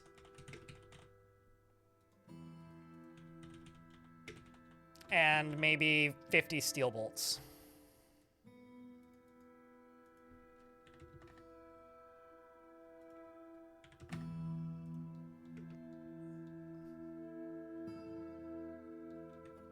Oh, here comes another one. It's more Haunts of Steam. They fall real quick, let me tell you. Yeah, we've gotten so fucking lucky. This maybe actually isn't the best example of a hell invasion just purely because of what we've ended up fighting. Like, there are some strong ones. They're just, none of them are coming up right now. It's just all these winged brutes and brutes of steam. I mean, I'll take the training for sure, but I'm going to use this as an opportunity to go to siege engines and just turn them all off. And then go back to siege engines and turn them all back on. Hold up.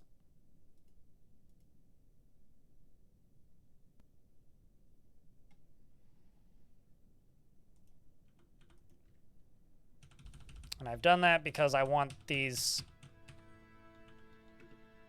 dwarves to get a break. There is still some being operated. That's what we want right here. There's a cat. These are some of the stronger ones, but they're still not that strong. Soil Apex. Oh, you killed a cat. Well, okay. There's another one. There's 2 more down. Yeah, all these things made of steam.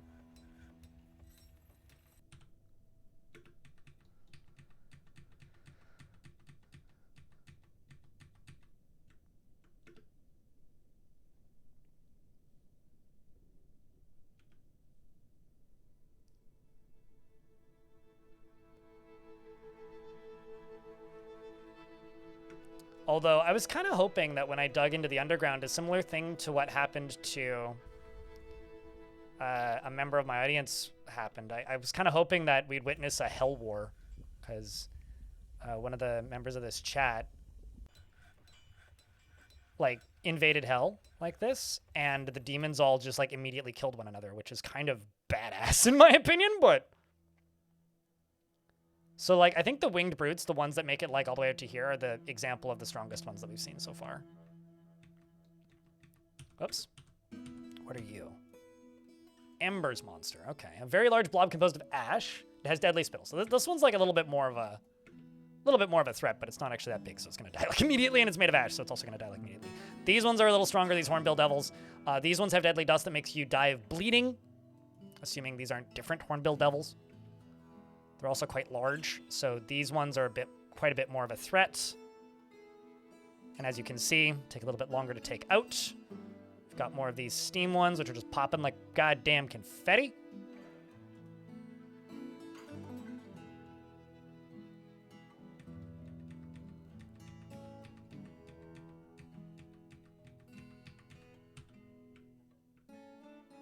Real tempted to just send a squad down here. Although, there's a bunch of the Hornbill Devils. There's another one coming. So this is another Embers monster, so an Ash critter.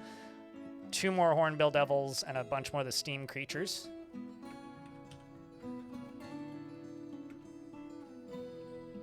Here comes another one. Well, that one went down quickly. I'm like, yeah, no, these are a bit more of a threat. Anyway, pop! It's just like a candy dispenser.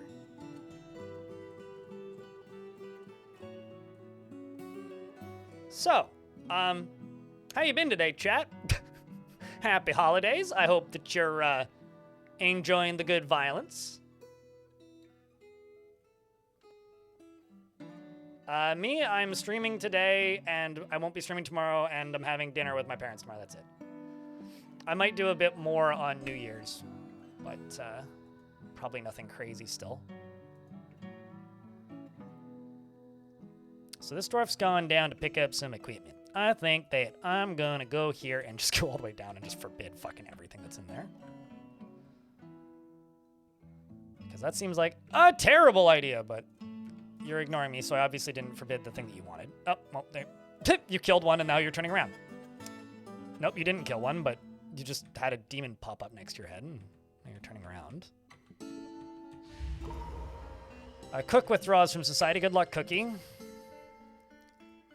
Here comes a Haunt of Steam, which I don't deem to be the most intelligent creatures in the world.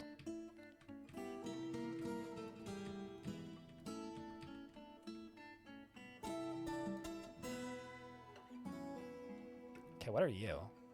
White brutes? It's a quadruped composed of snow. Frosty the snow monster. All right, I'm gonna be ballsy, chat.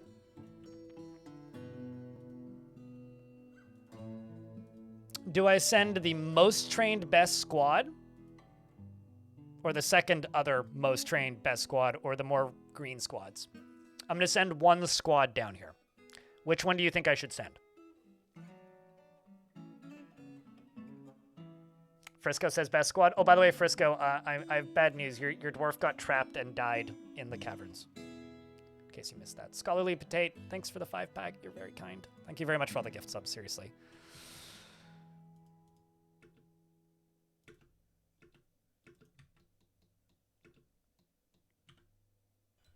And we've got a strange mood beginning.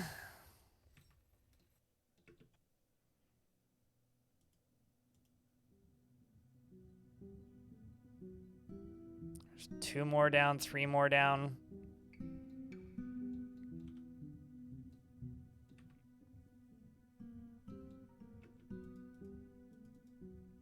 I'm actually going to station this squad right here.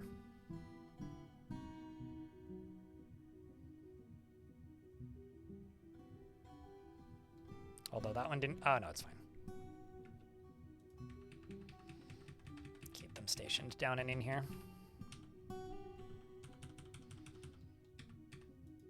Here comes another Ember of Steam. Did you get it? Please tell me you got it. Aha! Nope, you didn't get it. Okay, Sodell. Leading the charge. Oh, geez. Of course they immediately run into one of the Hornbills. These are the scariest thing that they could run into.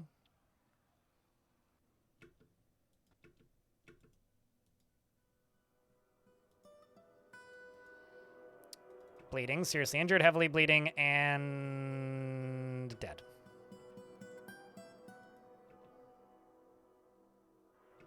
Nauseous. Okay.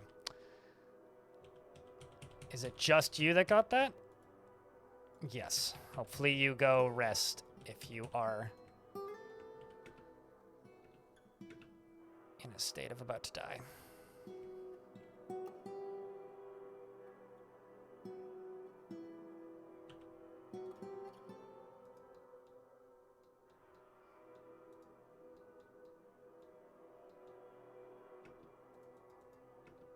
Falls asleep.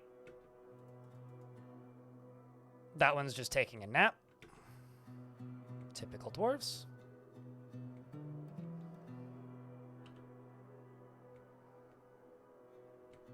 There goes one. There's the winged brute. These guys are the ones that are actually a threat. Oops, I see fire. A theropod demon. Oh. Well, let's move slowly. Now we're finding the ones that are actually scary, it turns out. But the dwarves appear to still be doing all right. Not all that right. Hope Dusk is on fire.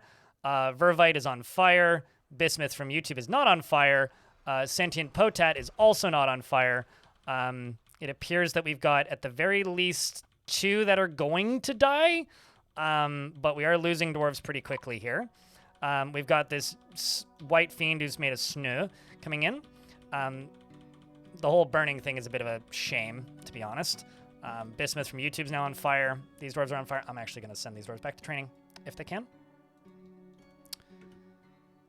This is kind of... Oh, well, they got 1. Unfortunately, we lost Bismuth from YouTube. And Sentient Potato. Some Forgotten Beasts has arrived. Where the fuck are you? Okay, whatever.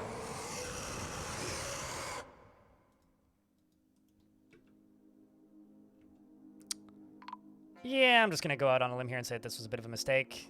This one is taking a nap and now burning. But the good news is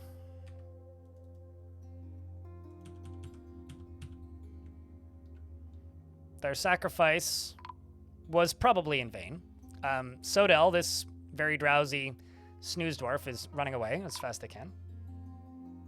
Yes, I'm still live. I mean, I asked chat to vote. Chat voted the best squad, so we sent in the best squad. But it was up to you guys. I don't think that was the right choice, but you know, sometimes I take ideas from chat for fun. We got more of these. We got some of those fire-breathing theropod demons coming in, and now we get the good song. It's ready for some jams. Why is there something burning right there?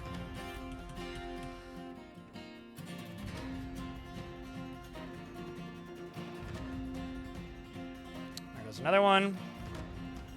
2 more. Bolt flies. Another Forgotten Beast has arrived. This one's got poison vapor.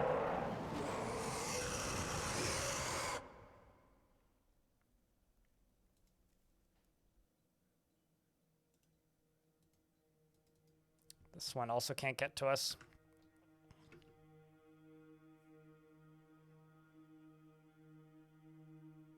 More bolts are flying.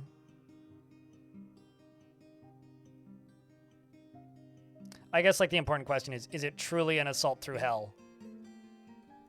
Well, that's kind of cool. My captain of the guard is taking part and has a mace equipped. Is it truly a fight into hell if no dwarves perish? I mean, come on.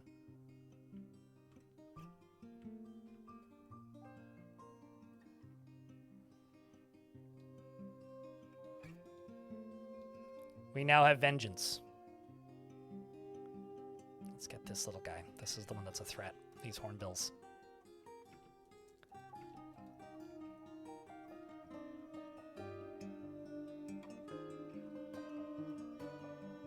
There it goes. Uh-oh. Did you just...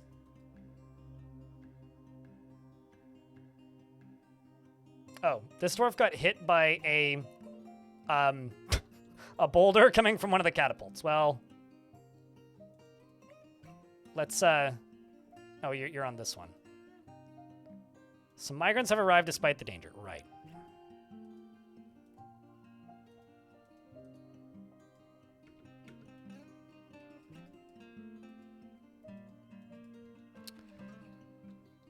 Okay, well. I just saw something and it immediately died. Pig? What about pig? So something I could do is I could close this and give the dwarves a break. I don't think that's a bad idea, actually.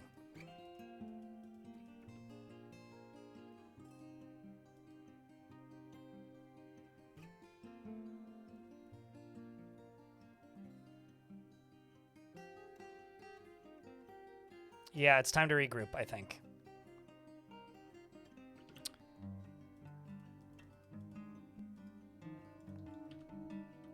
Mostly for my siege dwarves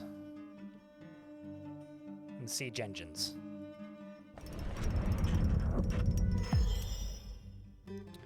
And Doran has created Thasthin Thokor, an adamantine shield. Well, that's pretty dope. This is kind of what I was hoping for back at the beginning. This is not the most valuable adamantine item I have in the fort, but it is an adamantine shield. Our craftsmanship is of the highest quality. It is adorned with hanging rings of brown zircon and menaces with spikes of andesite and fungi wood, and brown zircon and diorite. On the item is an image of 3 square brilliant cut gems in adamantine. On the item is an image of 3 pepper plants in tower cap. On the item is an image of a giant hornbill and star ruby. Shin, we're invading hell. Hi. Or rather, we've been invading hell. This is where the demons have been coming out. Quite literally a clown car. We just lost some soldiers when I got a little bit too reckless. But aside from the slight amounts of recklessness and all these demons down here, we are actively invading hell. Jack, can I get a round of beers for the Raiders? Please share. We did just get hit by ads, so sorry if anybody just got stumbled into an ad. But timing is sometimes that. What happened? I'm invading the underworld. That's what happened. So what I'm gonna actually do is I'm going to turn on this burrow and let everybody down into this area so that we can clean stuff up a wee bit. I'm also going to dig into this because I think we'll probably be safe doing this. I think.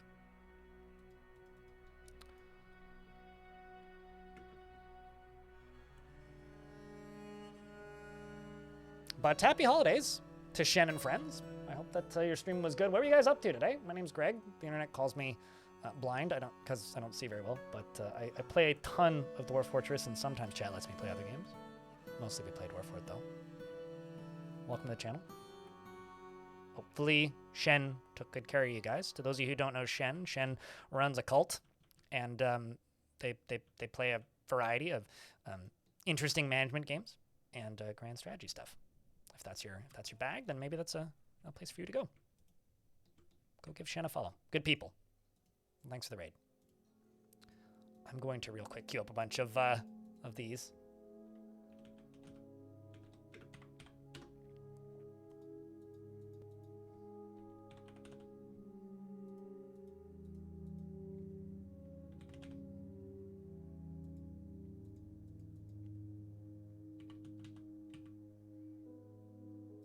Vito was in the fort for so long.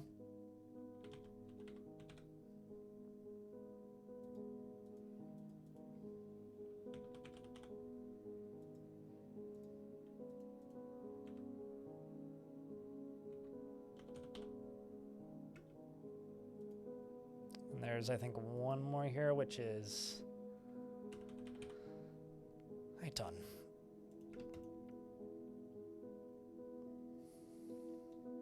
Just need one good mop and get some pink cleaning agent. Oh yeah, no, absolutely. We absolutely will need to clean this up.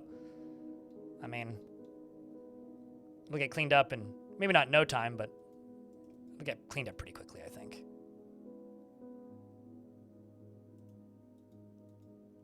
So many bolts.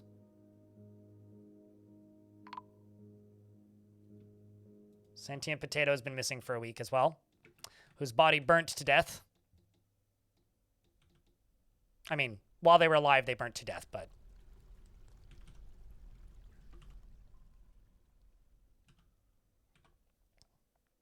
What was there? Oh, N-U-L. Actually, just found a bug. You can't type in numbers in that search bar. That's a bug. So we're just cleaning this whole area out as best we can. Store item in bin. tons of tasks coming down here. I need this to get dug through.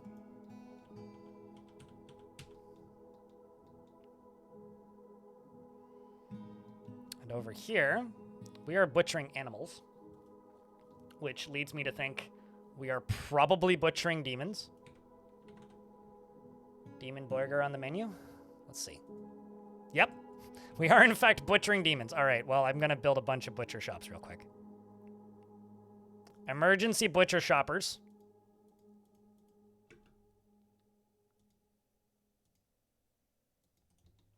Let's actually cancel that one. I'm sure they're going to smell horrible, but... What if you write the numbers? Like on my monitor? Maybe not with a Sharpie.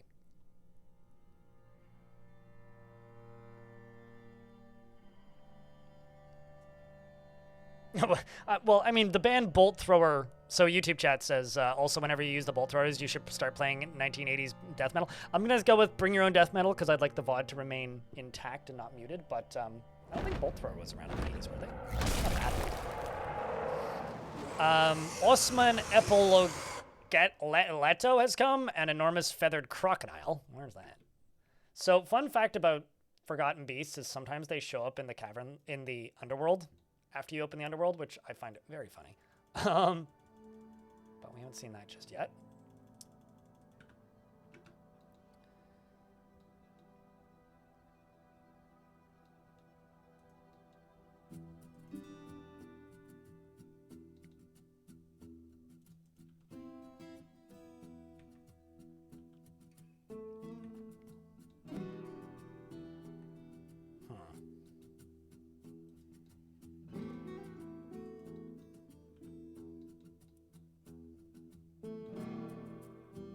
Looking for dwarves that are hauling demons like you. I'm really curious about how good eats these are. You'd go with Sabaton music? I'm gonna see Sabaton April 20. I think 420 actually. I'm pretty sure there's two shows that I'm going to. One is on the 24th, and then one is on the 20th of April, and then one is on the 25th. And I can't remember which one is which. It's either Sabaton or Electric Callboy I'm seeing on that day. I'm like not sold that Electric Callboy is going to be any good. So I'm expecting them to disappoint me, so hopefully I'll be like pleasantly surprised. You need to buy more Bolt Thrower albums? I've never been a huge fan of Bolt Thrower. I saw them once. They were pretty good. They're okay. Kind of meh. I don't know.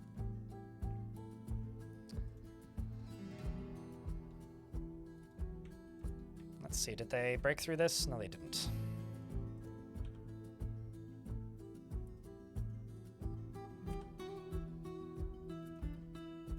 Oh, I see the problem here.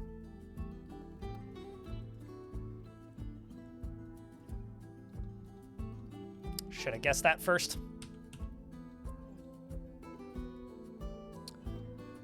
So we're also trying to increase the amount of ammo that we have. Balding Caveman, thanks for the 3 months in advance tier 1 subscription. It's very kind of you. Seriously. Thanks a ton.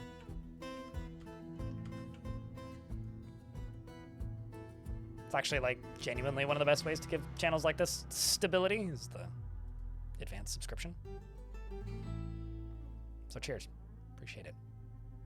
Thanks for getting you into this game. I'm sorry for your now newfound lack of free time.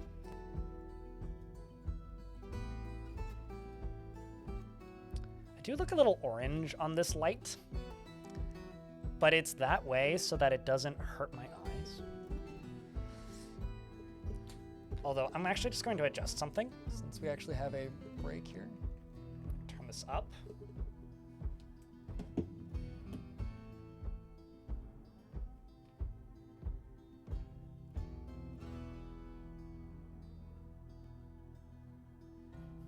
It's no longer pointing directly at me.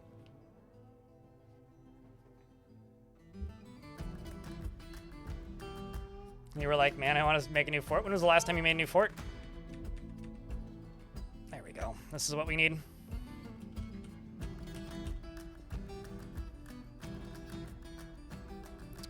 So the theropod demons seem to have like a good few hundred meat. These are all the bits and pieces that we're getting rid of. Look at all that. Boiling ghost left tail.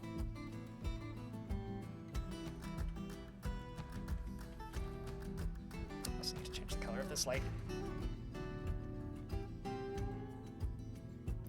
This is not something I'm actually going to need to like mess around with too much because I'm not going to have such little lighting for a very long time.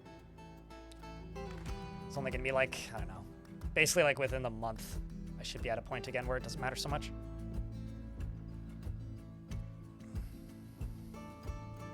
Demon tastes like chicken? I mean, everything tastes like chicken because I got the flavors wrong, right? We've been over this. I've seen The Matrix.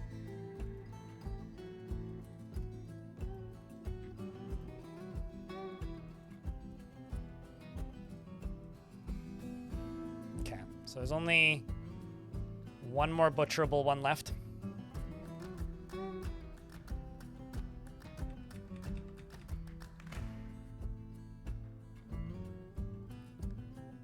And we're dealing with all that. Okay, so let's see what's going on in the underworld at the moment. Okay, so it's just these embers monsters. It's more of the same, really. I'm actually going to just go to this and just say normal metal armor. I'm going to normalize this squad a little bit because this squad had very specific custom uniforms for the leaders of it. So I'm going to fill it back out. But I don't want them like trying to get down into the caves to equip very specific gear.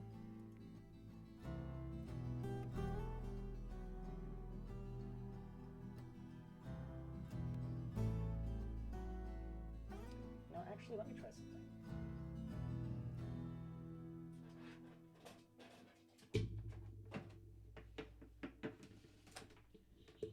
Have to pull this USB thing over here. Over here. Oops.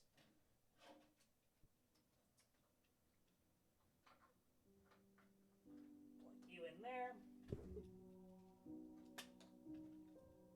This is kind of ghetto, but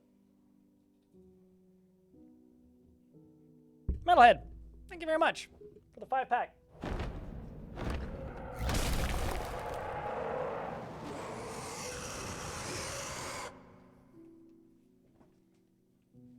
All right, I think I may have figured out a solution to make my lighting not like shit and not hurt my eyes. And another Forgotten Beast arrives, yay! Where's this one? It's also somewhere where it can't get to me, so it is what it is. This is maybe the ghettoest lighting setup I've ever had, but like, like some people can just have like ring lights on their face and like not die. But like for me, it hurts very quickly. It's already starting to get kind of oppressive, so it's all off now, so that's no longer an issue. Okay, let's see how Bold Populations is doing up here.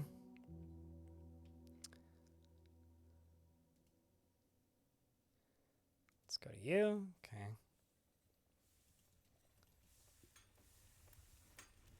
Do I not have a manager at the moment?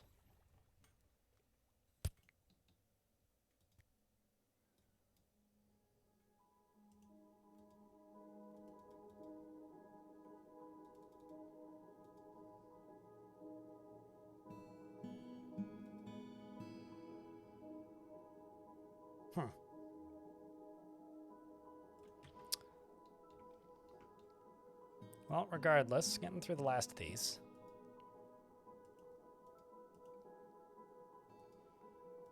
Let's just dump these guys.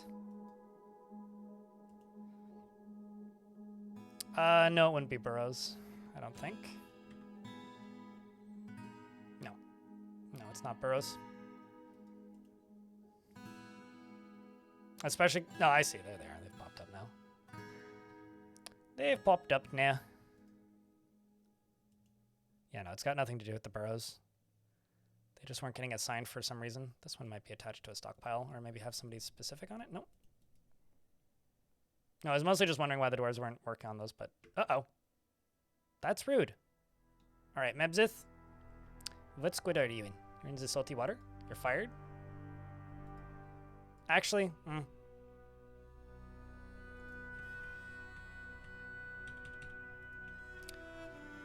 Mebzith, you're going to go station right there. And during the next assault, which is going to happen right now,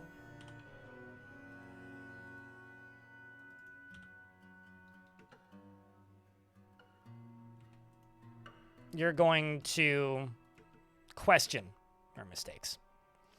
Let's actually throw in another magma furnace. Metalsmith, magma forge.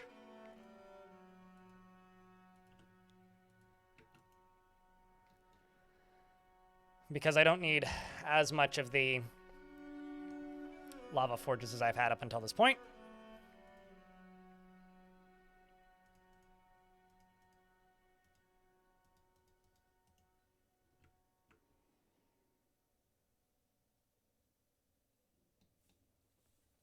And we begin. Alf. That's a problem. I don't know what task you were trying to do, but what if I forbid everything here?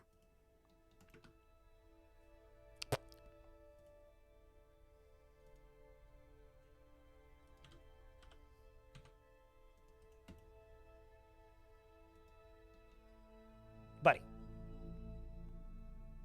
Oh, I see.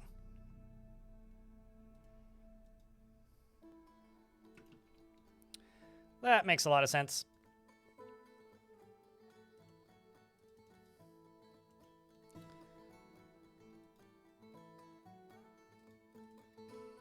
Okay, so I will recite all of these after the fact, but I'm actually just going to hide all these boulders.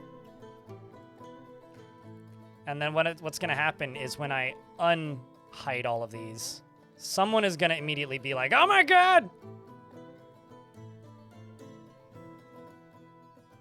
Okay, so there's our glorious volunteer. When you tantrum now, we tell you to go to hell.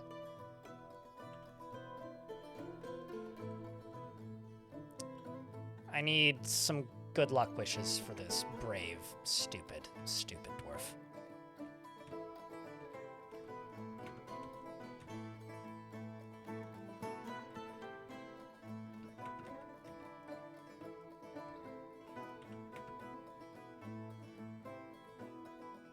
If you survive, well,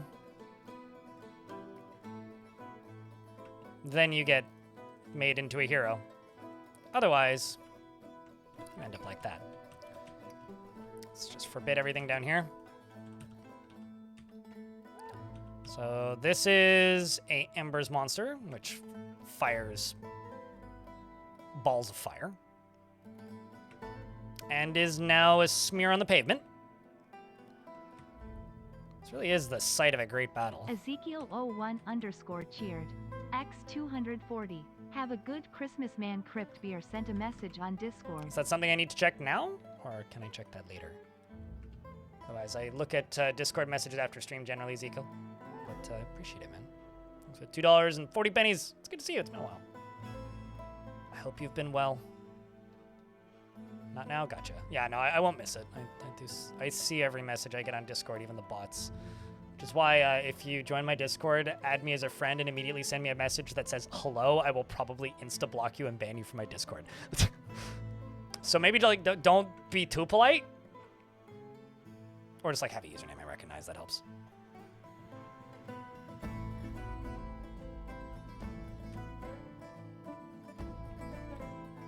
Here comes some Mo.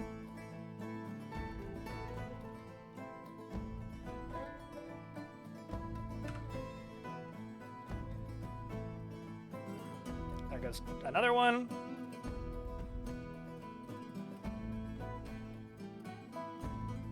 Message me with swear words. Don't act like every single, hey, I'm a commission-based artist. I would like to commission artwork. I would like you to commission my artwork from me, and then you look into it, and it's just like, yeah, we're just going to generate you stuff, and then you ask them to give you a pancake recipe, and they do. It's very strange. Although there was one that I asked to give me a pancake recipe, and they were like, I'm not a bot, you asshole. And I was like, whoa. I made them go into manual. That's crazy.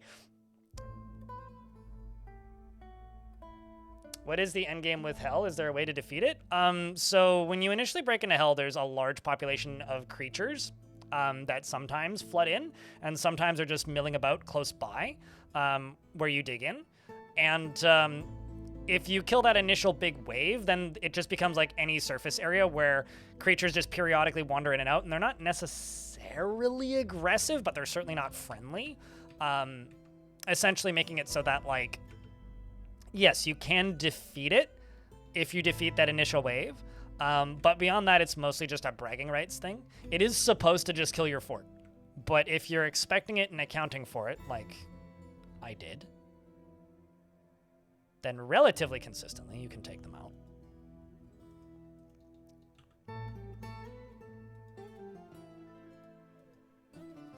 I'm going to take 3 dwarves that aren't named and send them right there. I'll just see what they can do.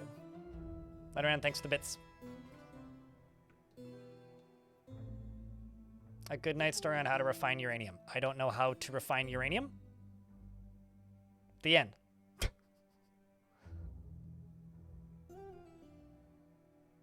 Sorry, I'm not as effective as the bots.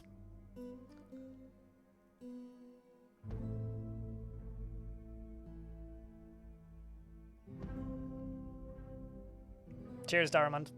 Back at you. Happy holidays. Huh?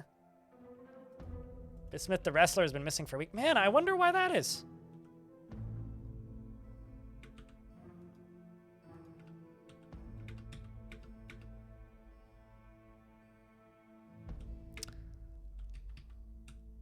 Man, I really just need all of these Embers demons to be dead.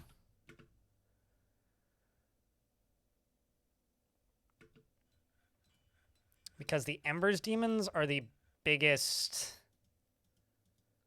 threat to the fortress. Oh, shit, I shouldn't have done that because the game's literally about to save. Oh well.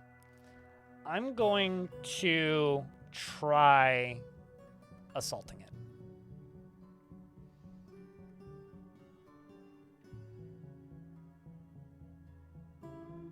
Wouldn't that depend on, like, what level of permissions they've given it? And, like, they wouldn't be able to... It wouldn't be able to do anything if they were just using, like, a remote API, right? Nivik?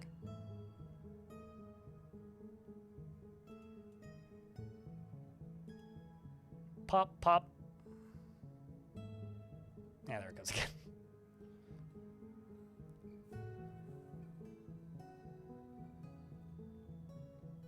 Or in the next couple months. I mean, I'll be on...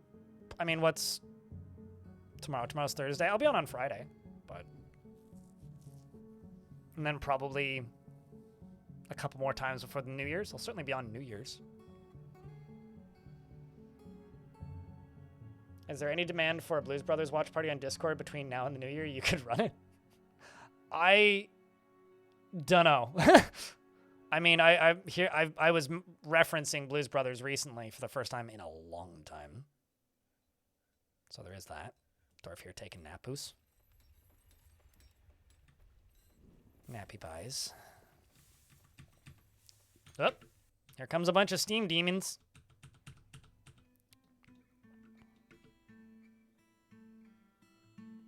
Pop, there's 1, 2. This dwarf's just sleeping his bait. Oh no, 3, 4.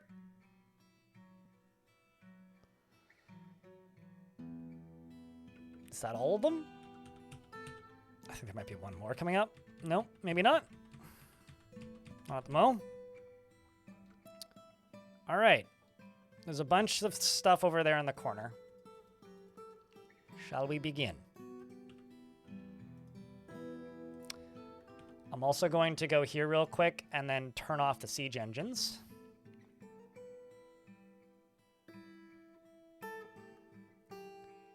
Once I see dwarves popping down into here, I will re-enable the siege engines.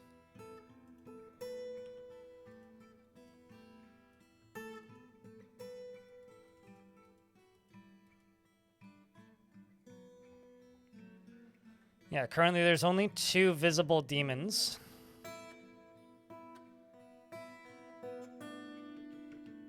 Here comes the first of 2. This is just another one of the ones made of steam, not very strong. Pop goes the demon. Rangdor was the one who killed it.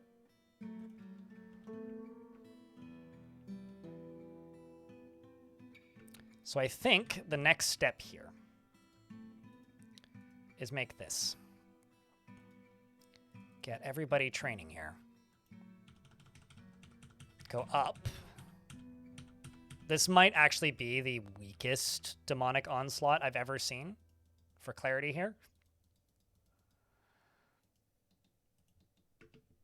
And then I'm going to go here and then go places, siege weapons, turn them all off. Except maybe leave these 3 on.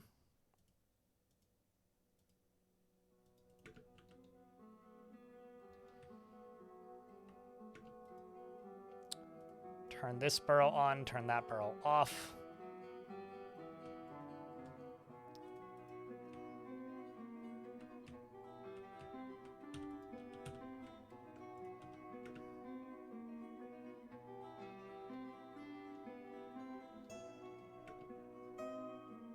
These are the scary ones, the Ember's monsters.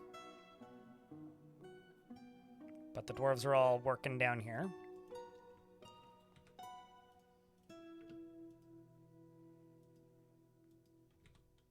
What blocks do I have that are a fun-ish color?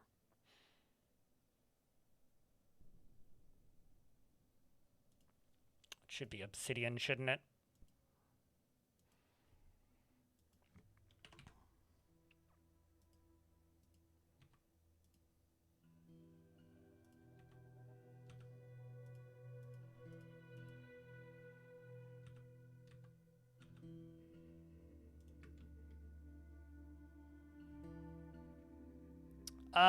No. So each world just generates the number of demon types that the player designates, and if the player doesn't designate a lot of demon types, then you'll just have less variety. But that's all that the game really goes by, is how much variety. So it's either a lot of variety or not a lot of variety. Okay, there goes one. Go back to training. Looks like we got another one.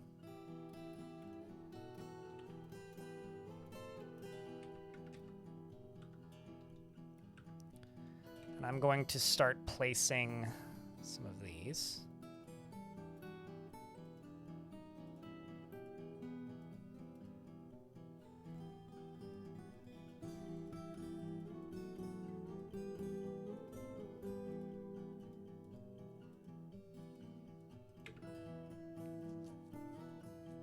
But I will also note that I think this obviously would have been a bigger challenge had we been fighting against stronger opponents. Although it's not over yet. We could still die. This obviously would have been a lot harder if the demonic forces that we were up against were tougher. But I personally think we would have still won without that.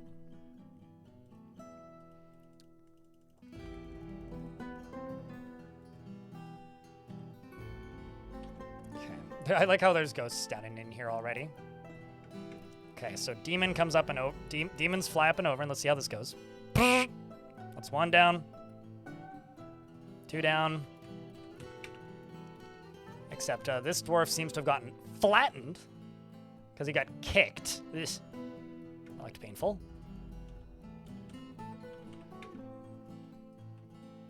Hopefully that didn't forbid too many walls. Some stairs. Actually, I should unforbid those because those are from a while ago.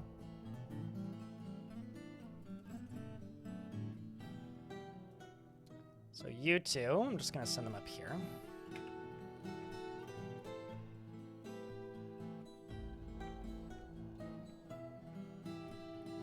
We'll do a little bit of exploring.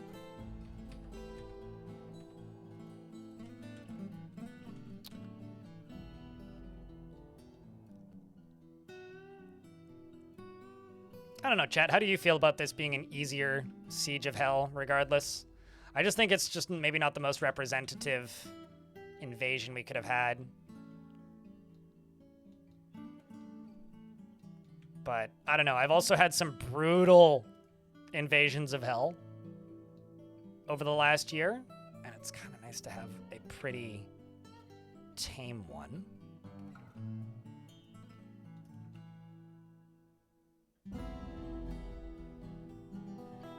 Let's see what this is. We've got an ad break coming in pretty soon. There's a couple white fiends right there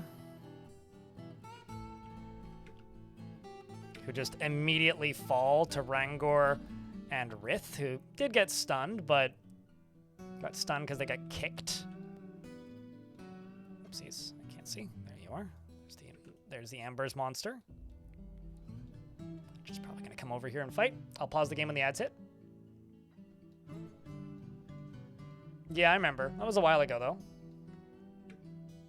You didn't get enough sleep, but it was a ton of fun. Yeah. I don't know. I don't super do stuff like that anymore, to be honest. So this creature is going to be tough to down, but aside from this dwarf getting winded and not being able to breathe anymore and then dying, they were able to die in glory of fighting against a demon, an entity of the underworld. They shall be left, but they died well. Rest in peace, good dwarf.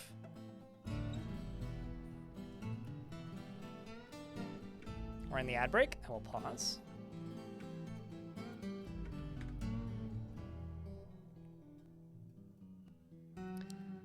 This is the first you see dwarfs in Hell. Oh, really? Hell's not actually that interesting, which I think is a bit of a bummer, but that's Hell, and I think the Cavern Invaders are the things I'm the most hopeful get a big overhaul in the next year. Like, if Tarn, like, I don't know what Tarn's planning to focus on for the map rewrite stuff, but I would love to see some stuff happen in Hell. Actually, if you want to see Dwarves in Hell, watch the Return to the Worst map, because I do actually take an adventurer through Hell in that movie. That was a hell of a thing to do. It took like 6 hours to record that. I kept dying. I died so many times. It like became like a Splinter Cell game at a point. It was mostly just me sneaking past things. Metalhead, I'll be honest. I love the idea. I'm not actually that interested. I don't want to like completely dash your hopes and dreams here, but I had a lot of fun the one time we did that once before, but that was a time and place thing, and I don't think it's going to happen again. So, but I'm totally willing to exchange Blues Brothers memes whenever, or references, because I do like that movie, but I need to separate my personal life and my work life, and it's the reason I basically never hang out on my Discord in the voice chats. Let's just deal with this last chunk. Sorry, I feel like I'm just like shooting you down, but it just kind of is what it is at this point. Okay, so these, just more haunts of steam. It's 1 down, 2 down. Let's see, where are my mark swords? I guess they all went and got more ammo. Yep, and that one gets destroyed and falls down into the endless pits. These purple pits, if you fall into them, you just get unexisted. Scribe Dwarf. Do I have any unnamed scribes? I don't think I do. I'll have to name one. Pick somebody who isn't named. So like Saigon here. Maybe not a soldier though.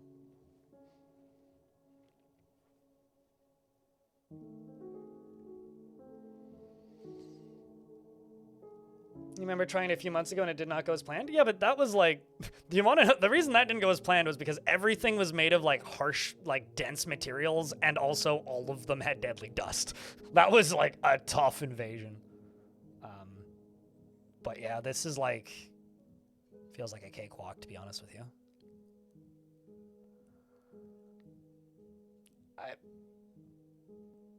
Okay. Like, the whole idea of this is pick one. Well, it's like, if it's streamer's choice, then why am I picking for you?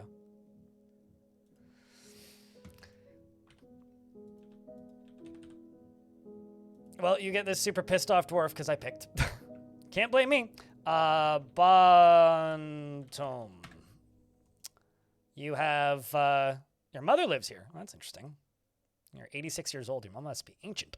He finds humor in most situations and doesn't seek out excitement. Prefers that everyone lives as harmoniously as possible. Has a sense of duty and has a greedy streak, and occasionally can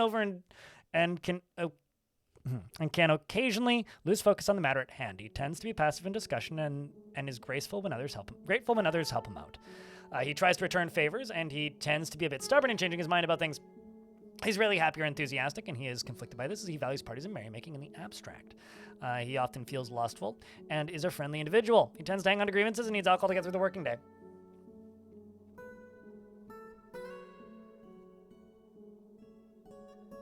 The Ember Demons shaped demons are a bit, but this could have gone much more pear-shaped. I think actually, like, going forward, like, my plan, like, instead of doing the long hallways of old, I think I'm just gonna do, like, a big, like, circle thing, more or less, with just, like, a firing squad around the edge of just bolt throwers.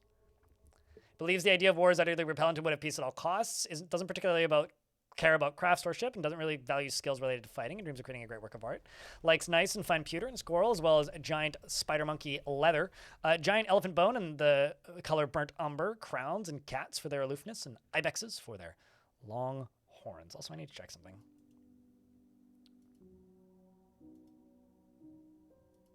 Oopsies. Just making sure. I had a setting turned on, and hates bland gnats and prefers to consume Kia and bayberry wine. He has a very long beard, which is neatly combed, and is a member of the Guild of Blankets. I did not know that was the name of my armorer's guild. Okay, the dwarves named that, not me, I swear. And I'm actually just going to go back up to here.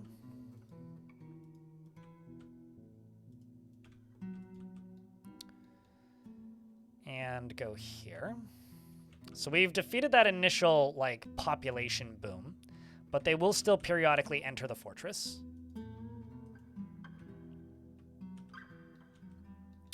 So what I need to do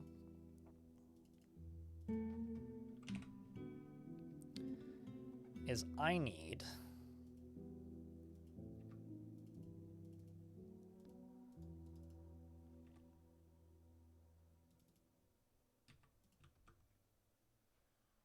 to build up a structure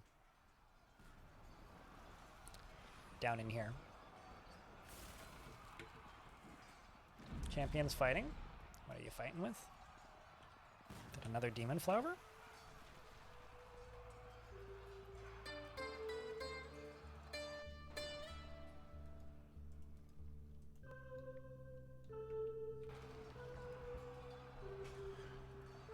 It claims that a Haunt of Steam is fighting, and they've already killed it. Yes, they have. Let's grab my two main squads and send them back up over to here. Or the two squads that are doing the invasions, really. You know what? Actually, I don't like the look of this. I want this to look nicer. I don't know why that's always such a high priority for me, but it is.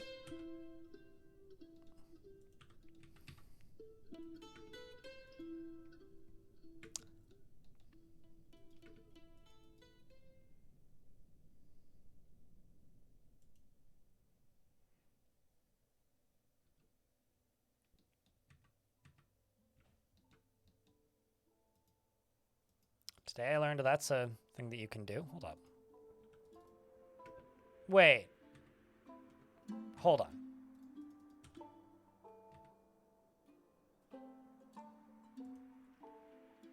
So, have you ever been able to do this before? Ho ho holy she, what a nice circus you have. Yay, still subscribing cause you deserve it. Huh.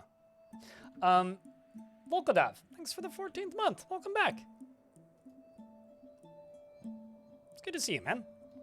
Hope you've been well.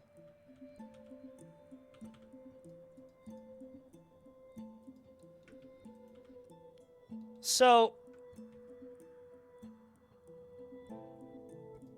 am I supposed to be able to do this?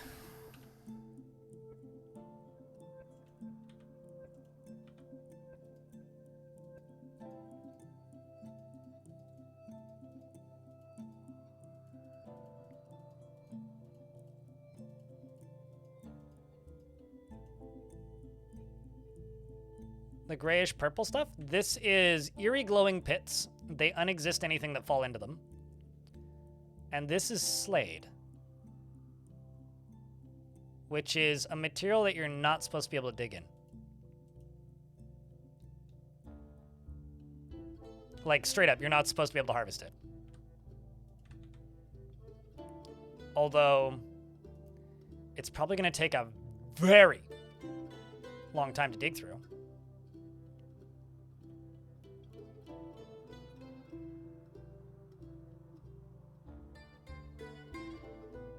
But, like...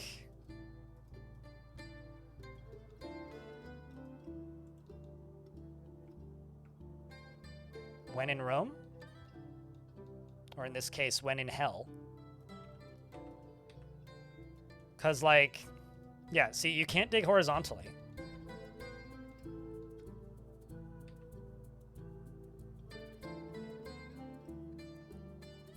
So they are digging into it, but it's just creating, like... open spaces? Okay, that's awkward. What about channeling...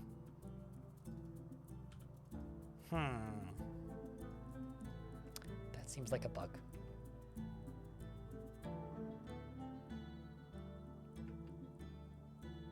I've literally never seen that, but...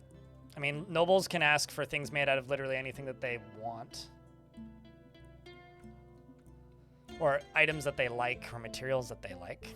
I wonder if up here is going to be any different.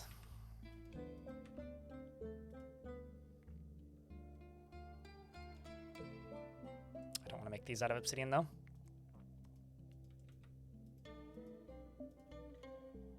Everybody always goes on about nobles asking for things made out of stuff. It's like... I don't think I've ever actually seen a dwarf that likes Slade specifically. So that seems like a very niche case.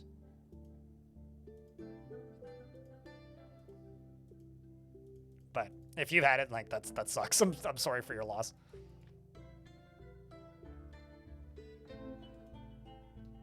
Your miners have struck nothing. I mean, I'm pretty much convinced that this is actually a bug. Like, I don't think I'm supposed to be able to mine through this.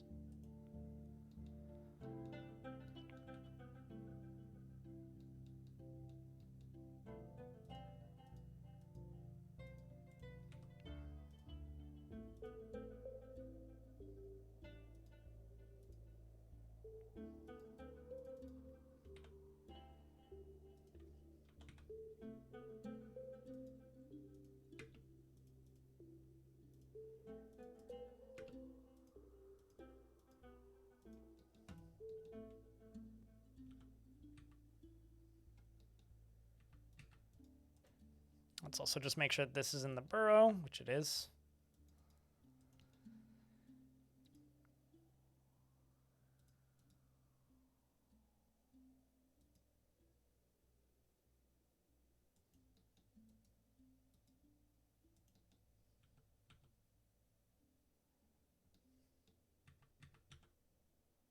Yeah, interesting. Can you farm in hell? There's literally nothing you can do in hell outside of brag about the fact that you've defeated hell. That's all that you really do in hell.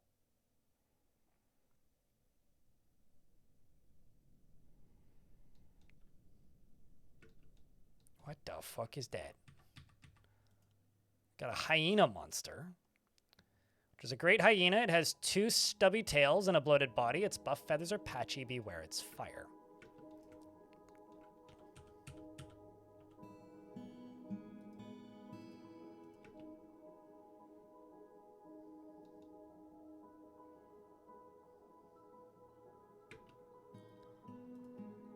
Let's see what we can do up here. You know, I'm like actually going to cancel this entire plan. What I'm going to do instead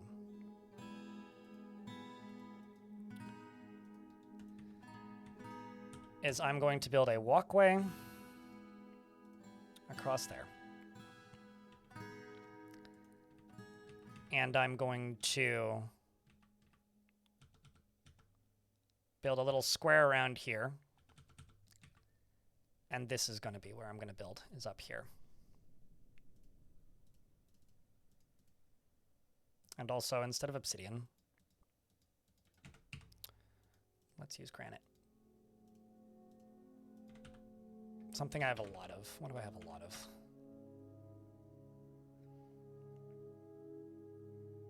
Quartzite, granite. Granite it is. Because this is only 1 layer high. It'll be a lot easier to just build a ceiling out of.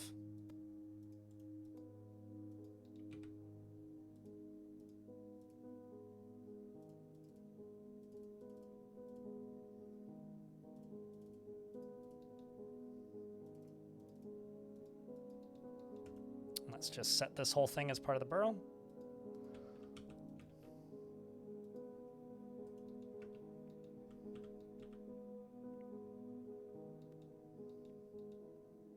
Where are you going?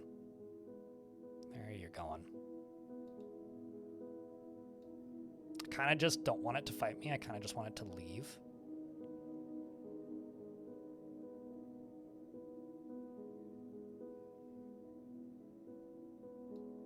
I mean, I don't know if anybody could do Arch Crystal again. That's like doing a boat murdered. I think just building a structure in hell is more or less doing a Arch Crystal. As in doing a boat murdered would be like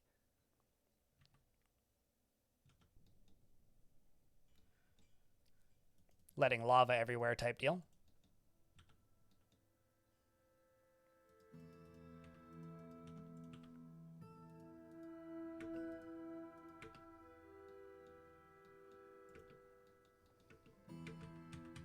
I wonder what you're going for. Oh, I see. Because I turned off the wrong burrow. This burrow should be on, not off. And now you two are dead, so... Well, rest in peace there, dwarves. Although now is maybe not the worst time to try and kill this thing.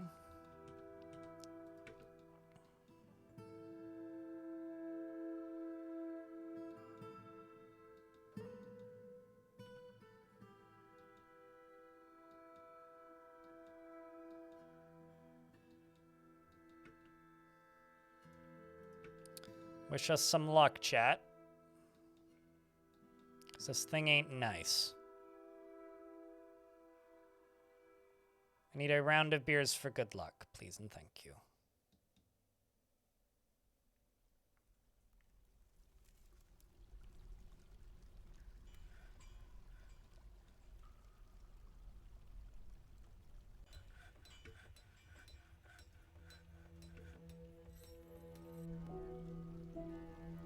Oh no, there's that dwarf trying to climb the wall. That seems unwise.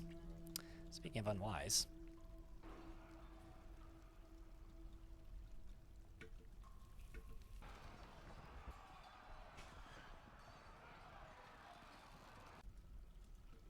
Oh, you're injured now suddenly.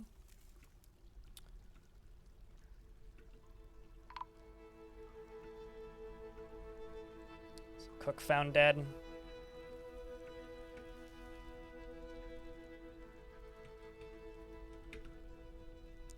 Sending the military around this way. Oh. They surround the thing, and it pretty quickly falls. Saigon here's on fire. It's a shame. Just like that, we lose 1, 2, 3, 4, 5 dwarves. But honestly, that could have been a lot worse. Who's on the map at the moment for the underworld? Got another hyena monster over here. Pretty far away.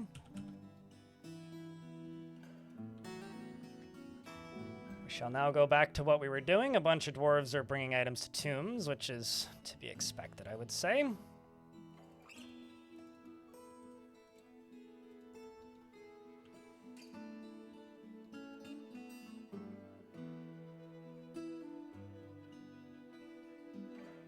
And that must be new.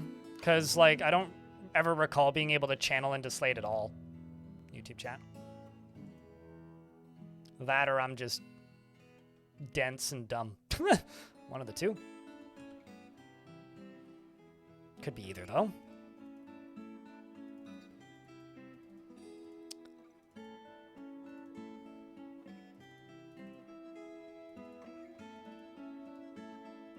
once again, I'm sorry if I'm not, like, keeping a close enough eye on chat, but this is kind of something that requires spatial awareness at the moment.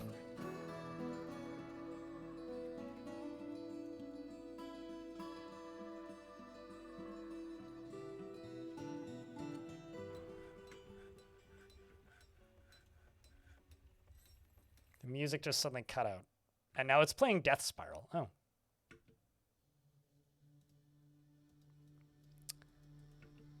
Well, that's always fun. It's like the game's trying to, like, tell me, yo, something's wrong. Be more careful. And I'm like, nah, I'm actually not so concerned.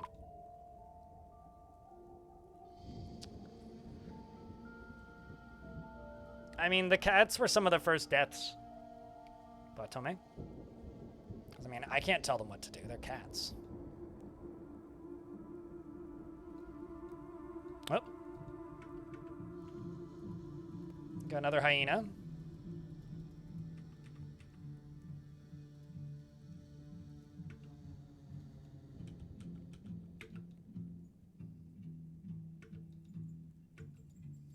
This thing's seriously injured.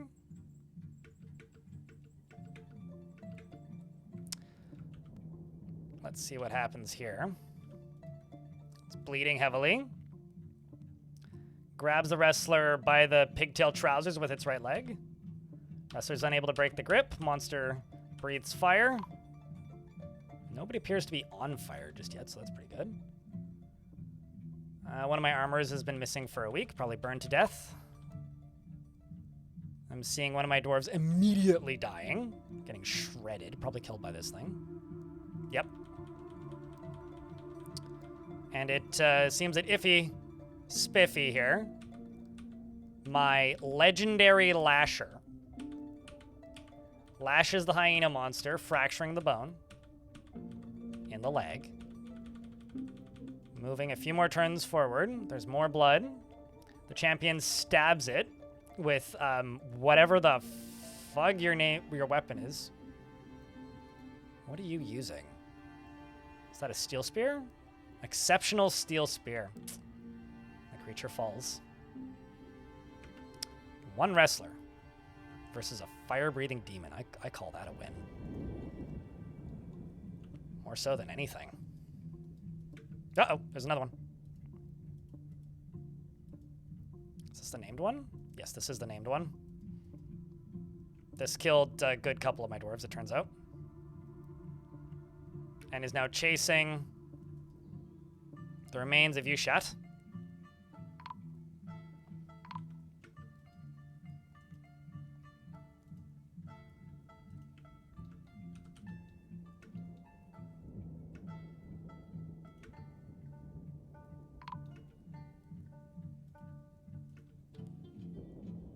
I'm actually kind of curious.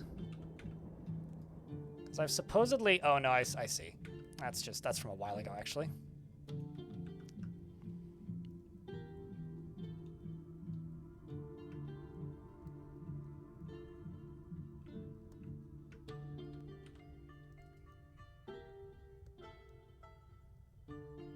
Oh, is it already dead? It must be.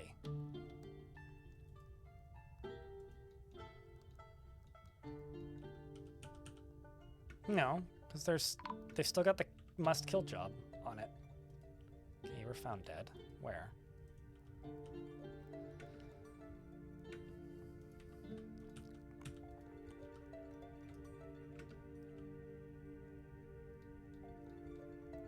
Yeah, it must already be dead, because, like,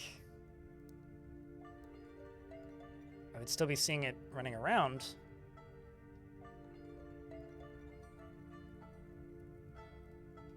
Also, chat, at this point, what would you like to see me build in hell? Because I think that this is entirely doable. Building something in hell.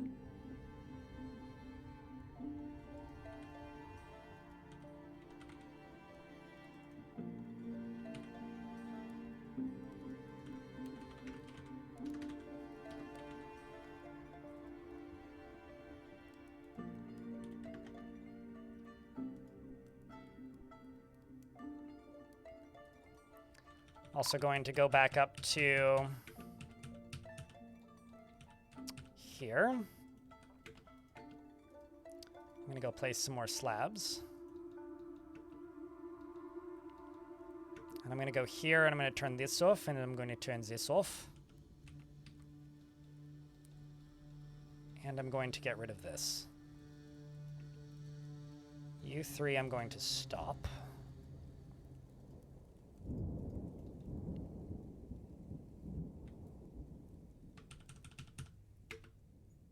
That's Atir, the ghost.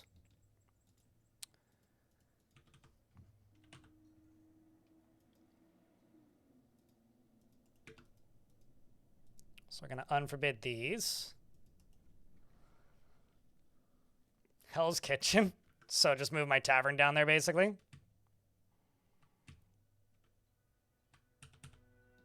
To be honest, I don't actually know anything about the layout of Hell's Kitchen itself.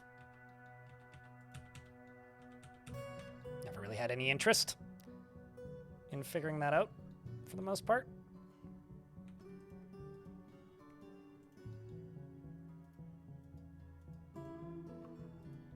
Okay, let's just go into here. Unforbid the areas.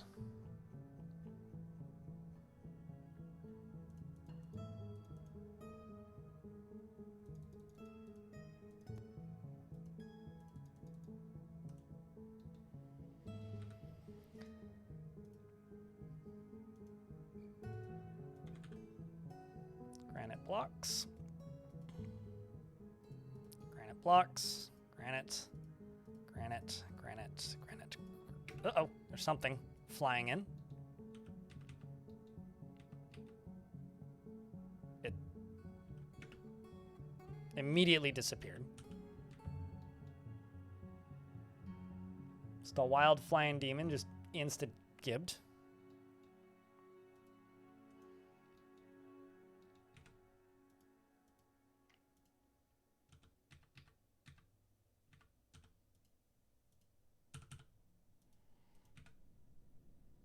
Eric, thanks for the 5-pack. Do I have a water source just to drown all of hell? You literally cannot drown all of hell. I've tried to do that dozens of times. I would have to wall up literally all the walls and cover every single glowy pit. More or less not feasible. At least not reasonably feasible.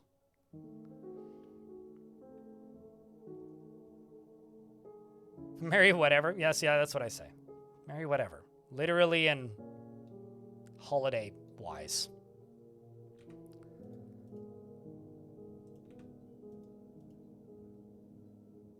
I think today's garbage day.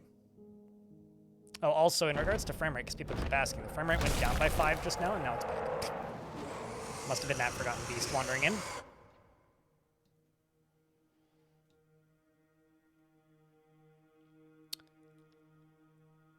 But I think we're going to focus on building a mini extension to the fort down here. Let's move the tavern down here. And let's move some kitchens down here. Get some food operations up and running down here.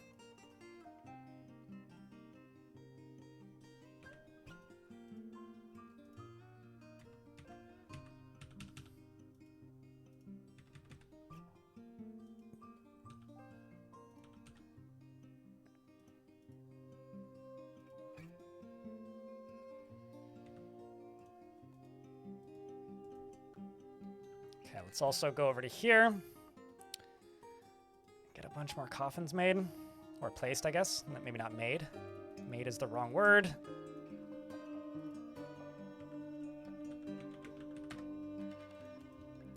Ten more tombs.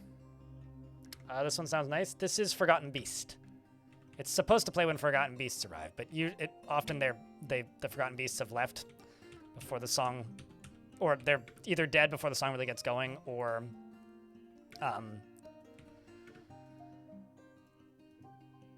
it takes a long enough time that by the time it gets to the dwarves, the song's over.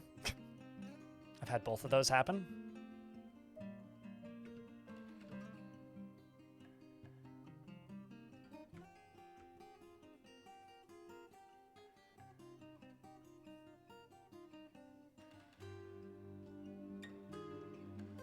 and put your front gate in hell. No. And there's one very simple reason as to why I'm just gonna say no to that. Even though it's a kind of a neat idea, is that would probably take me another 3 weeks of this fortress. Because I'd have to go through every single cavern layer. It would take so fucking long. And I think chat would just be bored shitless before I finished it, so no. I will not put my front gate in hell. But, I will spend another 3 hours today building some structures down in here.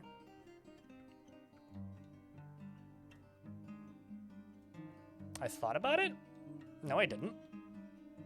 You suggested it. And I explained why that wouldn't be feasible.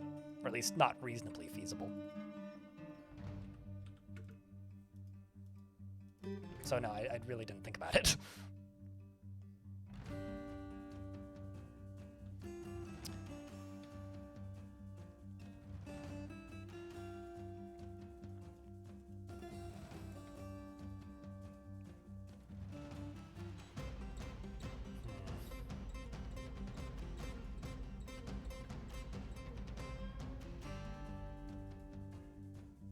Let's do that as obsidian.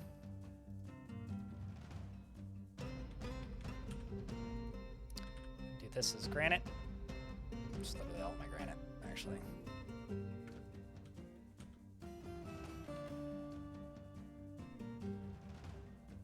You're pretty sure you never heard it? Really? Never hearing Forgotten Beast, the song, is actually kind of surprising to me.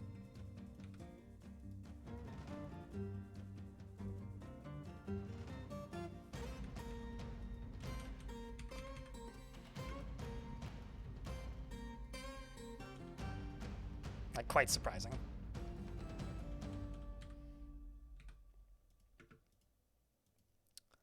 Let's begin constructing, shall we?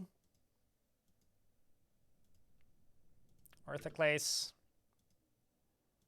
Orthoclase. Orthoclase. This here, and I'm going to put another one on this side, is going to be a turret, basically. This down here will be the entrance.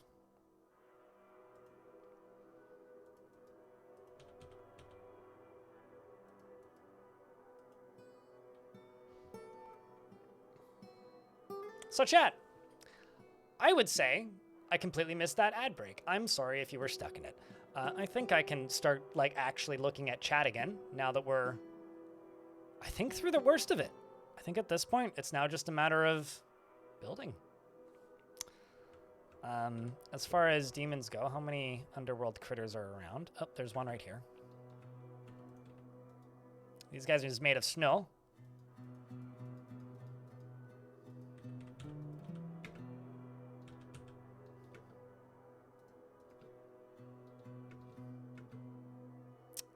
Well, lost another dwarf. Such a shame. Turns out all the dwarves I keep losing are named Mistum, which is kind of funny, actually.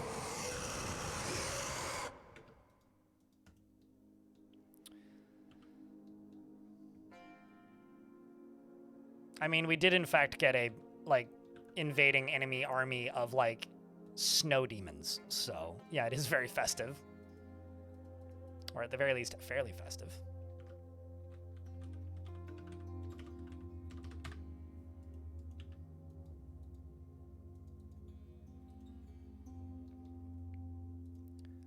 I'm now going to click that, which will allow the dwarves to leave the burrow to complete tasks.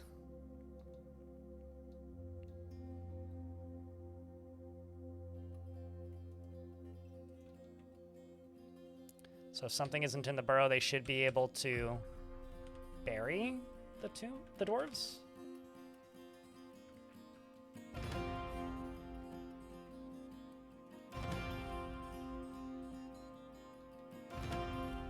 So now that I've done that, I'm going to go right here, and I'm going to go bolt thrower. Maybe not right there, but the bolt throwers are going to go along here.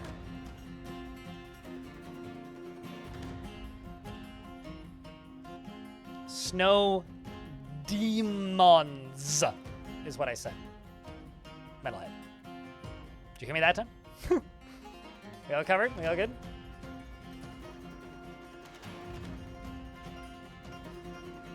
so to the brave dwarves.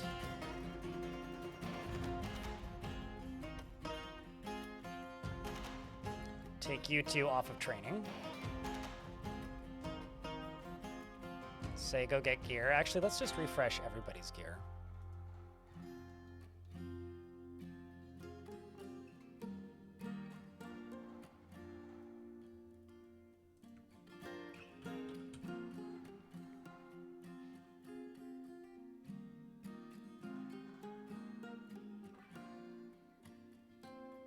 At some point, Tarn's going to give demons siege abilities and there's going to be a bloodbath? I don't think so. What I'm actually hoping for, and I'm going to hold out hope for a while for, and I've seen people wish cast for, and maybe me one of them, I would love to see... Okay, there's just like a little cluster of these guys down here. I would love to see the underworld get structures built in it. Like, you know, the little walls and stuff that the dwarf, or that and bridges and things that can be constructed. Something like that is what I would like to see. But instead of just like, you know, roads, I would like to see, you know, demonic constructions, basically.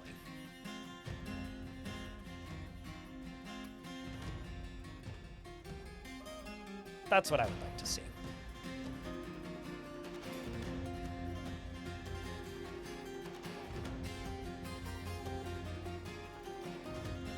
Not that I think it really matters, per se.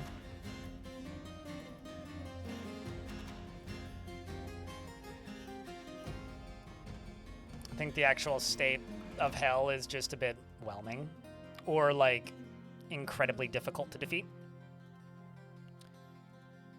And I just would like there to be more things down here.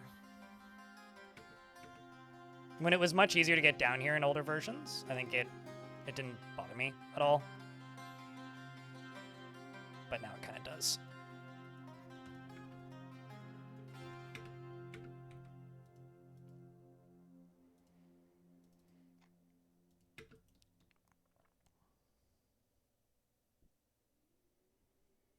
And such out of Dwarf Bone? I don't know. I just want there to be weird restrictions and things down in here. Armor's gone into a Fey mood.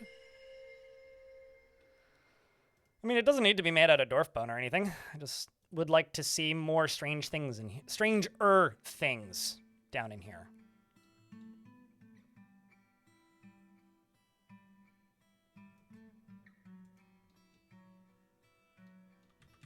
Like treasure, you know?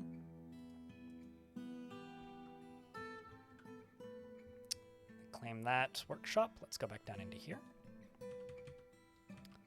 Because, you know, like most of the world gen in this game, as it is a commonly discussed topic in both this game's development and this channel, the world gen hasn't really had any material updates in decades. Literally. And I think because of that, it's actually very easy to, like, point at it as something that I'd love to see improved. And that's something that Tom's going to be working on this year. I'm excited.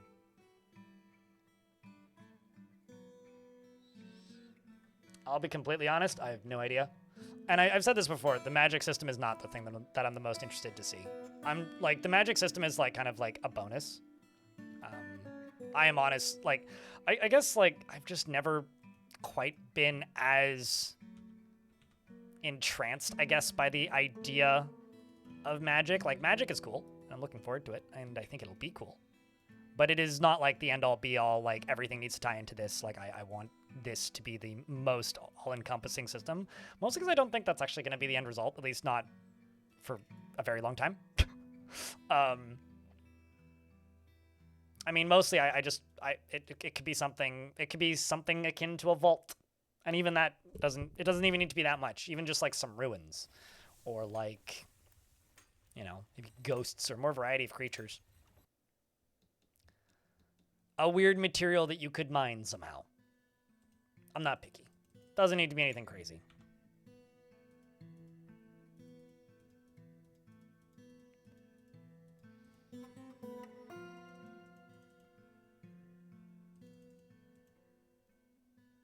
Yeah.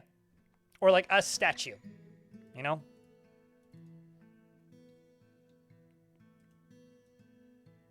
Or like if you did want to tie it into the magic stuff, Tarn seems to really want to have like portals of sorts. Portals could be interesting. Maybe like a portal to somewhere else. You know, or maybe an ingredient to make a certain type of magic. Maybe just specific demon bones are needed for a certain potion. You know, like that would be kind of cool. I'd be all for that.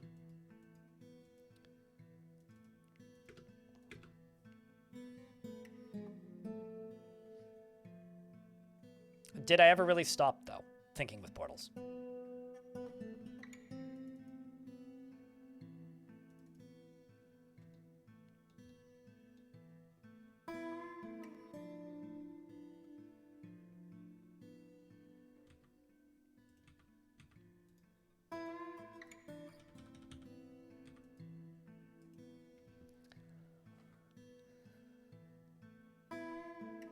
Speaking of portal, what about it?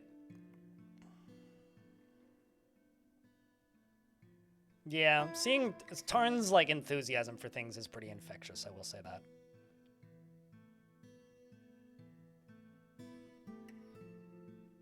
You wish they would add rougher shores? No, I agree. I tend to agree too. There's a lot of things that could be added to World Gen. But like I don't know how many people watching right now listen to the last interview that I did, but Tarn said something that I think was very telling to those of you who don't know that much about the World Gen. And that is, it's not modular. It's very set in stone and can't be modified. And Tarn sounded so excited when he simply stated that it would allow us to be able to make modifications to the prefab buildings, right? And like, to me, on paper, that is a very, not small thing, but it's wild that they can't do that. Does that make sense? And that's kind of where I get excited, is like Tarn saying like, oh yeah, no, we can make modifications to like structures in the world. I haven't done an annual playthrough since 2023. 22. No, 2020. 2020 was the last, 2021 was the last one I did. So I have absolutely no plans to do that, no. That was a tradition I had for a couple of years, and those times are behind us. I feel like I'm so every now and again somebody steps away from the stream or doesn't watch as consistently for a while and then comes back, and I always feel like I'm just like shooting down every hope and dream that you have. No, I'm not going to be streaming through Portal this year. There's a lot of traditions that I used to have that, you know, they stick around for a couple of years and then things move on. Actually, I think currently he hates the maps as far as Tarn goes. I think he actually really hates the current World Gen, and I think it bothers the crap out of him because he has like this weird disdain in his mouth when he's talking about like the look of the current like Dwarven mountain homes and stuff.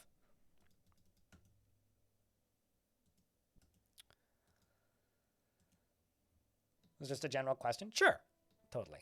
But I used to have this, not tradition, but this thing that I did for a couple years where on New Year's I would play through a scenario of Roller Coaster Tycoon, and then when I beat it I would play Getting Over It, and I did that like 4 or 5 years in a row or something. I don't think I've done that since maybe 2020. And the last few New Year's there was like 3 or 4 viewers that basically only ever tuned in once a year at that point. And I haven't seen any of them since. It just kind of sucks. Like, there's this like weird thing as content changes and channels change when you do this for a living, where people lose interest, or I lose interest in something I used to do and stop doing it. And it almost always results in me just feeling bad, because it's like, the reason I don't do things like movie nights anymore on this stream, and the reason I haven't for a long time, is because I'm at a very different level of scale for this channel now, where like it's actually like really kind of, not daunting, that's the wrong word, but like, it's not very easy to just sit on Discord and talk anymore. It used to be, and the reason it isn't now is because my Discord, instead of having like 800 people in it like it did back then, has thousands. It's like, it's like close to, I need to look at the actual number. It's either like 3,500 or like 3,400, like kind of a lot. And like, that's a pretty big Discord now. And because of that, like, the dynamic is never going to be consistent.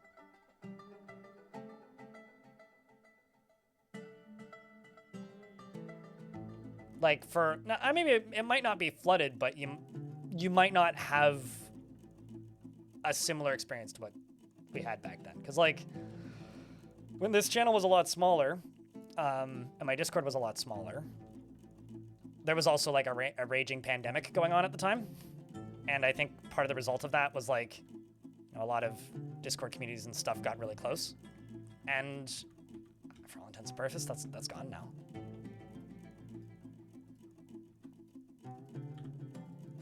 That, and also the kind of very real fact that I need to separate life and work. And if I just hang out on my Discord all the time, simply put, I went to therapy a couple years ago, and my therapist was pretty specifically like, yeah, you need to like separate work and human existence.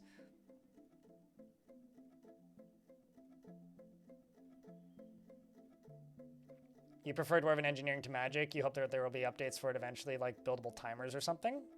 Oh, you mean like additions to like switches and stuff? Yeah, I wouldn't be against that. I wish there was more that we could do with like pressure plates and switches. That would be cool.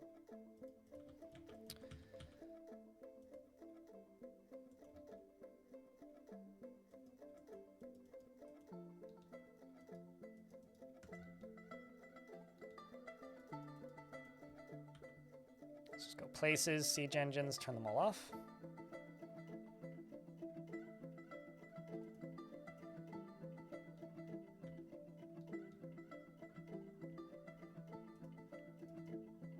Maybe don't auto mine these, but do mine these.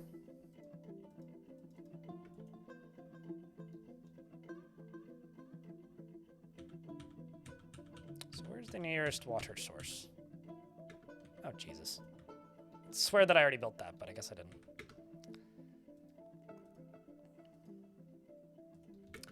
How in the shit?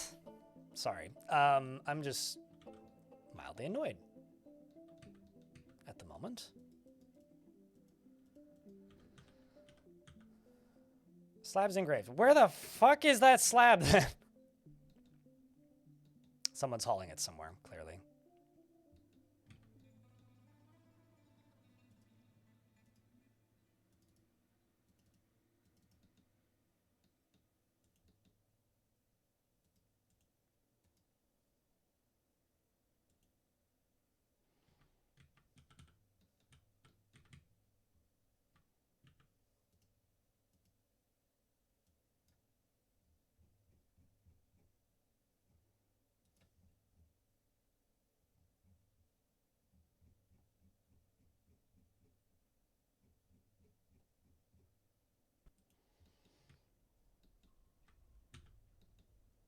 I really need to get rid of that ghost.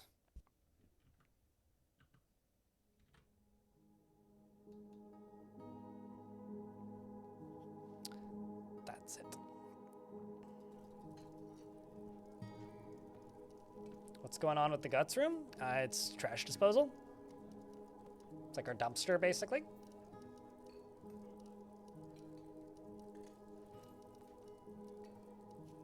Honestly, Nivik, what's funny about that, like, Wishcast is, well, I understand that, like, a lot of people, or some people probably definitely agree with you. I feel like a lot of the development that the game has done over the past few years has, like, directly made turning the game into a computer harder.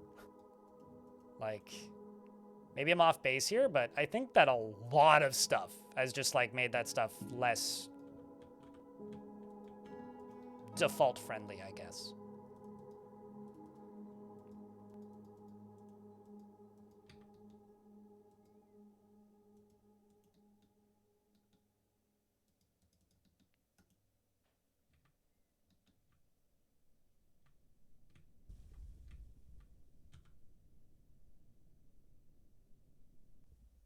Like, maybe I'm off there, but it certainly seems to be the case.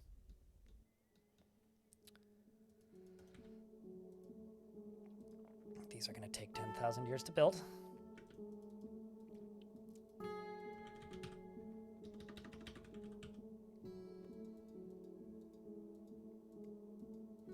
Silver tables it is.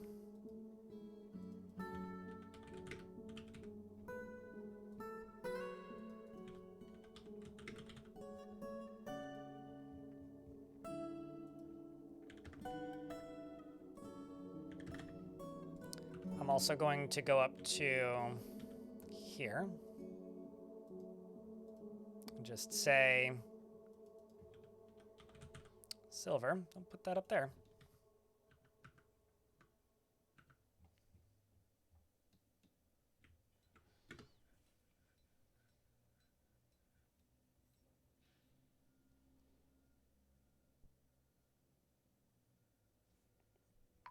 Well, I mean, a lot of the old school dwarf computing stuff was using vampires, and the way that meetings and moods and stress works now makes that virtually impossible.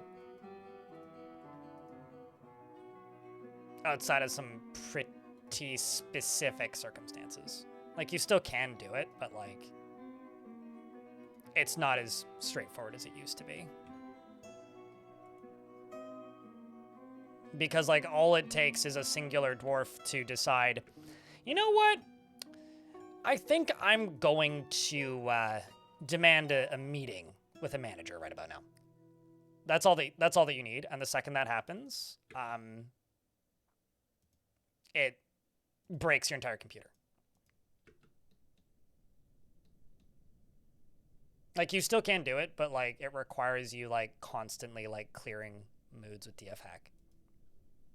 Which maybe that's something you want to do. And if that's the case, then cool. But it is a lot harder to do.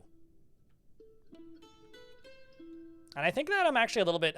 I actually, what I think it truly proves is, like, I pretty frequently have to tell people that. Which isn't a bad thing, right? Like, you know. But it does make me wonder if, like, that is something they should be prioritizing at all. Because, like, other people... More people would be aware of that already. If they were doing that, you know, if they were messing with those things. Let's give these dwarves a break.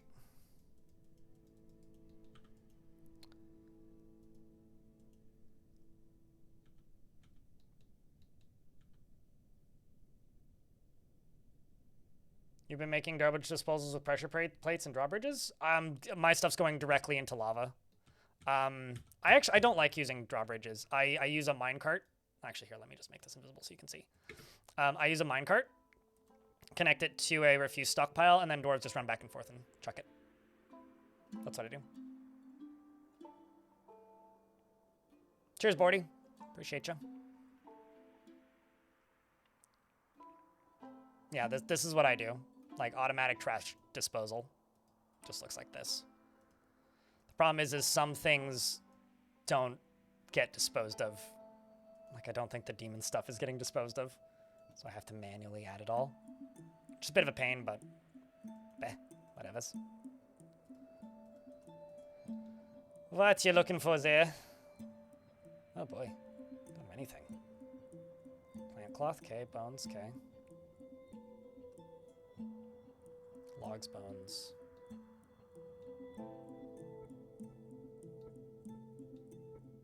Billin bars.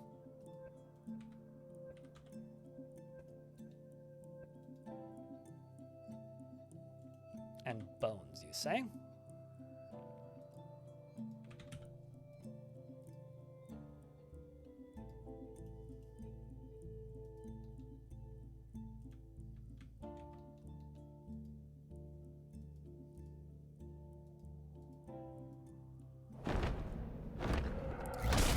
And another forgotten beast has come. Where's this one? It's got a poison sting. Okay, it's in the cavern layers. That's fine. I'm so tired of this fucking bunny rabbit.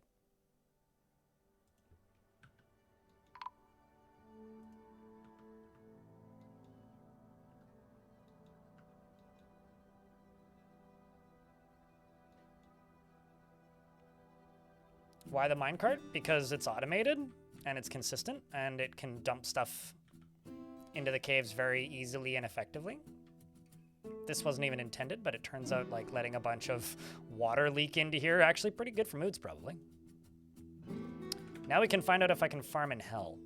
I don't think I can, but let's see.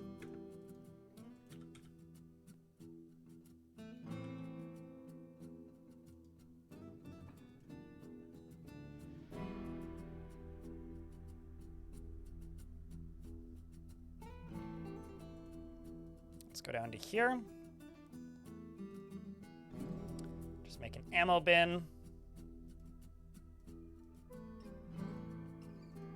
For bolts. Made of metal.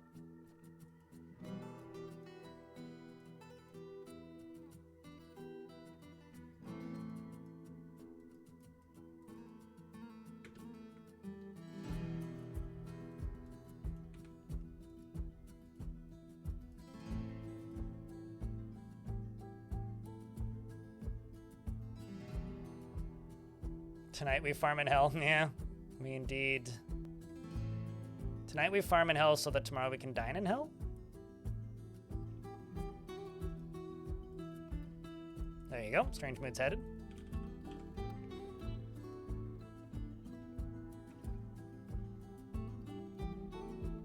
It's totally fine. In regards to the farming in hell. I mean, how else are we gonna have Dwarf Fortress hot ones? Psst, Crack Smash, I've got an idea for a funny bit. Speaking of, Craig Smash has another video coming. He's like back at it. Actually, I think he's got another video out.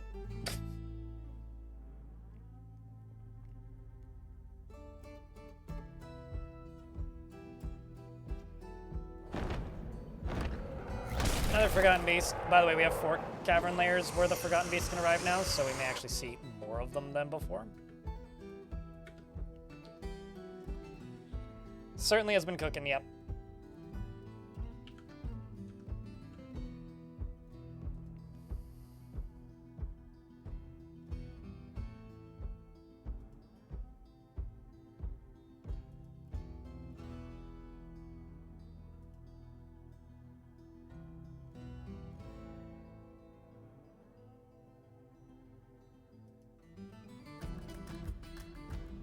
Yes.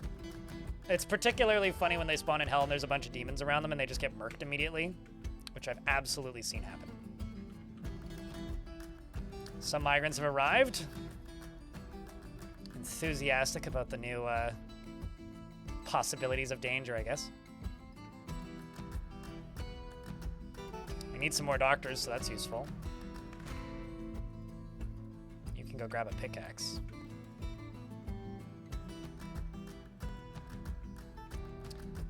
Also, because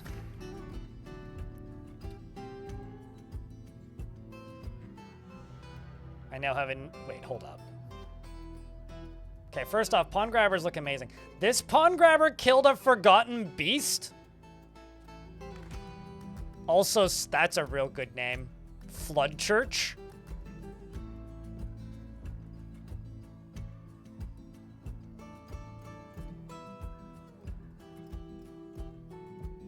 I wish I knew how that happened. Our demons are immune to all syndromes, as far as I know. Except for maybe Pale. They're basically just tougher Forgotten Beasts. That's more or less all they are. Except sometimes they have language, and sometimes they can breed. The ones that have genders can breed, usually.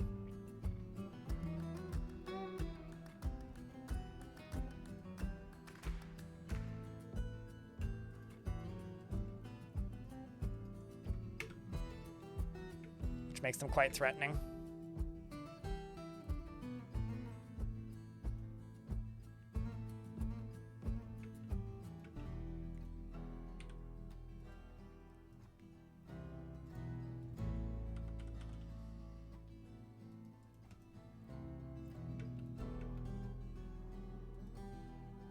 This is one hell of a microwave. Holy crap.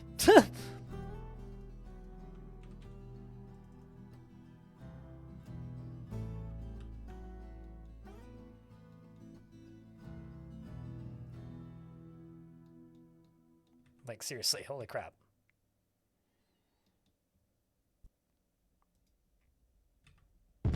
There. Okay, thank you very much for the squid. H_Jitai tipped $100. $100. Merry Christmas. That's a lot of money. Thanks a lot, man. Holy shit. It's very kind of you. Chatham, can I get a round of beers for the $100 tip? Because holy shit. Oh, thank you much.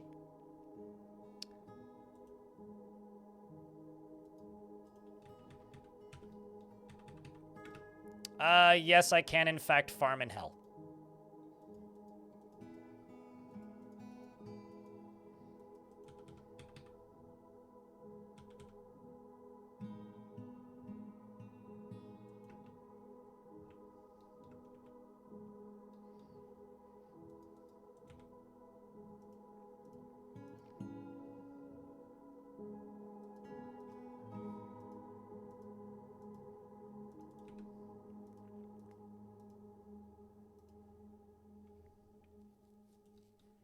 Hellbeer? Hellber, yes.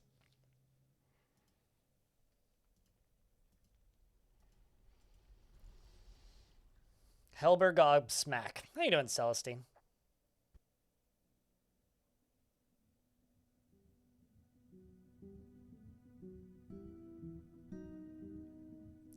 You have no intention of finding out what irredeemable lunatic you are in real life. Well, how do we get here? Hold on a second. Separation of work and life is pretty essential to sanity and keeping employed. I'm self-employed, but there's a couple of guys at work that you love to hang out with on the weekends, but you have no intention of finding out what what an irredeemable lunatic you are in real life. Well, unfortunately, you just typed that in, and all of the bugs that are on your computer, thanks to work, are now informing you of this. Also, some ancient horror is encased here until now. I'm sure that's fine, right? Lemon monster? Oh no. Hopefully they don't want to have a party.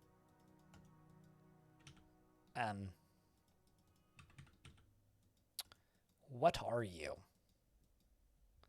A towering skinless viper. It has a short trunk and it undulates rhythmically. Beware its poison bite. Well, at least that makes sense. Yeah, okay, so it's not friendly. I had to check. Deller, the minor dwarf. Not gonna Deller much longer.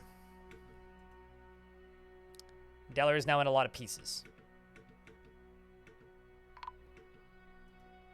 Mud, the Mark's dwarf, is no longer with us. May your child continue your legacy there, Mud. It's bleeding heavily. Mark's dwarves are shooting a lot of bolts at it, but aren't having the greatest day. Strong creature. It is still bleeding heavily, and Iffy Spiffy comes charging in. So far, we've lost how many dwarves? We've lost Mud, we've lost Dumbo, Skink. That's all the named dwarves. Iffy Spiffy is fighting it and dueling it with their whip, kicking them and lashing them, which bruised the muscle and fractured the skull. Lashed them again, bruising the skull. Lemon Monster strikes them, but they blocked it with their adamantine shield. They lash them in the tail with the singing metal whip, and then lashes it in the neck. That's most of it, right? Because it's a snake, which hits it in the spine. It misses 3 times. The militia captain then strikes the Lemon Monster in the eye, bruising it with the whip. Twists the head. The Lemon Monster, he lashes the Lemon Monster in the body, bruising the left lung. Force pulls the head, punches the monster in the body with the left hand, kicks the monster in the head, twists the neck, lashes it, bruises the lung. It's still present. I think its time is numbered now. Hang in there, Iffy Spiffy, you legend. punches it. The attack glanced away, fractured the skull, lashing it in the head. Here comes a dwarf with an adamantine spear to assist. And the creature dies. Please tell me that you got it, Iffy. This goddamn kill-stealing motherfucker!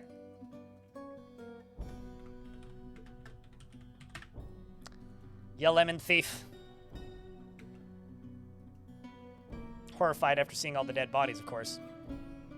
Literally walks up, punches the monster in the head, bruising the fat, and stabs it in the head with the steel spear, chipping the skull and tearing the brain. Kill secured. Yes. Good old-fashioned lemon grab. Snatch and lemon grab, if you know. You know. Well, that was kind of grim.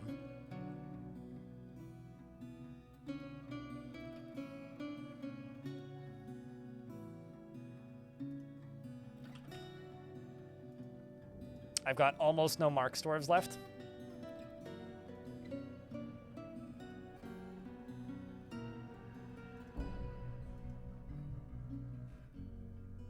So I'm going to sign up a few more.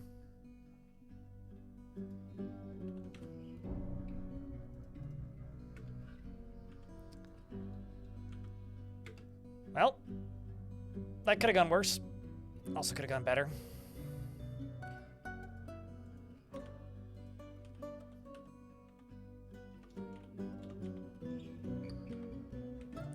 That's a lot of tombs.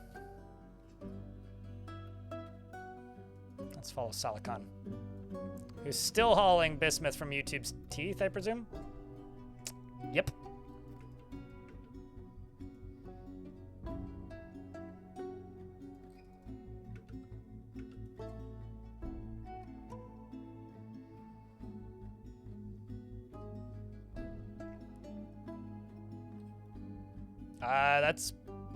Well, I mean, Dwarf Fortress released the graphical version, what, in 2022, December. So it's been 3 years. 3 years. It's crazy. Like, Dwarf Fortress only took 17 years to get graphics? There's something kind of funny about that sentence. At least official graphics.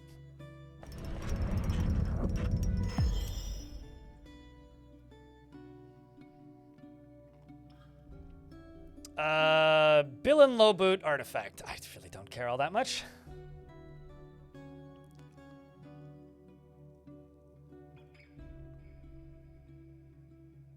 Just because it's a Bill and Low Boot.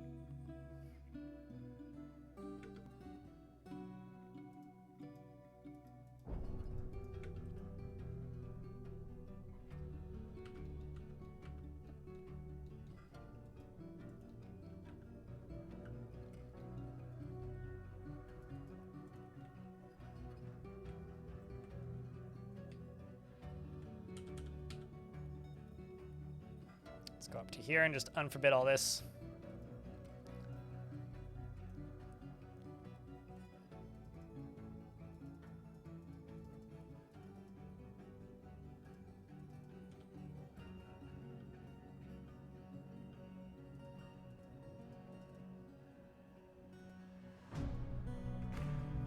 And let's just not dig into that, because I'd rather not let adamantine and lava go spilling everywhere.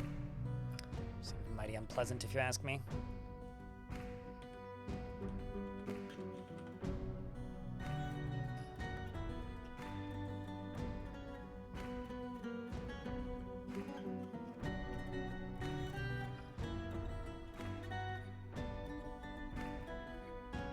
Yeah. Also, the game has multi-threading now, which instead of rendering all of the graphics on your CPU like it used to, it runs all the graphics on your GPU now, which is also a pretty massive, massive increase to the game's speed.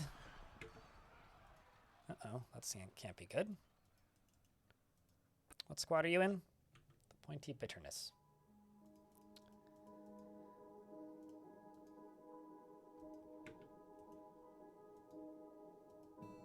Okay, so This demon is made out of steam. Admittedly. And it isn't able to damage this dwarf. This dwarf is exhausted and overexerted. Pop goes the bubble.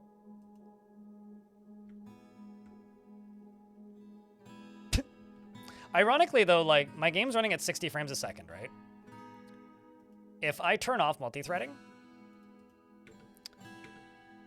my game is running at exactly the same frame rate. Like, it didn't...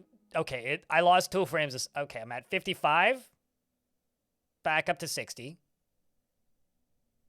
Back up to 55. Back down, back up to 60. Back down to 55. Okay, so it is slightly less... Oh! That's interesting. It, like, dipped down to 49 for a second. I've never seen this before. Huh. And now it's back up to flat 60. Has anybody else seen that before? I wonder how long that's been there. Because I've never seen that before.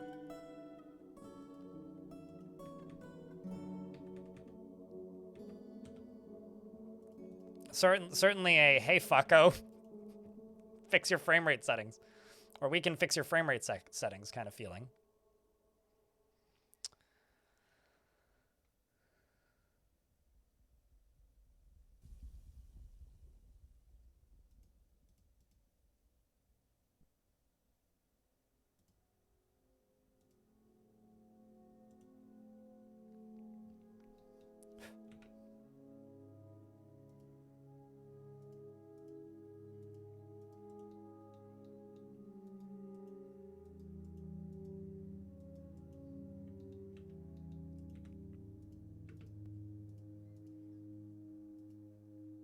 Let's just do andesite.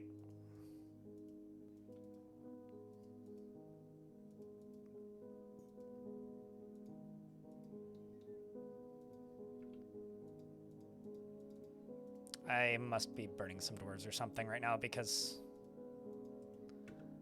I feel some stuttering. Nope.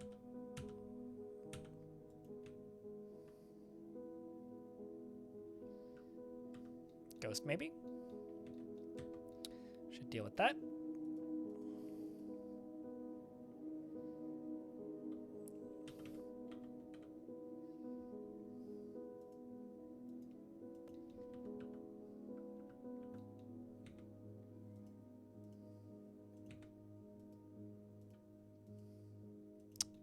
Out of slabs.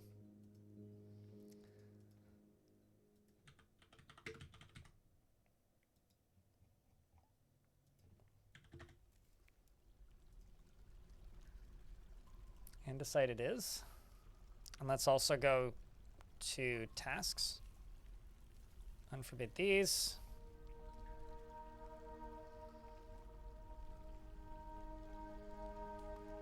Unforbid those. Unforbid that.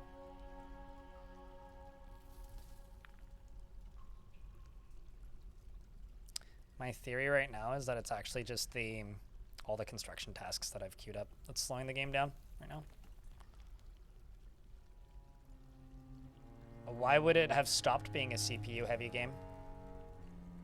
Like, individual core clock speed is like the thing that dictates how well your game's gonna run. Like, it doesn't actually put my CPU under heavy load or anything. It's not like I'm editing video or rendering video. But it does certainly, like, go faster if you have individual high clock speed.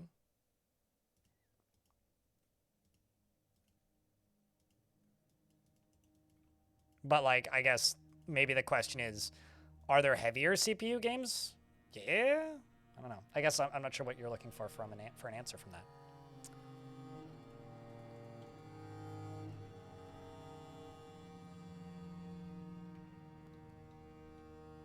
You're making lead toys? Absolutely. Lead toys are a very important strength training mechanism for the children.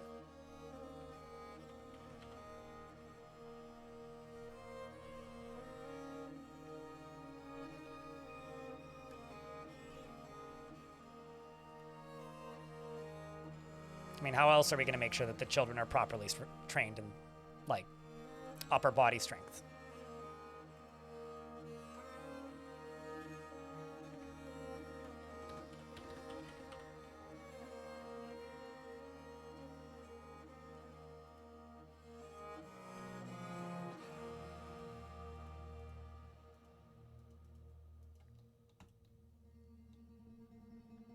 I mean, like, the game does render the graphics on the GPU, but, like, GPUs are designed to render graphics, and there isn't a lot of graphics here. One of my favorite, like, dumb factoids about how this game is built is when you zoom in and out, you're not actually zooming in and out. You're adjusting the resolution in real time. So technically, this is the game running at 8K resolution right now.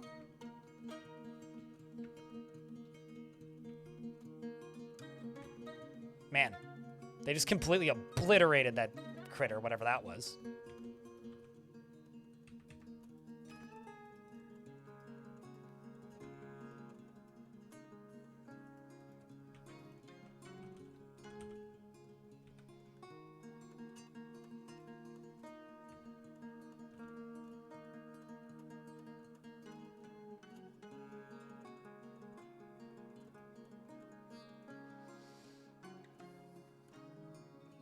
Well, partially because CPUs have gotten better, and also the game's, like, base level, like, codecs have been updated, which they weren't for a very long time.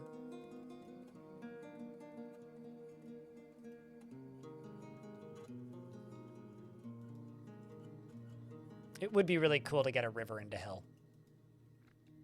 I could probably do that too. Just dump water down here and route it into there, or into, maybe dump water straight into here and, like, have a waterfall going through here. I could maybe actually do that.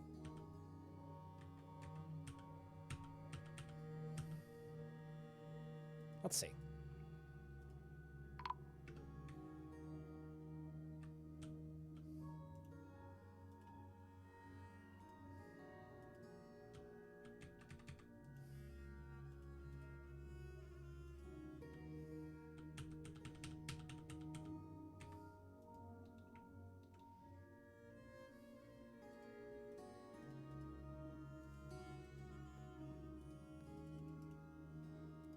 Ghost off the dwarven child's been found dead. Makes sense.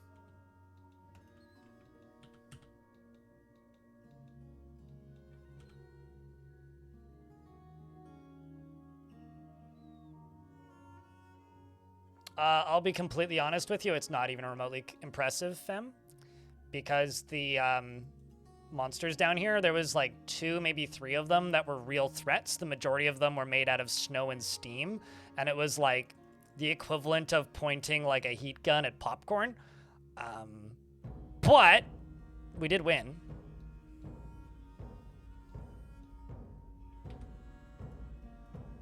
I'm still gonna take the W on this. But I feel the need to be honest.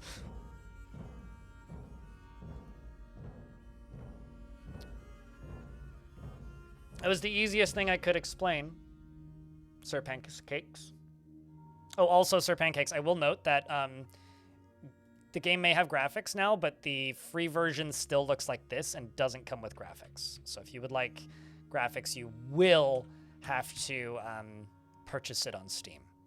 Although I'm 99% certain it's on sale at the moment because, you know, holidays and all that. Steam sales, etc.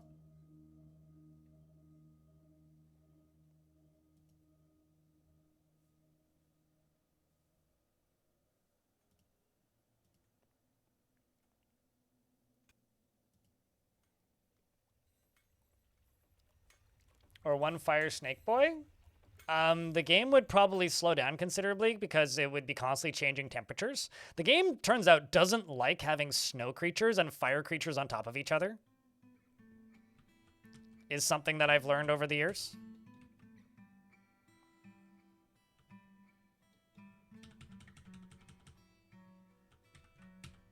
It just kind of makes part of the game's brain short circuit a little bit. Is it still an itch? Sure, but I wouldn't buy it on itch. Not that there's anything against itch, but it's DRM free on both Steam and itch. And so you're not really getting any like serious benefit out of buying one or the other.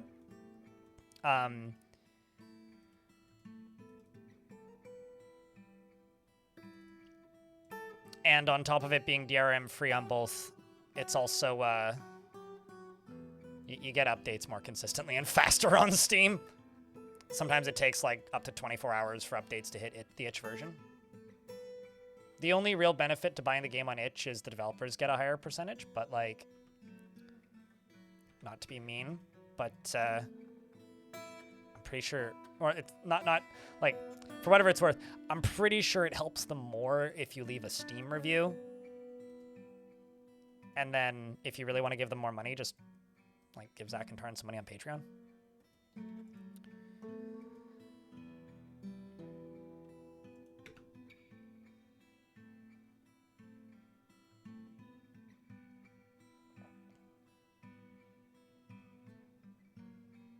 For since I often go with 5x5 embarks and the frame rate does not go down. I've definitely like had some odd like forts where the game doesn't run perfectly. So I don't think it's like a 100% guaranteed increase on all forts for your frame rates. So I'm always like hesitant when it comes to just like, yeah, no, I build bigger forts like this size or whatever and the frame rate doesn't go down. It's like, I've certainly had like 5x5 forts that like hitch and like weird shit happens. But at the same time, the vast majority of the time, the frame rate is like totally stable and fine. So it's like, it's definitely the outlier and not the norm.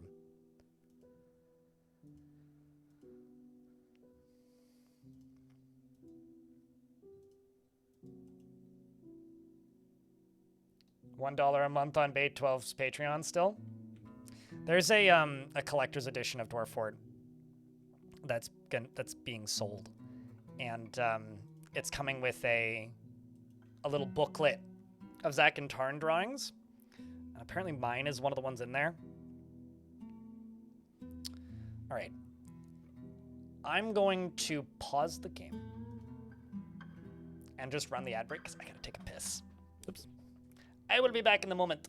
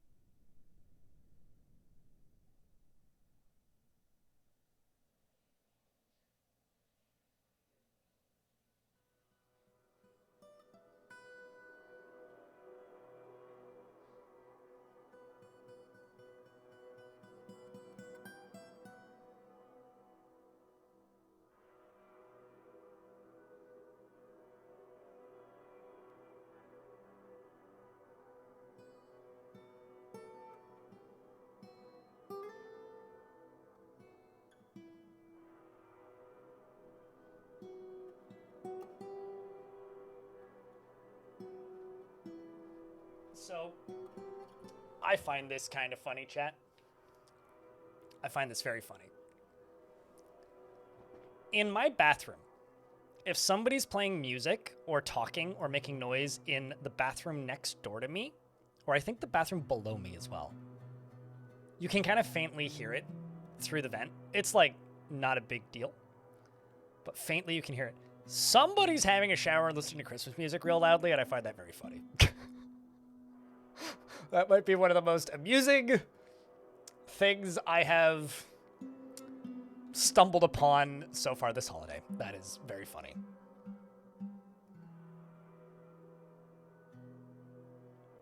I don't actually consider Therapist or DF Hack mods. Like, they're more like just like external tools, like a trainer kind of deal. I don't know. Chat probably has recommendations. There's a lot of like aesthetic mods that I think are pretty popular. There's some interesting like other faction mods that you can play as if you want that. There's a lot of mods that like add in additional graphics, which I think can be interesting a lot of the time. So I'm gonna do something really mean to my dwarves. I'm gonna delete the tavern, and I'm going to delete the tavern.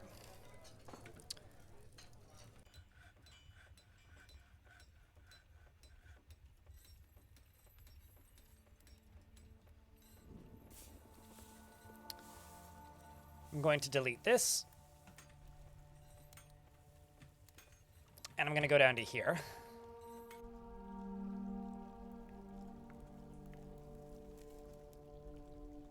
Get you built.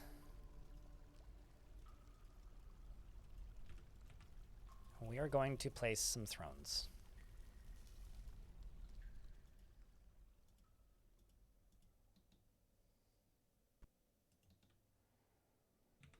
And I'm going to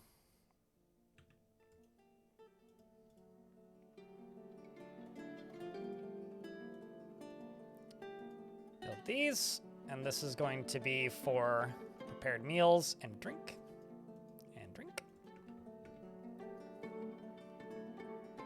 Dwarf Fortress is $24 right now. I want to say it's like, how much is it in Canada? I know it's 20% off, but I think it's like 31. $31.19 in Canadian money.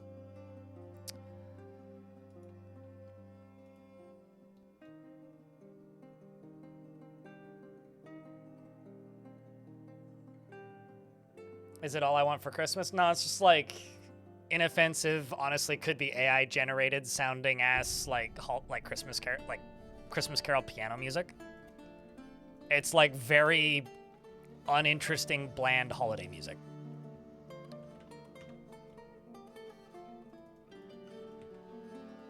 Is what I would describe it as. But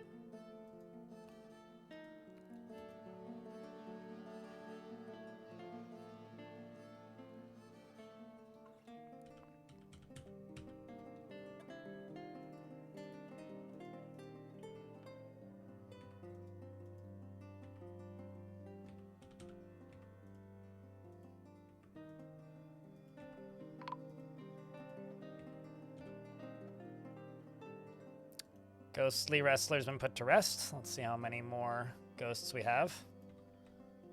Currently none, which is good.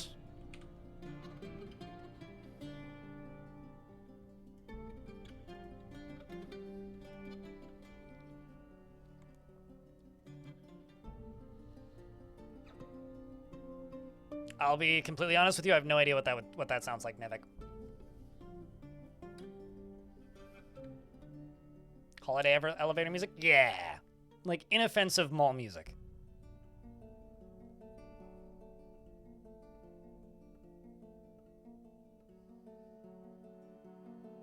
You like Bourbon's darker depths because you don't love the blue lower layers?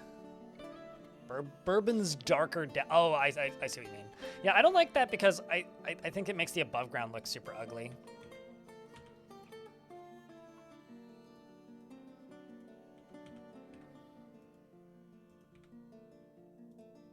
Merry Christmas everyone, smiley face. Did I not?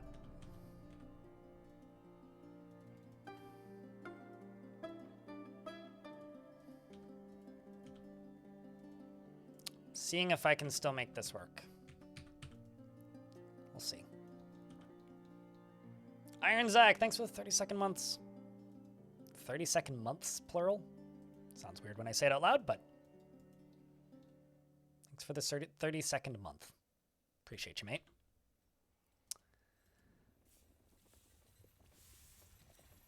Quit cooking my brewski. Yeah, Dwarfuses. It's Crims, Merry Crims. This is true. It is known. And I'm just down here building a tavern in hell. Amongst other things.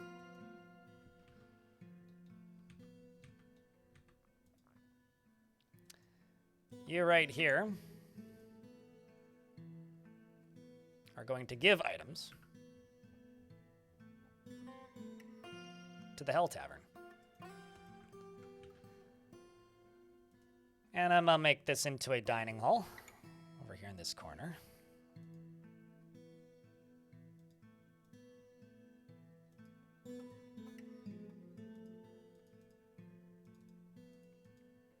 And this up there.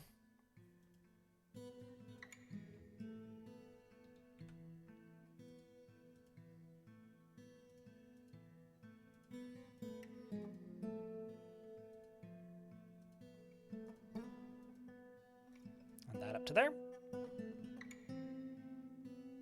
Which they'll get done in a pretty reasonable period of time, I hope. You go right there. We got some gems coming in. Good stuff.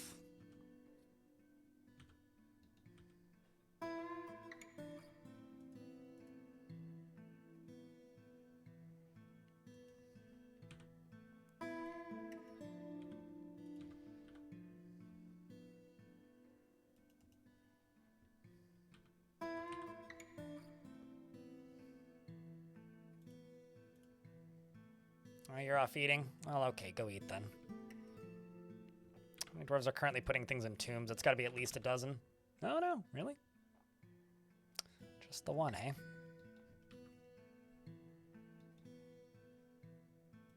Let's put some of these instruments down below.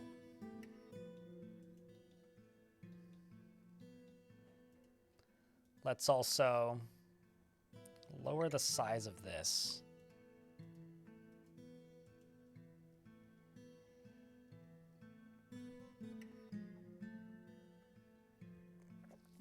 So chat, how's your holiday been so far? You know, one of the days that I look forward to streaming the most every year, it's actually New Year's. Like, Christmas, fine, whatever, it's cool, it's good, it's all right. I'm not gonna complain about it. New Year's is super fucking cool because every, like, I'd say 30 minutes, but it's actually closer to every hour. Like, half of chat just shows up extremely inebriated saying Happy New Year, and it's real fun. It's like every 90 minutes or so, someone just pops in and is like, Happy New Year! And they're just like, tunes out and moves on. Or falls asleep at chair. It's pretty good. Yeah, no, I mean, we've fully explored hell.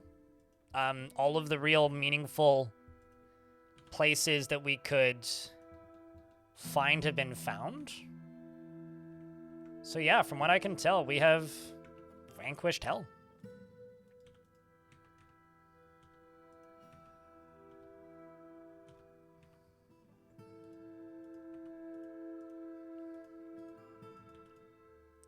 Seeing if I can get through here.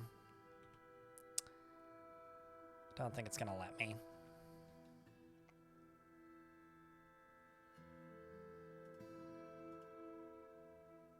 But I will try my damnedest.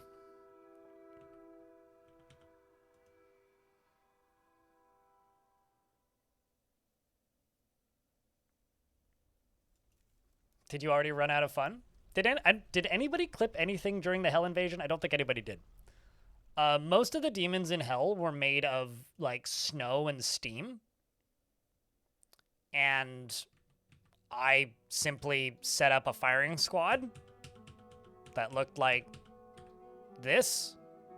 I mean, there was more of them, but I've gotten rid of a bunch of them. And they just went brrrr every single time the baddies came through, and we turned them all into these, mostly.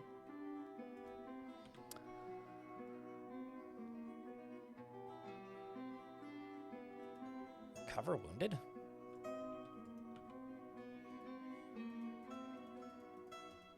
That's unfortunate.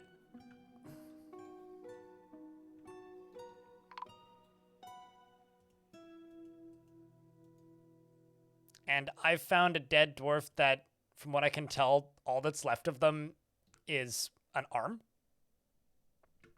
And there's a ghost.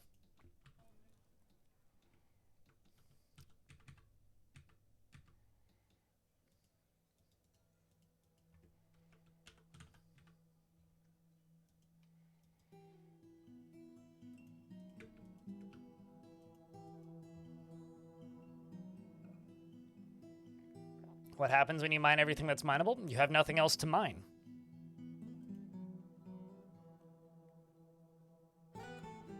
Would be my assumption. I've literally never done that. I don't know anybody who has done that. At least nobody who said that they've done that. I feel like that would just... I honestly, if you mine everything that's mineable in a fort, I feel like the only thing left to do is to sit there and contemplate your life choices. And the amount of free time that you've used to do that. That would be... my only thing to do next. If you're asking, am I able to get through this? I don't actually know.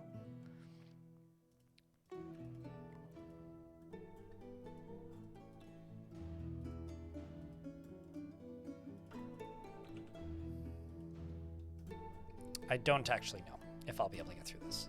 But damn it, I'm gonna try. A minor inconvenience? Hardy hardy har. Hardy funny.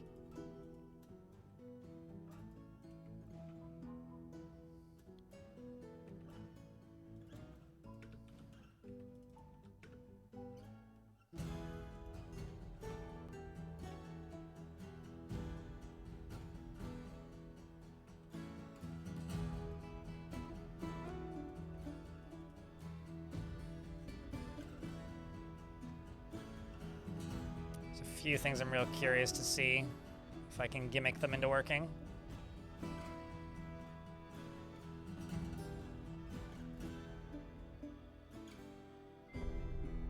I remember you used to be able to dig into semi-molten rock and lava flows. But if I remember correctly, all that would happen is they would just like suddenly output a whole bunch of lava. So I don't actually think there's any way to dig through them now, but I'm gonna try. And if I can't, then I will just simply use one of the Addespires.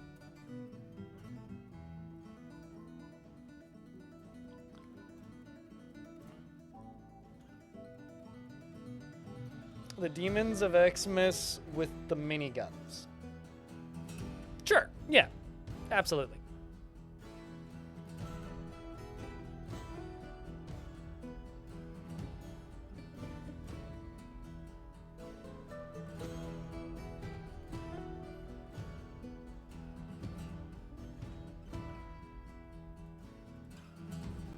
I wonder. Ha, interesting.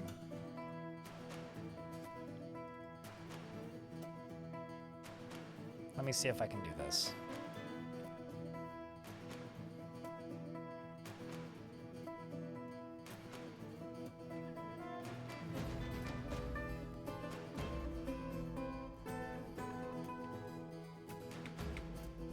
Because like when I do that, it's just like, nope, can't do.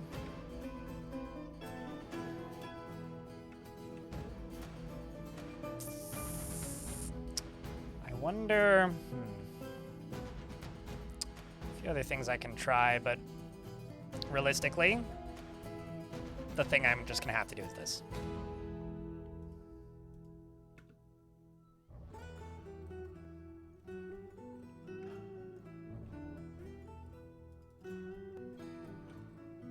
Let's try this. See if there's an open space right here.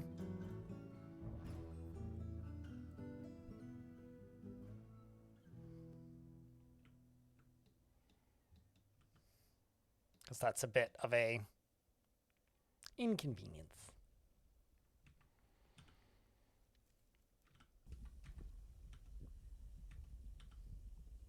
Oh, we checked the stone for heat. What devilry is this? I mean, it's a burning diamond is what it is.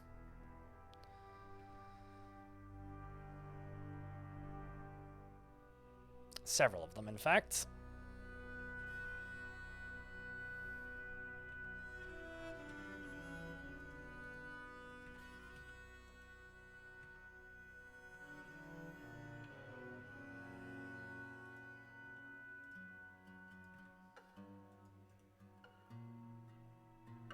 Unless that's also semi-molten rock, which is possible. Yes, it is. Okay, so... Well, let's see if we can do here. That is also semi-molten rock. All right, then. How about here? Dig into that. And here. And dig into that. Wow, that fell through real fucking fast. Holy shit. Gerblub. Glug, glug, glug. Let's also mine through that.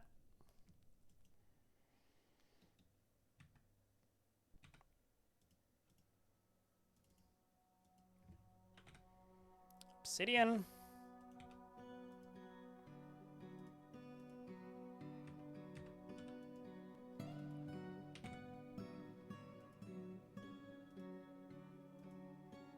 Here comes some water that I've dumped down into there. Okay, so there's a way in. That'll honestly be enough, I think. The problem is, this could very well dump a bunch of lava down and into here. So I'm basically going to need to go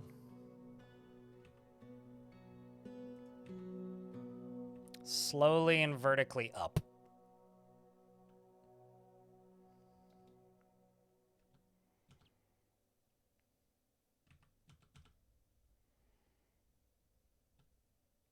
Okay, I need like something right there I can dig through.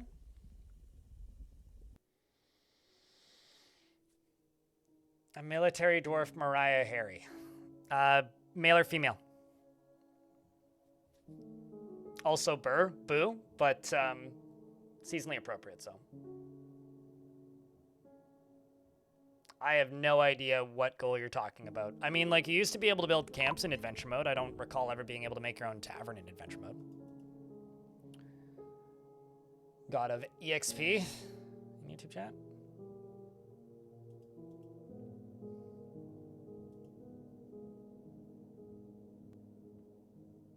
Magma Forge tutorial video? Unfortunately, all of your minor dwarves have burned. Well, hopefully you have some major ones left.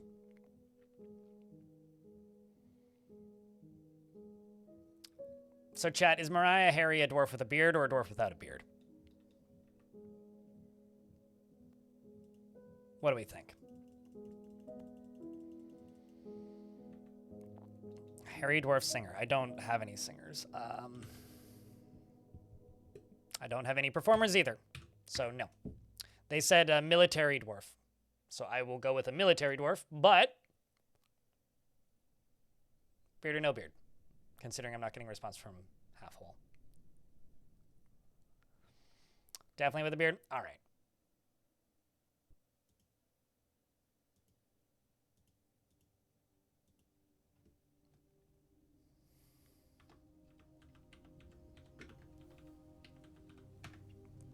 You're a Eurist, Harry.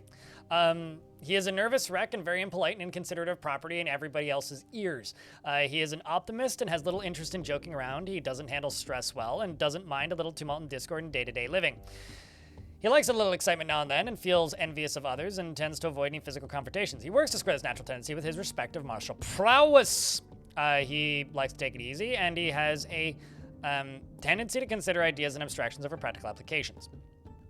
He values artwork in its creation and does not tend to reveal personal information. He clicks his tongue when he's...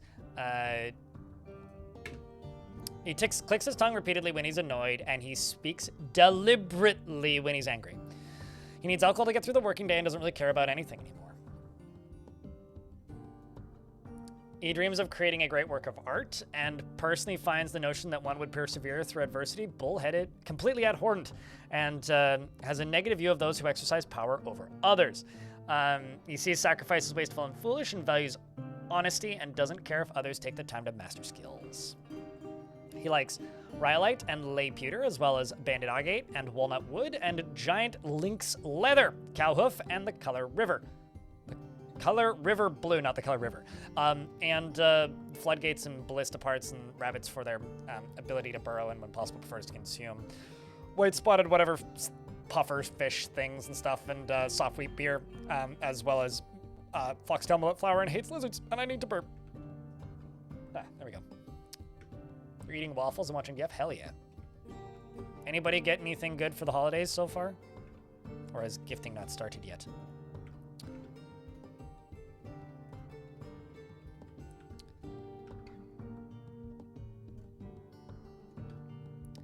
I feel like, since I'm building Hell's Kitchen, or in this case, I guess Hell's Tavern, I need to make the most ridiculously gaudy brewers of all time. So let's make the most ridiculously gaudy brewers of all time.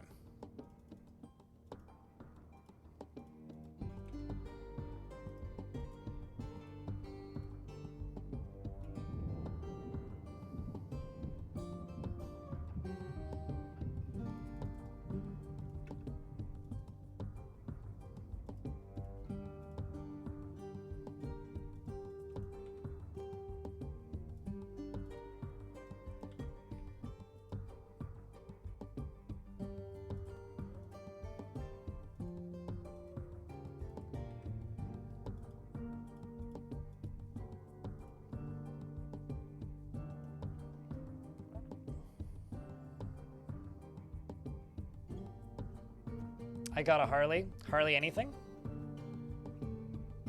Mother-in-law gave you a bottle of Knob Creek small batch. Cool. I'm super duper duper duper duper tempted to go out for some drinks tonight, but I just kind of haven't really looked into who's open even, so I don't know what I'm gonna do, if anything, tonight.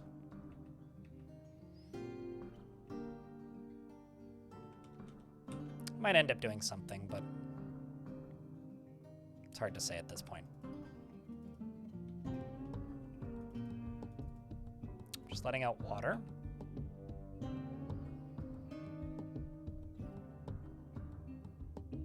And I'm going to channel down through this. Let the lava out.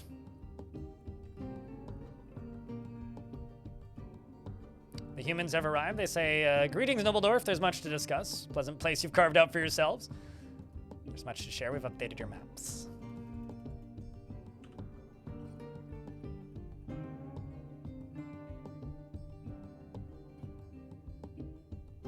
You know, whenever people write the words solstice, Amber, for some reason my brain auto-completes it to Celesta, like the D&D RPG.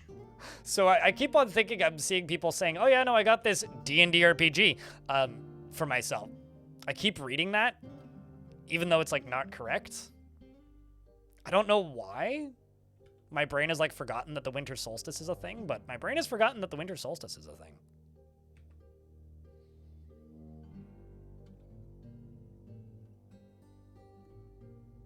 You know, obsidian kind of takes a while to mine through now.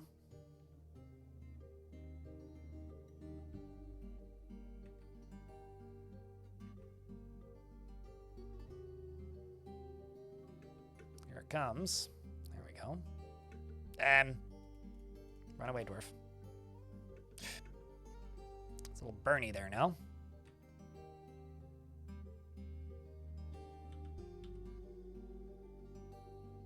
Not that Bernie, just a little Bernie.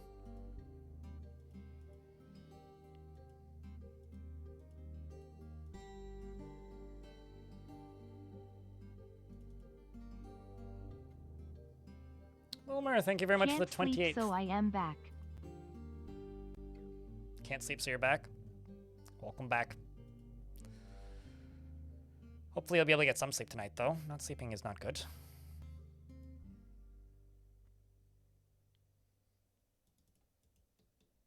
These goblins cannot stop us now. Gotta say.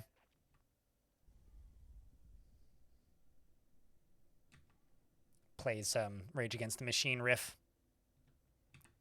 Aw, hell, can't stop us now. Quite literally. I mean, the hell else how else would they get to us? Sapphires? Fuck yeah.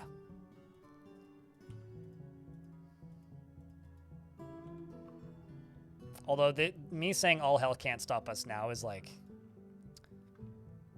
kind of gives it a bit of a new meaning when you know that I've invaded hell already.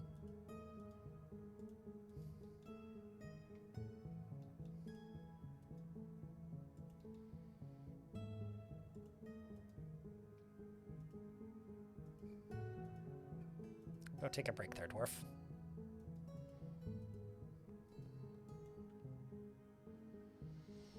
Stupid medications, yeah. What's up, Silas? Merry Christmas and all that. Yeah. Chat, can I get a round of beers for Wilmar? Keeping that sub alive for 28 months. Yeah, I don't know. I think, like, something I'm gonna do either in January or, like, just not next week, but, like, something I think I'm going to do in January is I think I'm going to take a week where either I only stream for like a day or two, or I don't stream at all, or alternatively, I do stream, but like I just stream less, or I don't stream at all. And I think I'm going to spend that time and edit a new video because it's been a while since my last bigger video, and I think we've kind of gotten to a point where we need to get some new things out.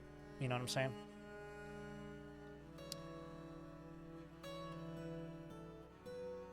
And because I've been streaming a lot over December, like I've been quite literally doing 40-hour weeks. I don't know how obvious it is, but I have been. I think that might not be a bad thing to do.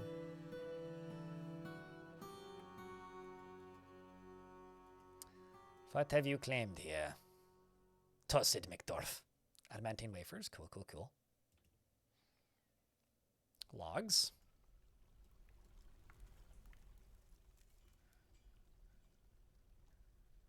More logs, more logs, more logs. And more logs.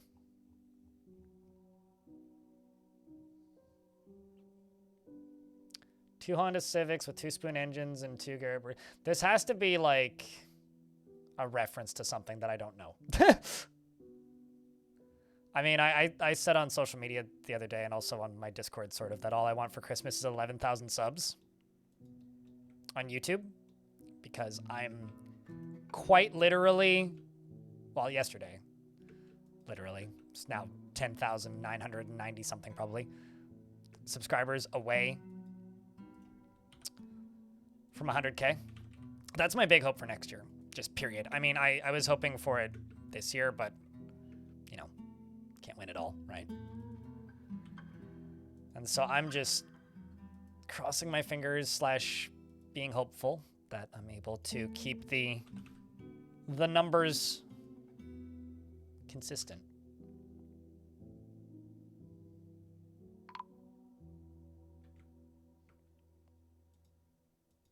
I mean, for whatever it's worth,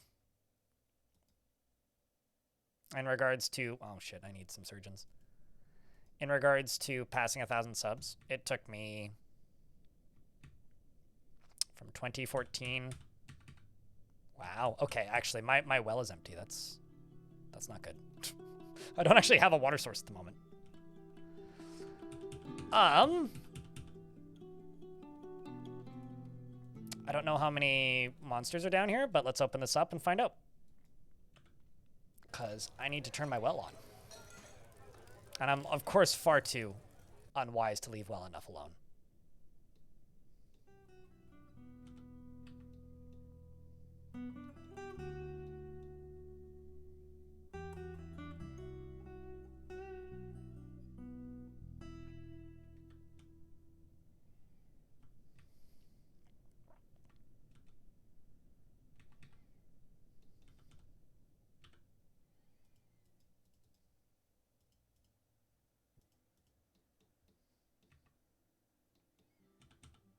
Okay, so speaking of wells,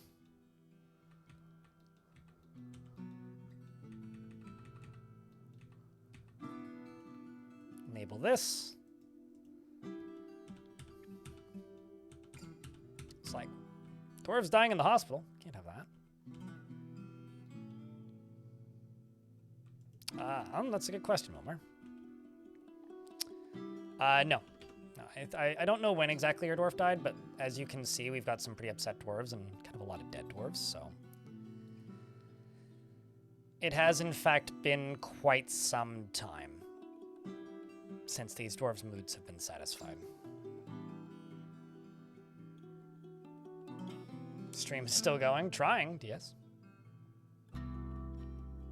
And the goose died of old age, or whatever you had first.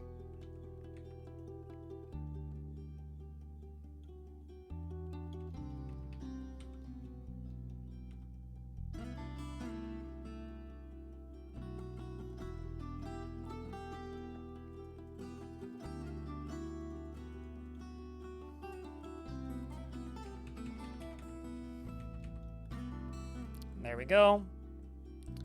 Well is now full. And I should be able to go down to here. Place one of these. Please. There we go. Got an artifact adamantine buckler, which I'm going to go throw onto a pedestal down and in here. Who needs no diamond? I don't need no diamonds. Attabucklers, on the other hand.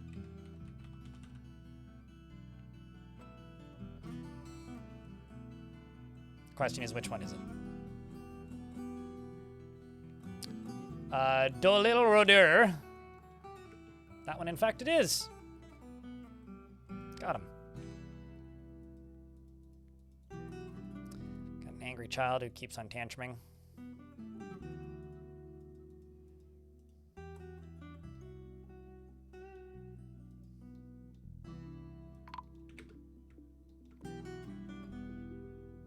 Batome has been found dead. I mean, the tavern is working now, so...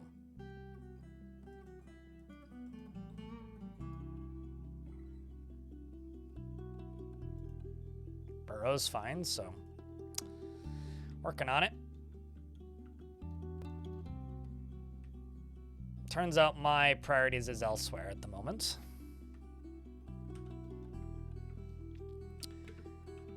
I'm going to go into here, do this.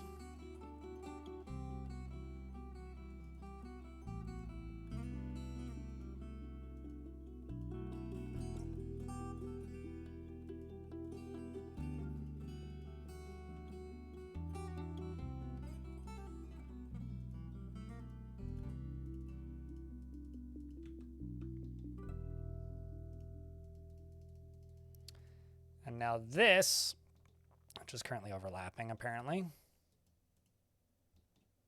As far as where it's overlapping, I'm not actually entirely positively sure.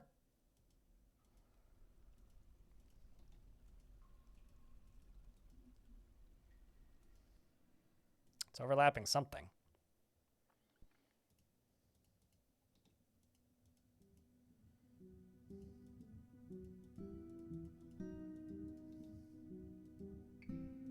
This is going to be the new mountainous sugar.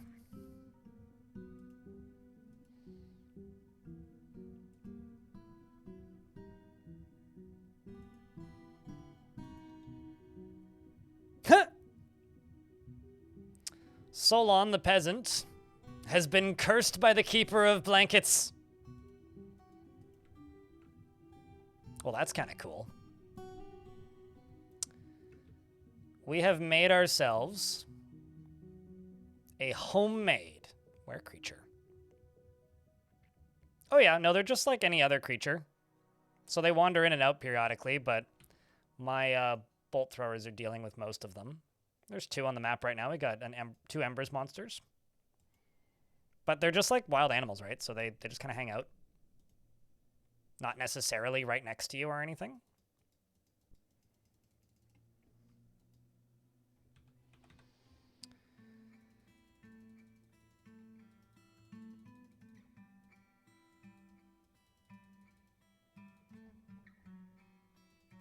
And because they're just like any other wild animal, they just kind of do their thing and often end up leaving you alone.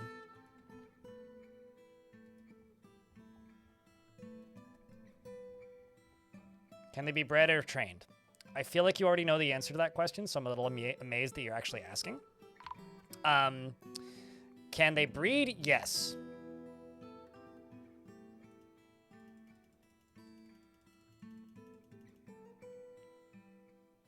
The Ember monsters. I will reiterate, I think you already know the answer to the first one. Yes, they can breed, because they're gendered. Can they be trained? I think you already know the answer to that question. I'm just going to keep repeating myself. Sorry to be a bummer, friend, but... I'm just going to keep repeating myself. Okay, so...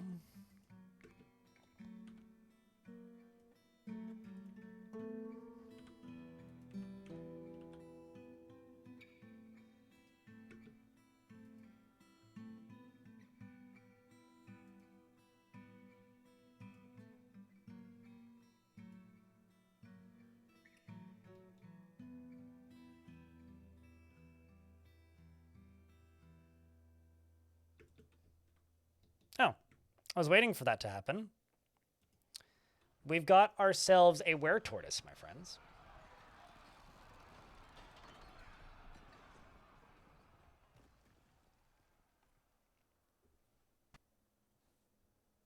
We've got ourselves a were-tortoise. My captain of the guard has been bit. This soldier has not been bit. This doctor has been bit. This dwarf hasn't been bit. So bit. Bit. And bit.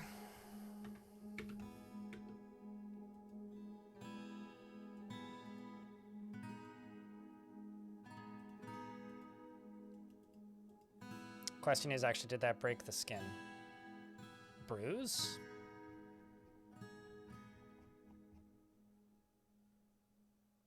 Okay, you tore through the fat, so you have been bit. Have you broken the skin? It only infects them if it actually draws blood.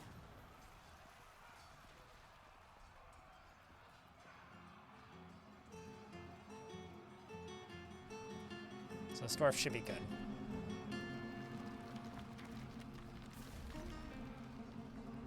I will read through it one more time.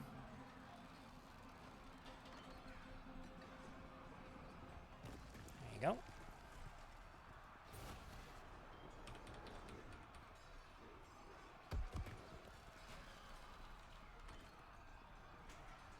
Adamantine spear lodged in the wound after being stabbed in the lower body.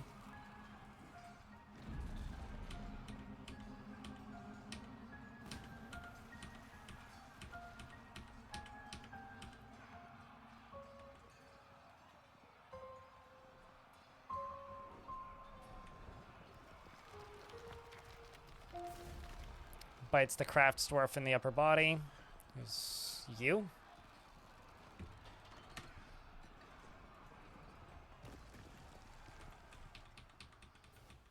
I don't know what I'm going to do with them. I might actually expel them.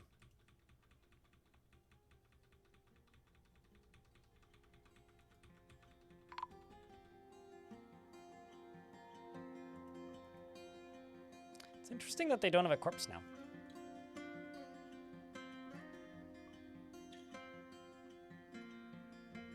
Did you get bit? Punched, punched. Nope. That dwarf should be fine. But the captain of the guard got bit, which tore the fat. Just going to confirm you got bit. Got bit in the upper body, which bruised the muscle and bruised the lung. I don't think this dwarf is infected. Because it only bruised them. You, on the other hand...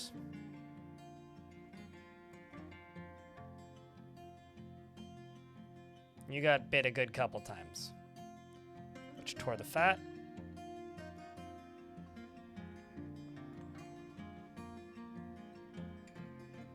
Rakist is fine. Okay. Bit, bit, and bit.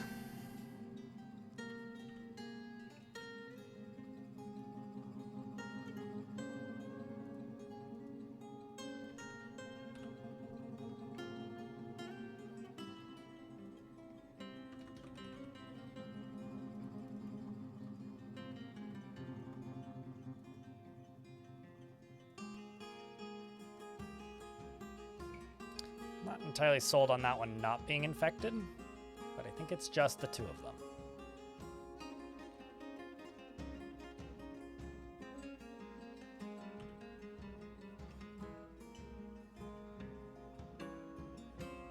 I don't think Kraft mac and cheese is single. I've seen that. So this is gonna age me up through the social media sphere a little bit. Back in the day, there used to be this dumb platform. It was like a cooler, earlier version of Vine, and it was called, of TikTok called Vine, right? So this platform existed, And there was this vine on there, and the weird gimmick about that platform is they could only be 7 seconds long. And the funny thing about this one vine is it basically goes like this, right? This lady is standing there and she's stirring a pot full of mac and cheese, and then a kid walks up behind her and says, "Hey, Mom," and she goes, "Huh?" And he says, "That's what good pussy sounds like." And then she turns around to the spoon and whacks him with it. And in my heart,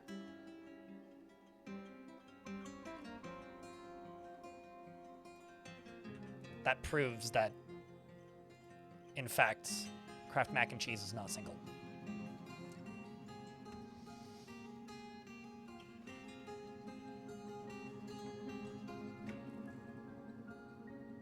You have to boomers. Isn't it more like millennial splain? Or Gen X splain? I know that I'm a millennial and not a Gen X, but like, I feel like that's more of a Gen X splain.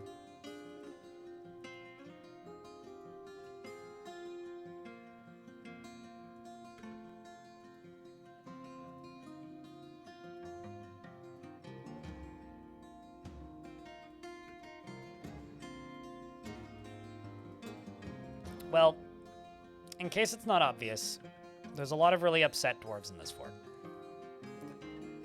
Seems to just kind of be the way of things at the moment. And I don't think that this is something that we can avoid forever. I think that we are going to have to do something about it.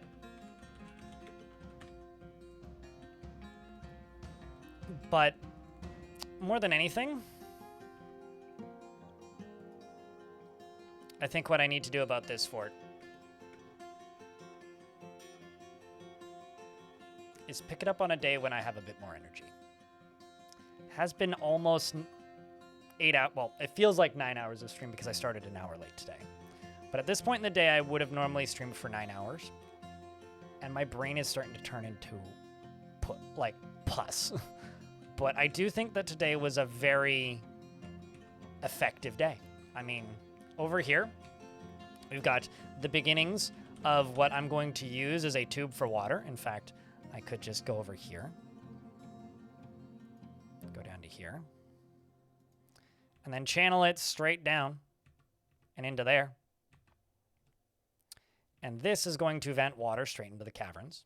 I mean, hell.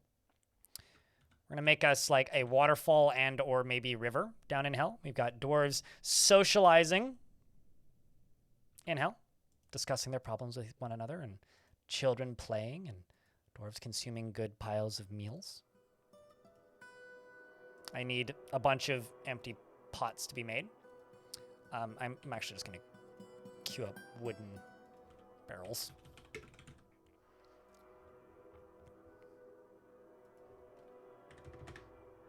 But I think that today was super successful.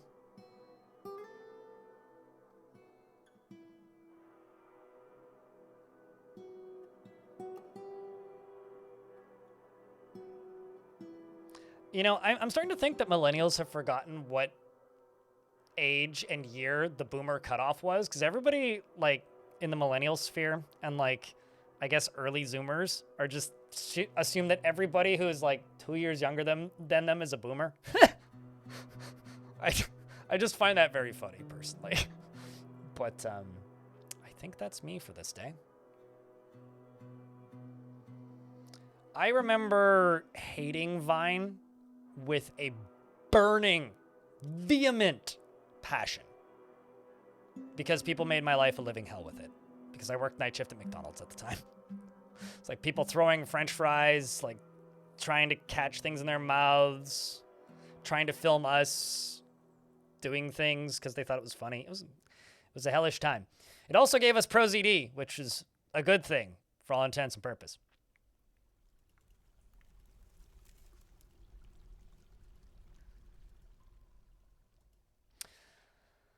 But chat room, I think that brings us to the end of this fanciful, wondrous, horrifying holiday stream. Did you have a good time? Did you enjoy it? YouTube folks, I'm going to shut you down first. But before you run off, we will be live on Boxing Day. That will be the next stream. We'll probably be playing this. Unless, like, I go into, like, a weird lark or something, then we'll do Songs of Six, because I think it's almost time to get back into some Songs of Six for a bit. And that will be a Friday, so maybe we'll do Songs of Six. I don't know. Regardless, I got a Were Infestation to deal with. And more Structures in Hell to build. So either or, I hope you tune in for that.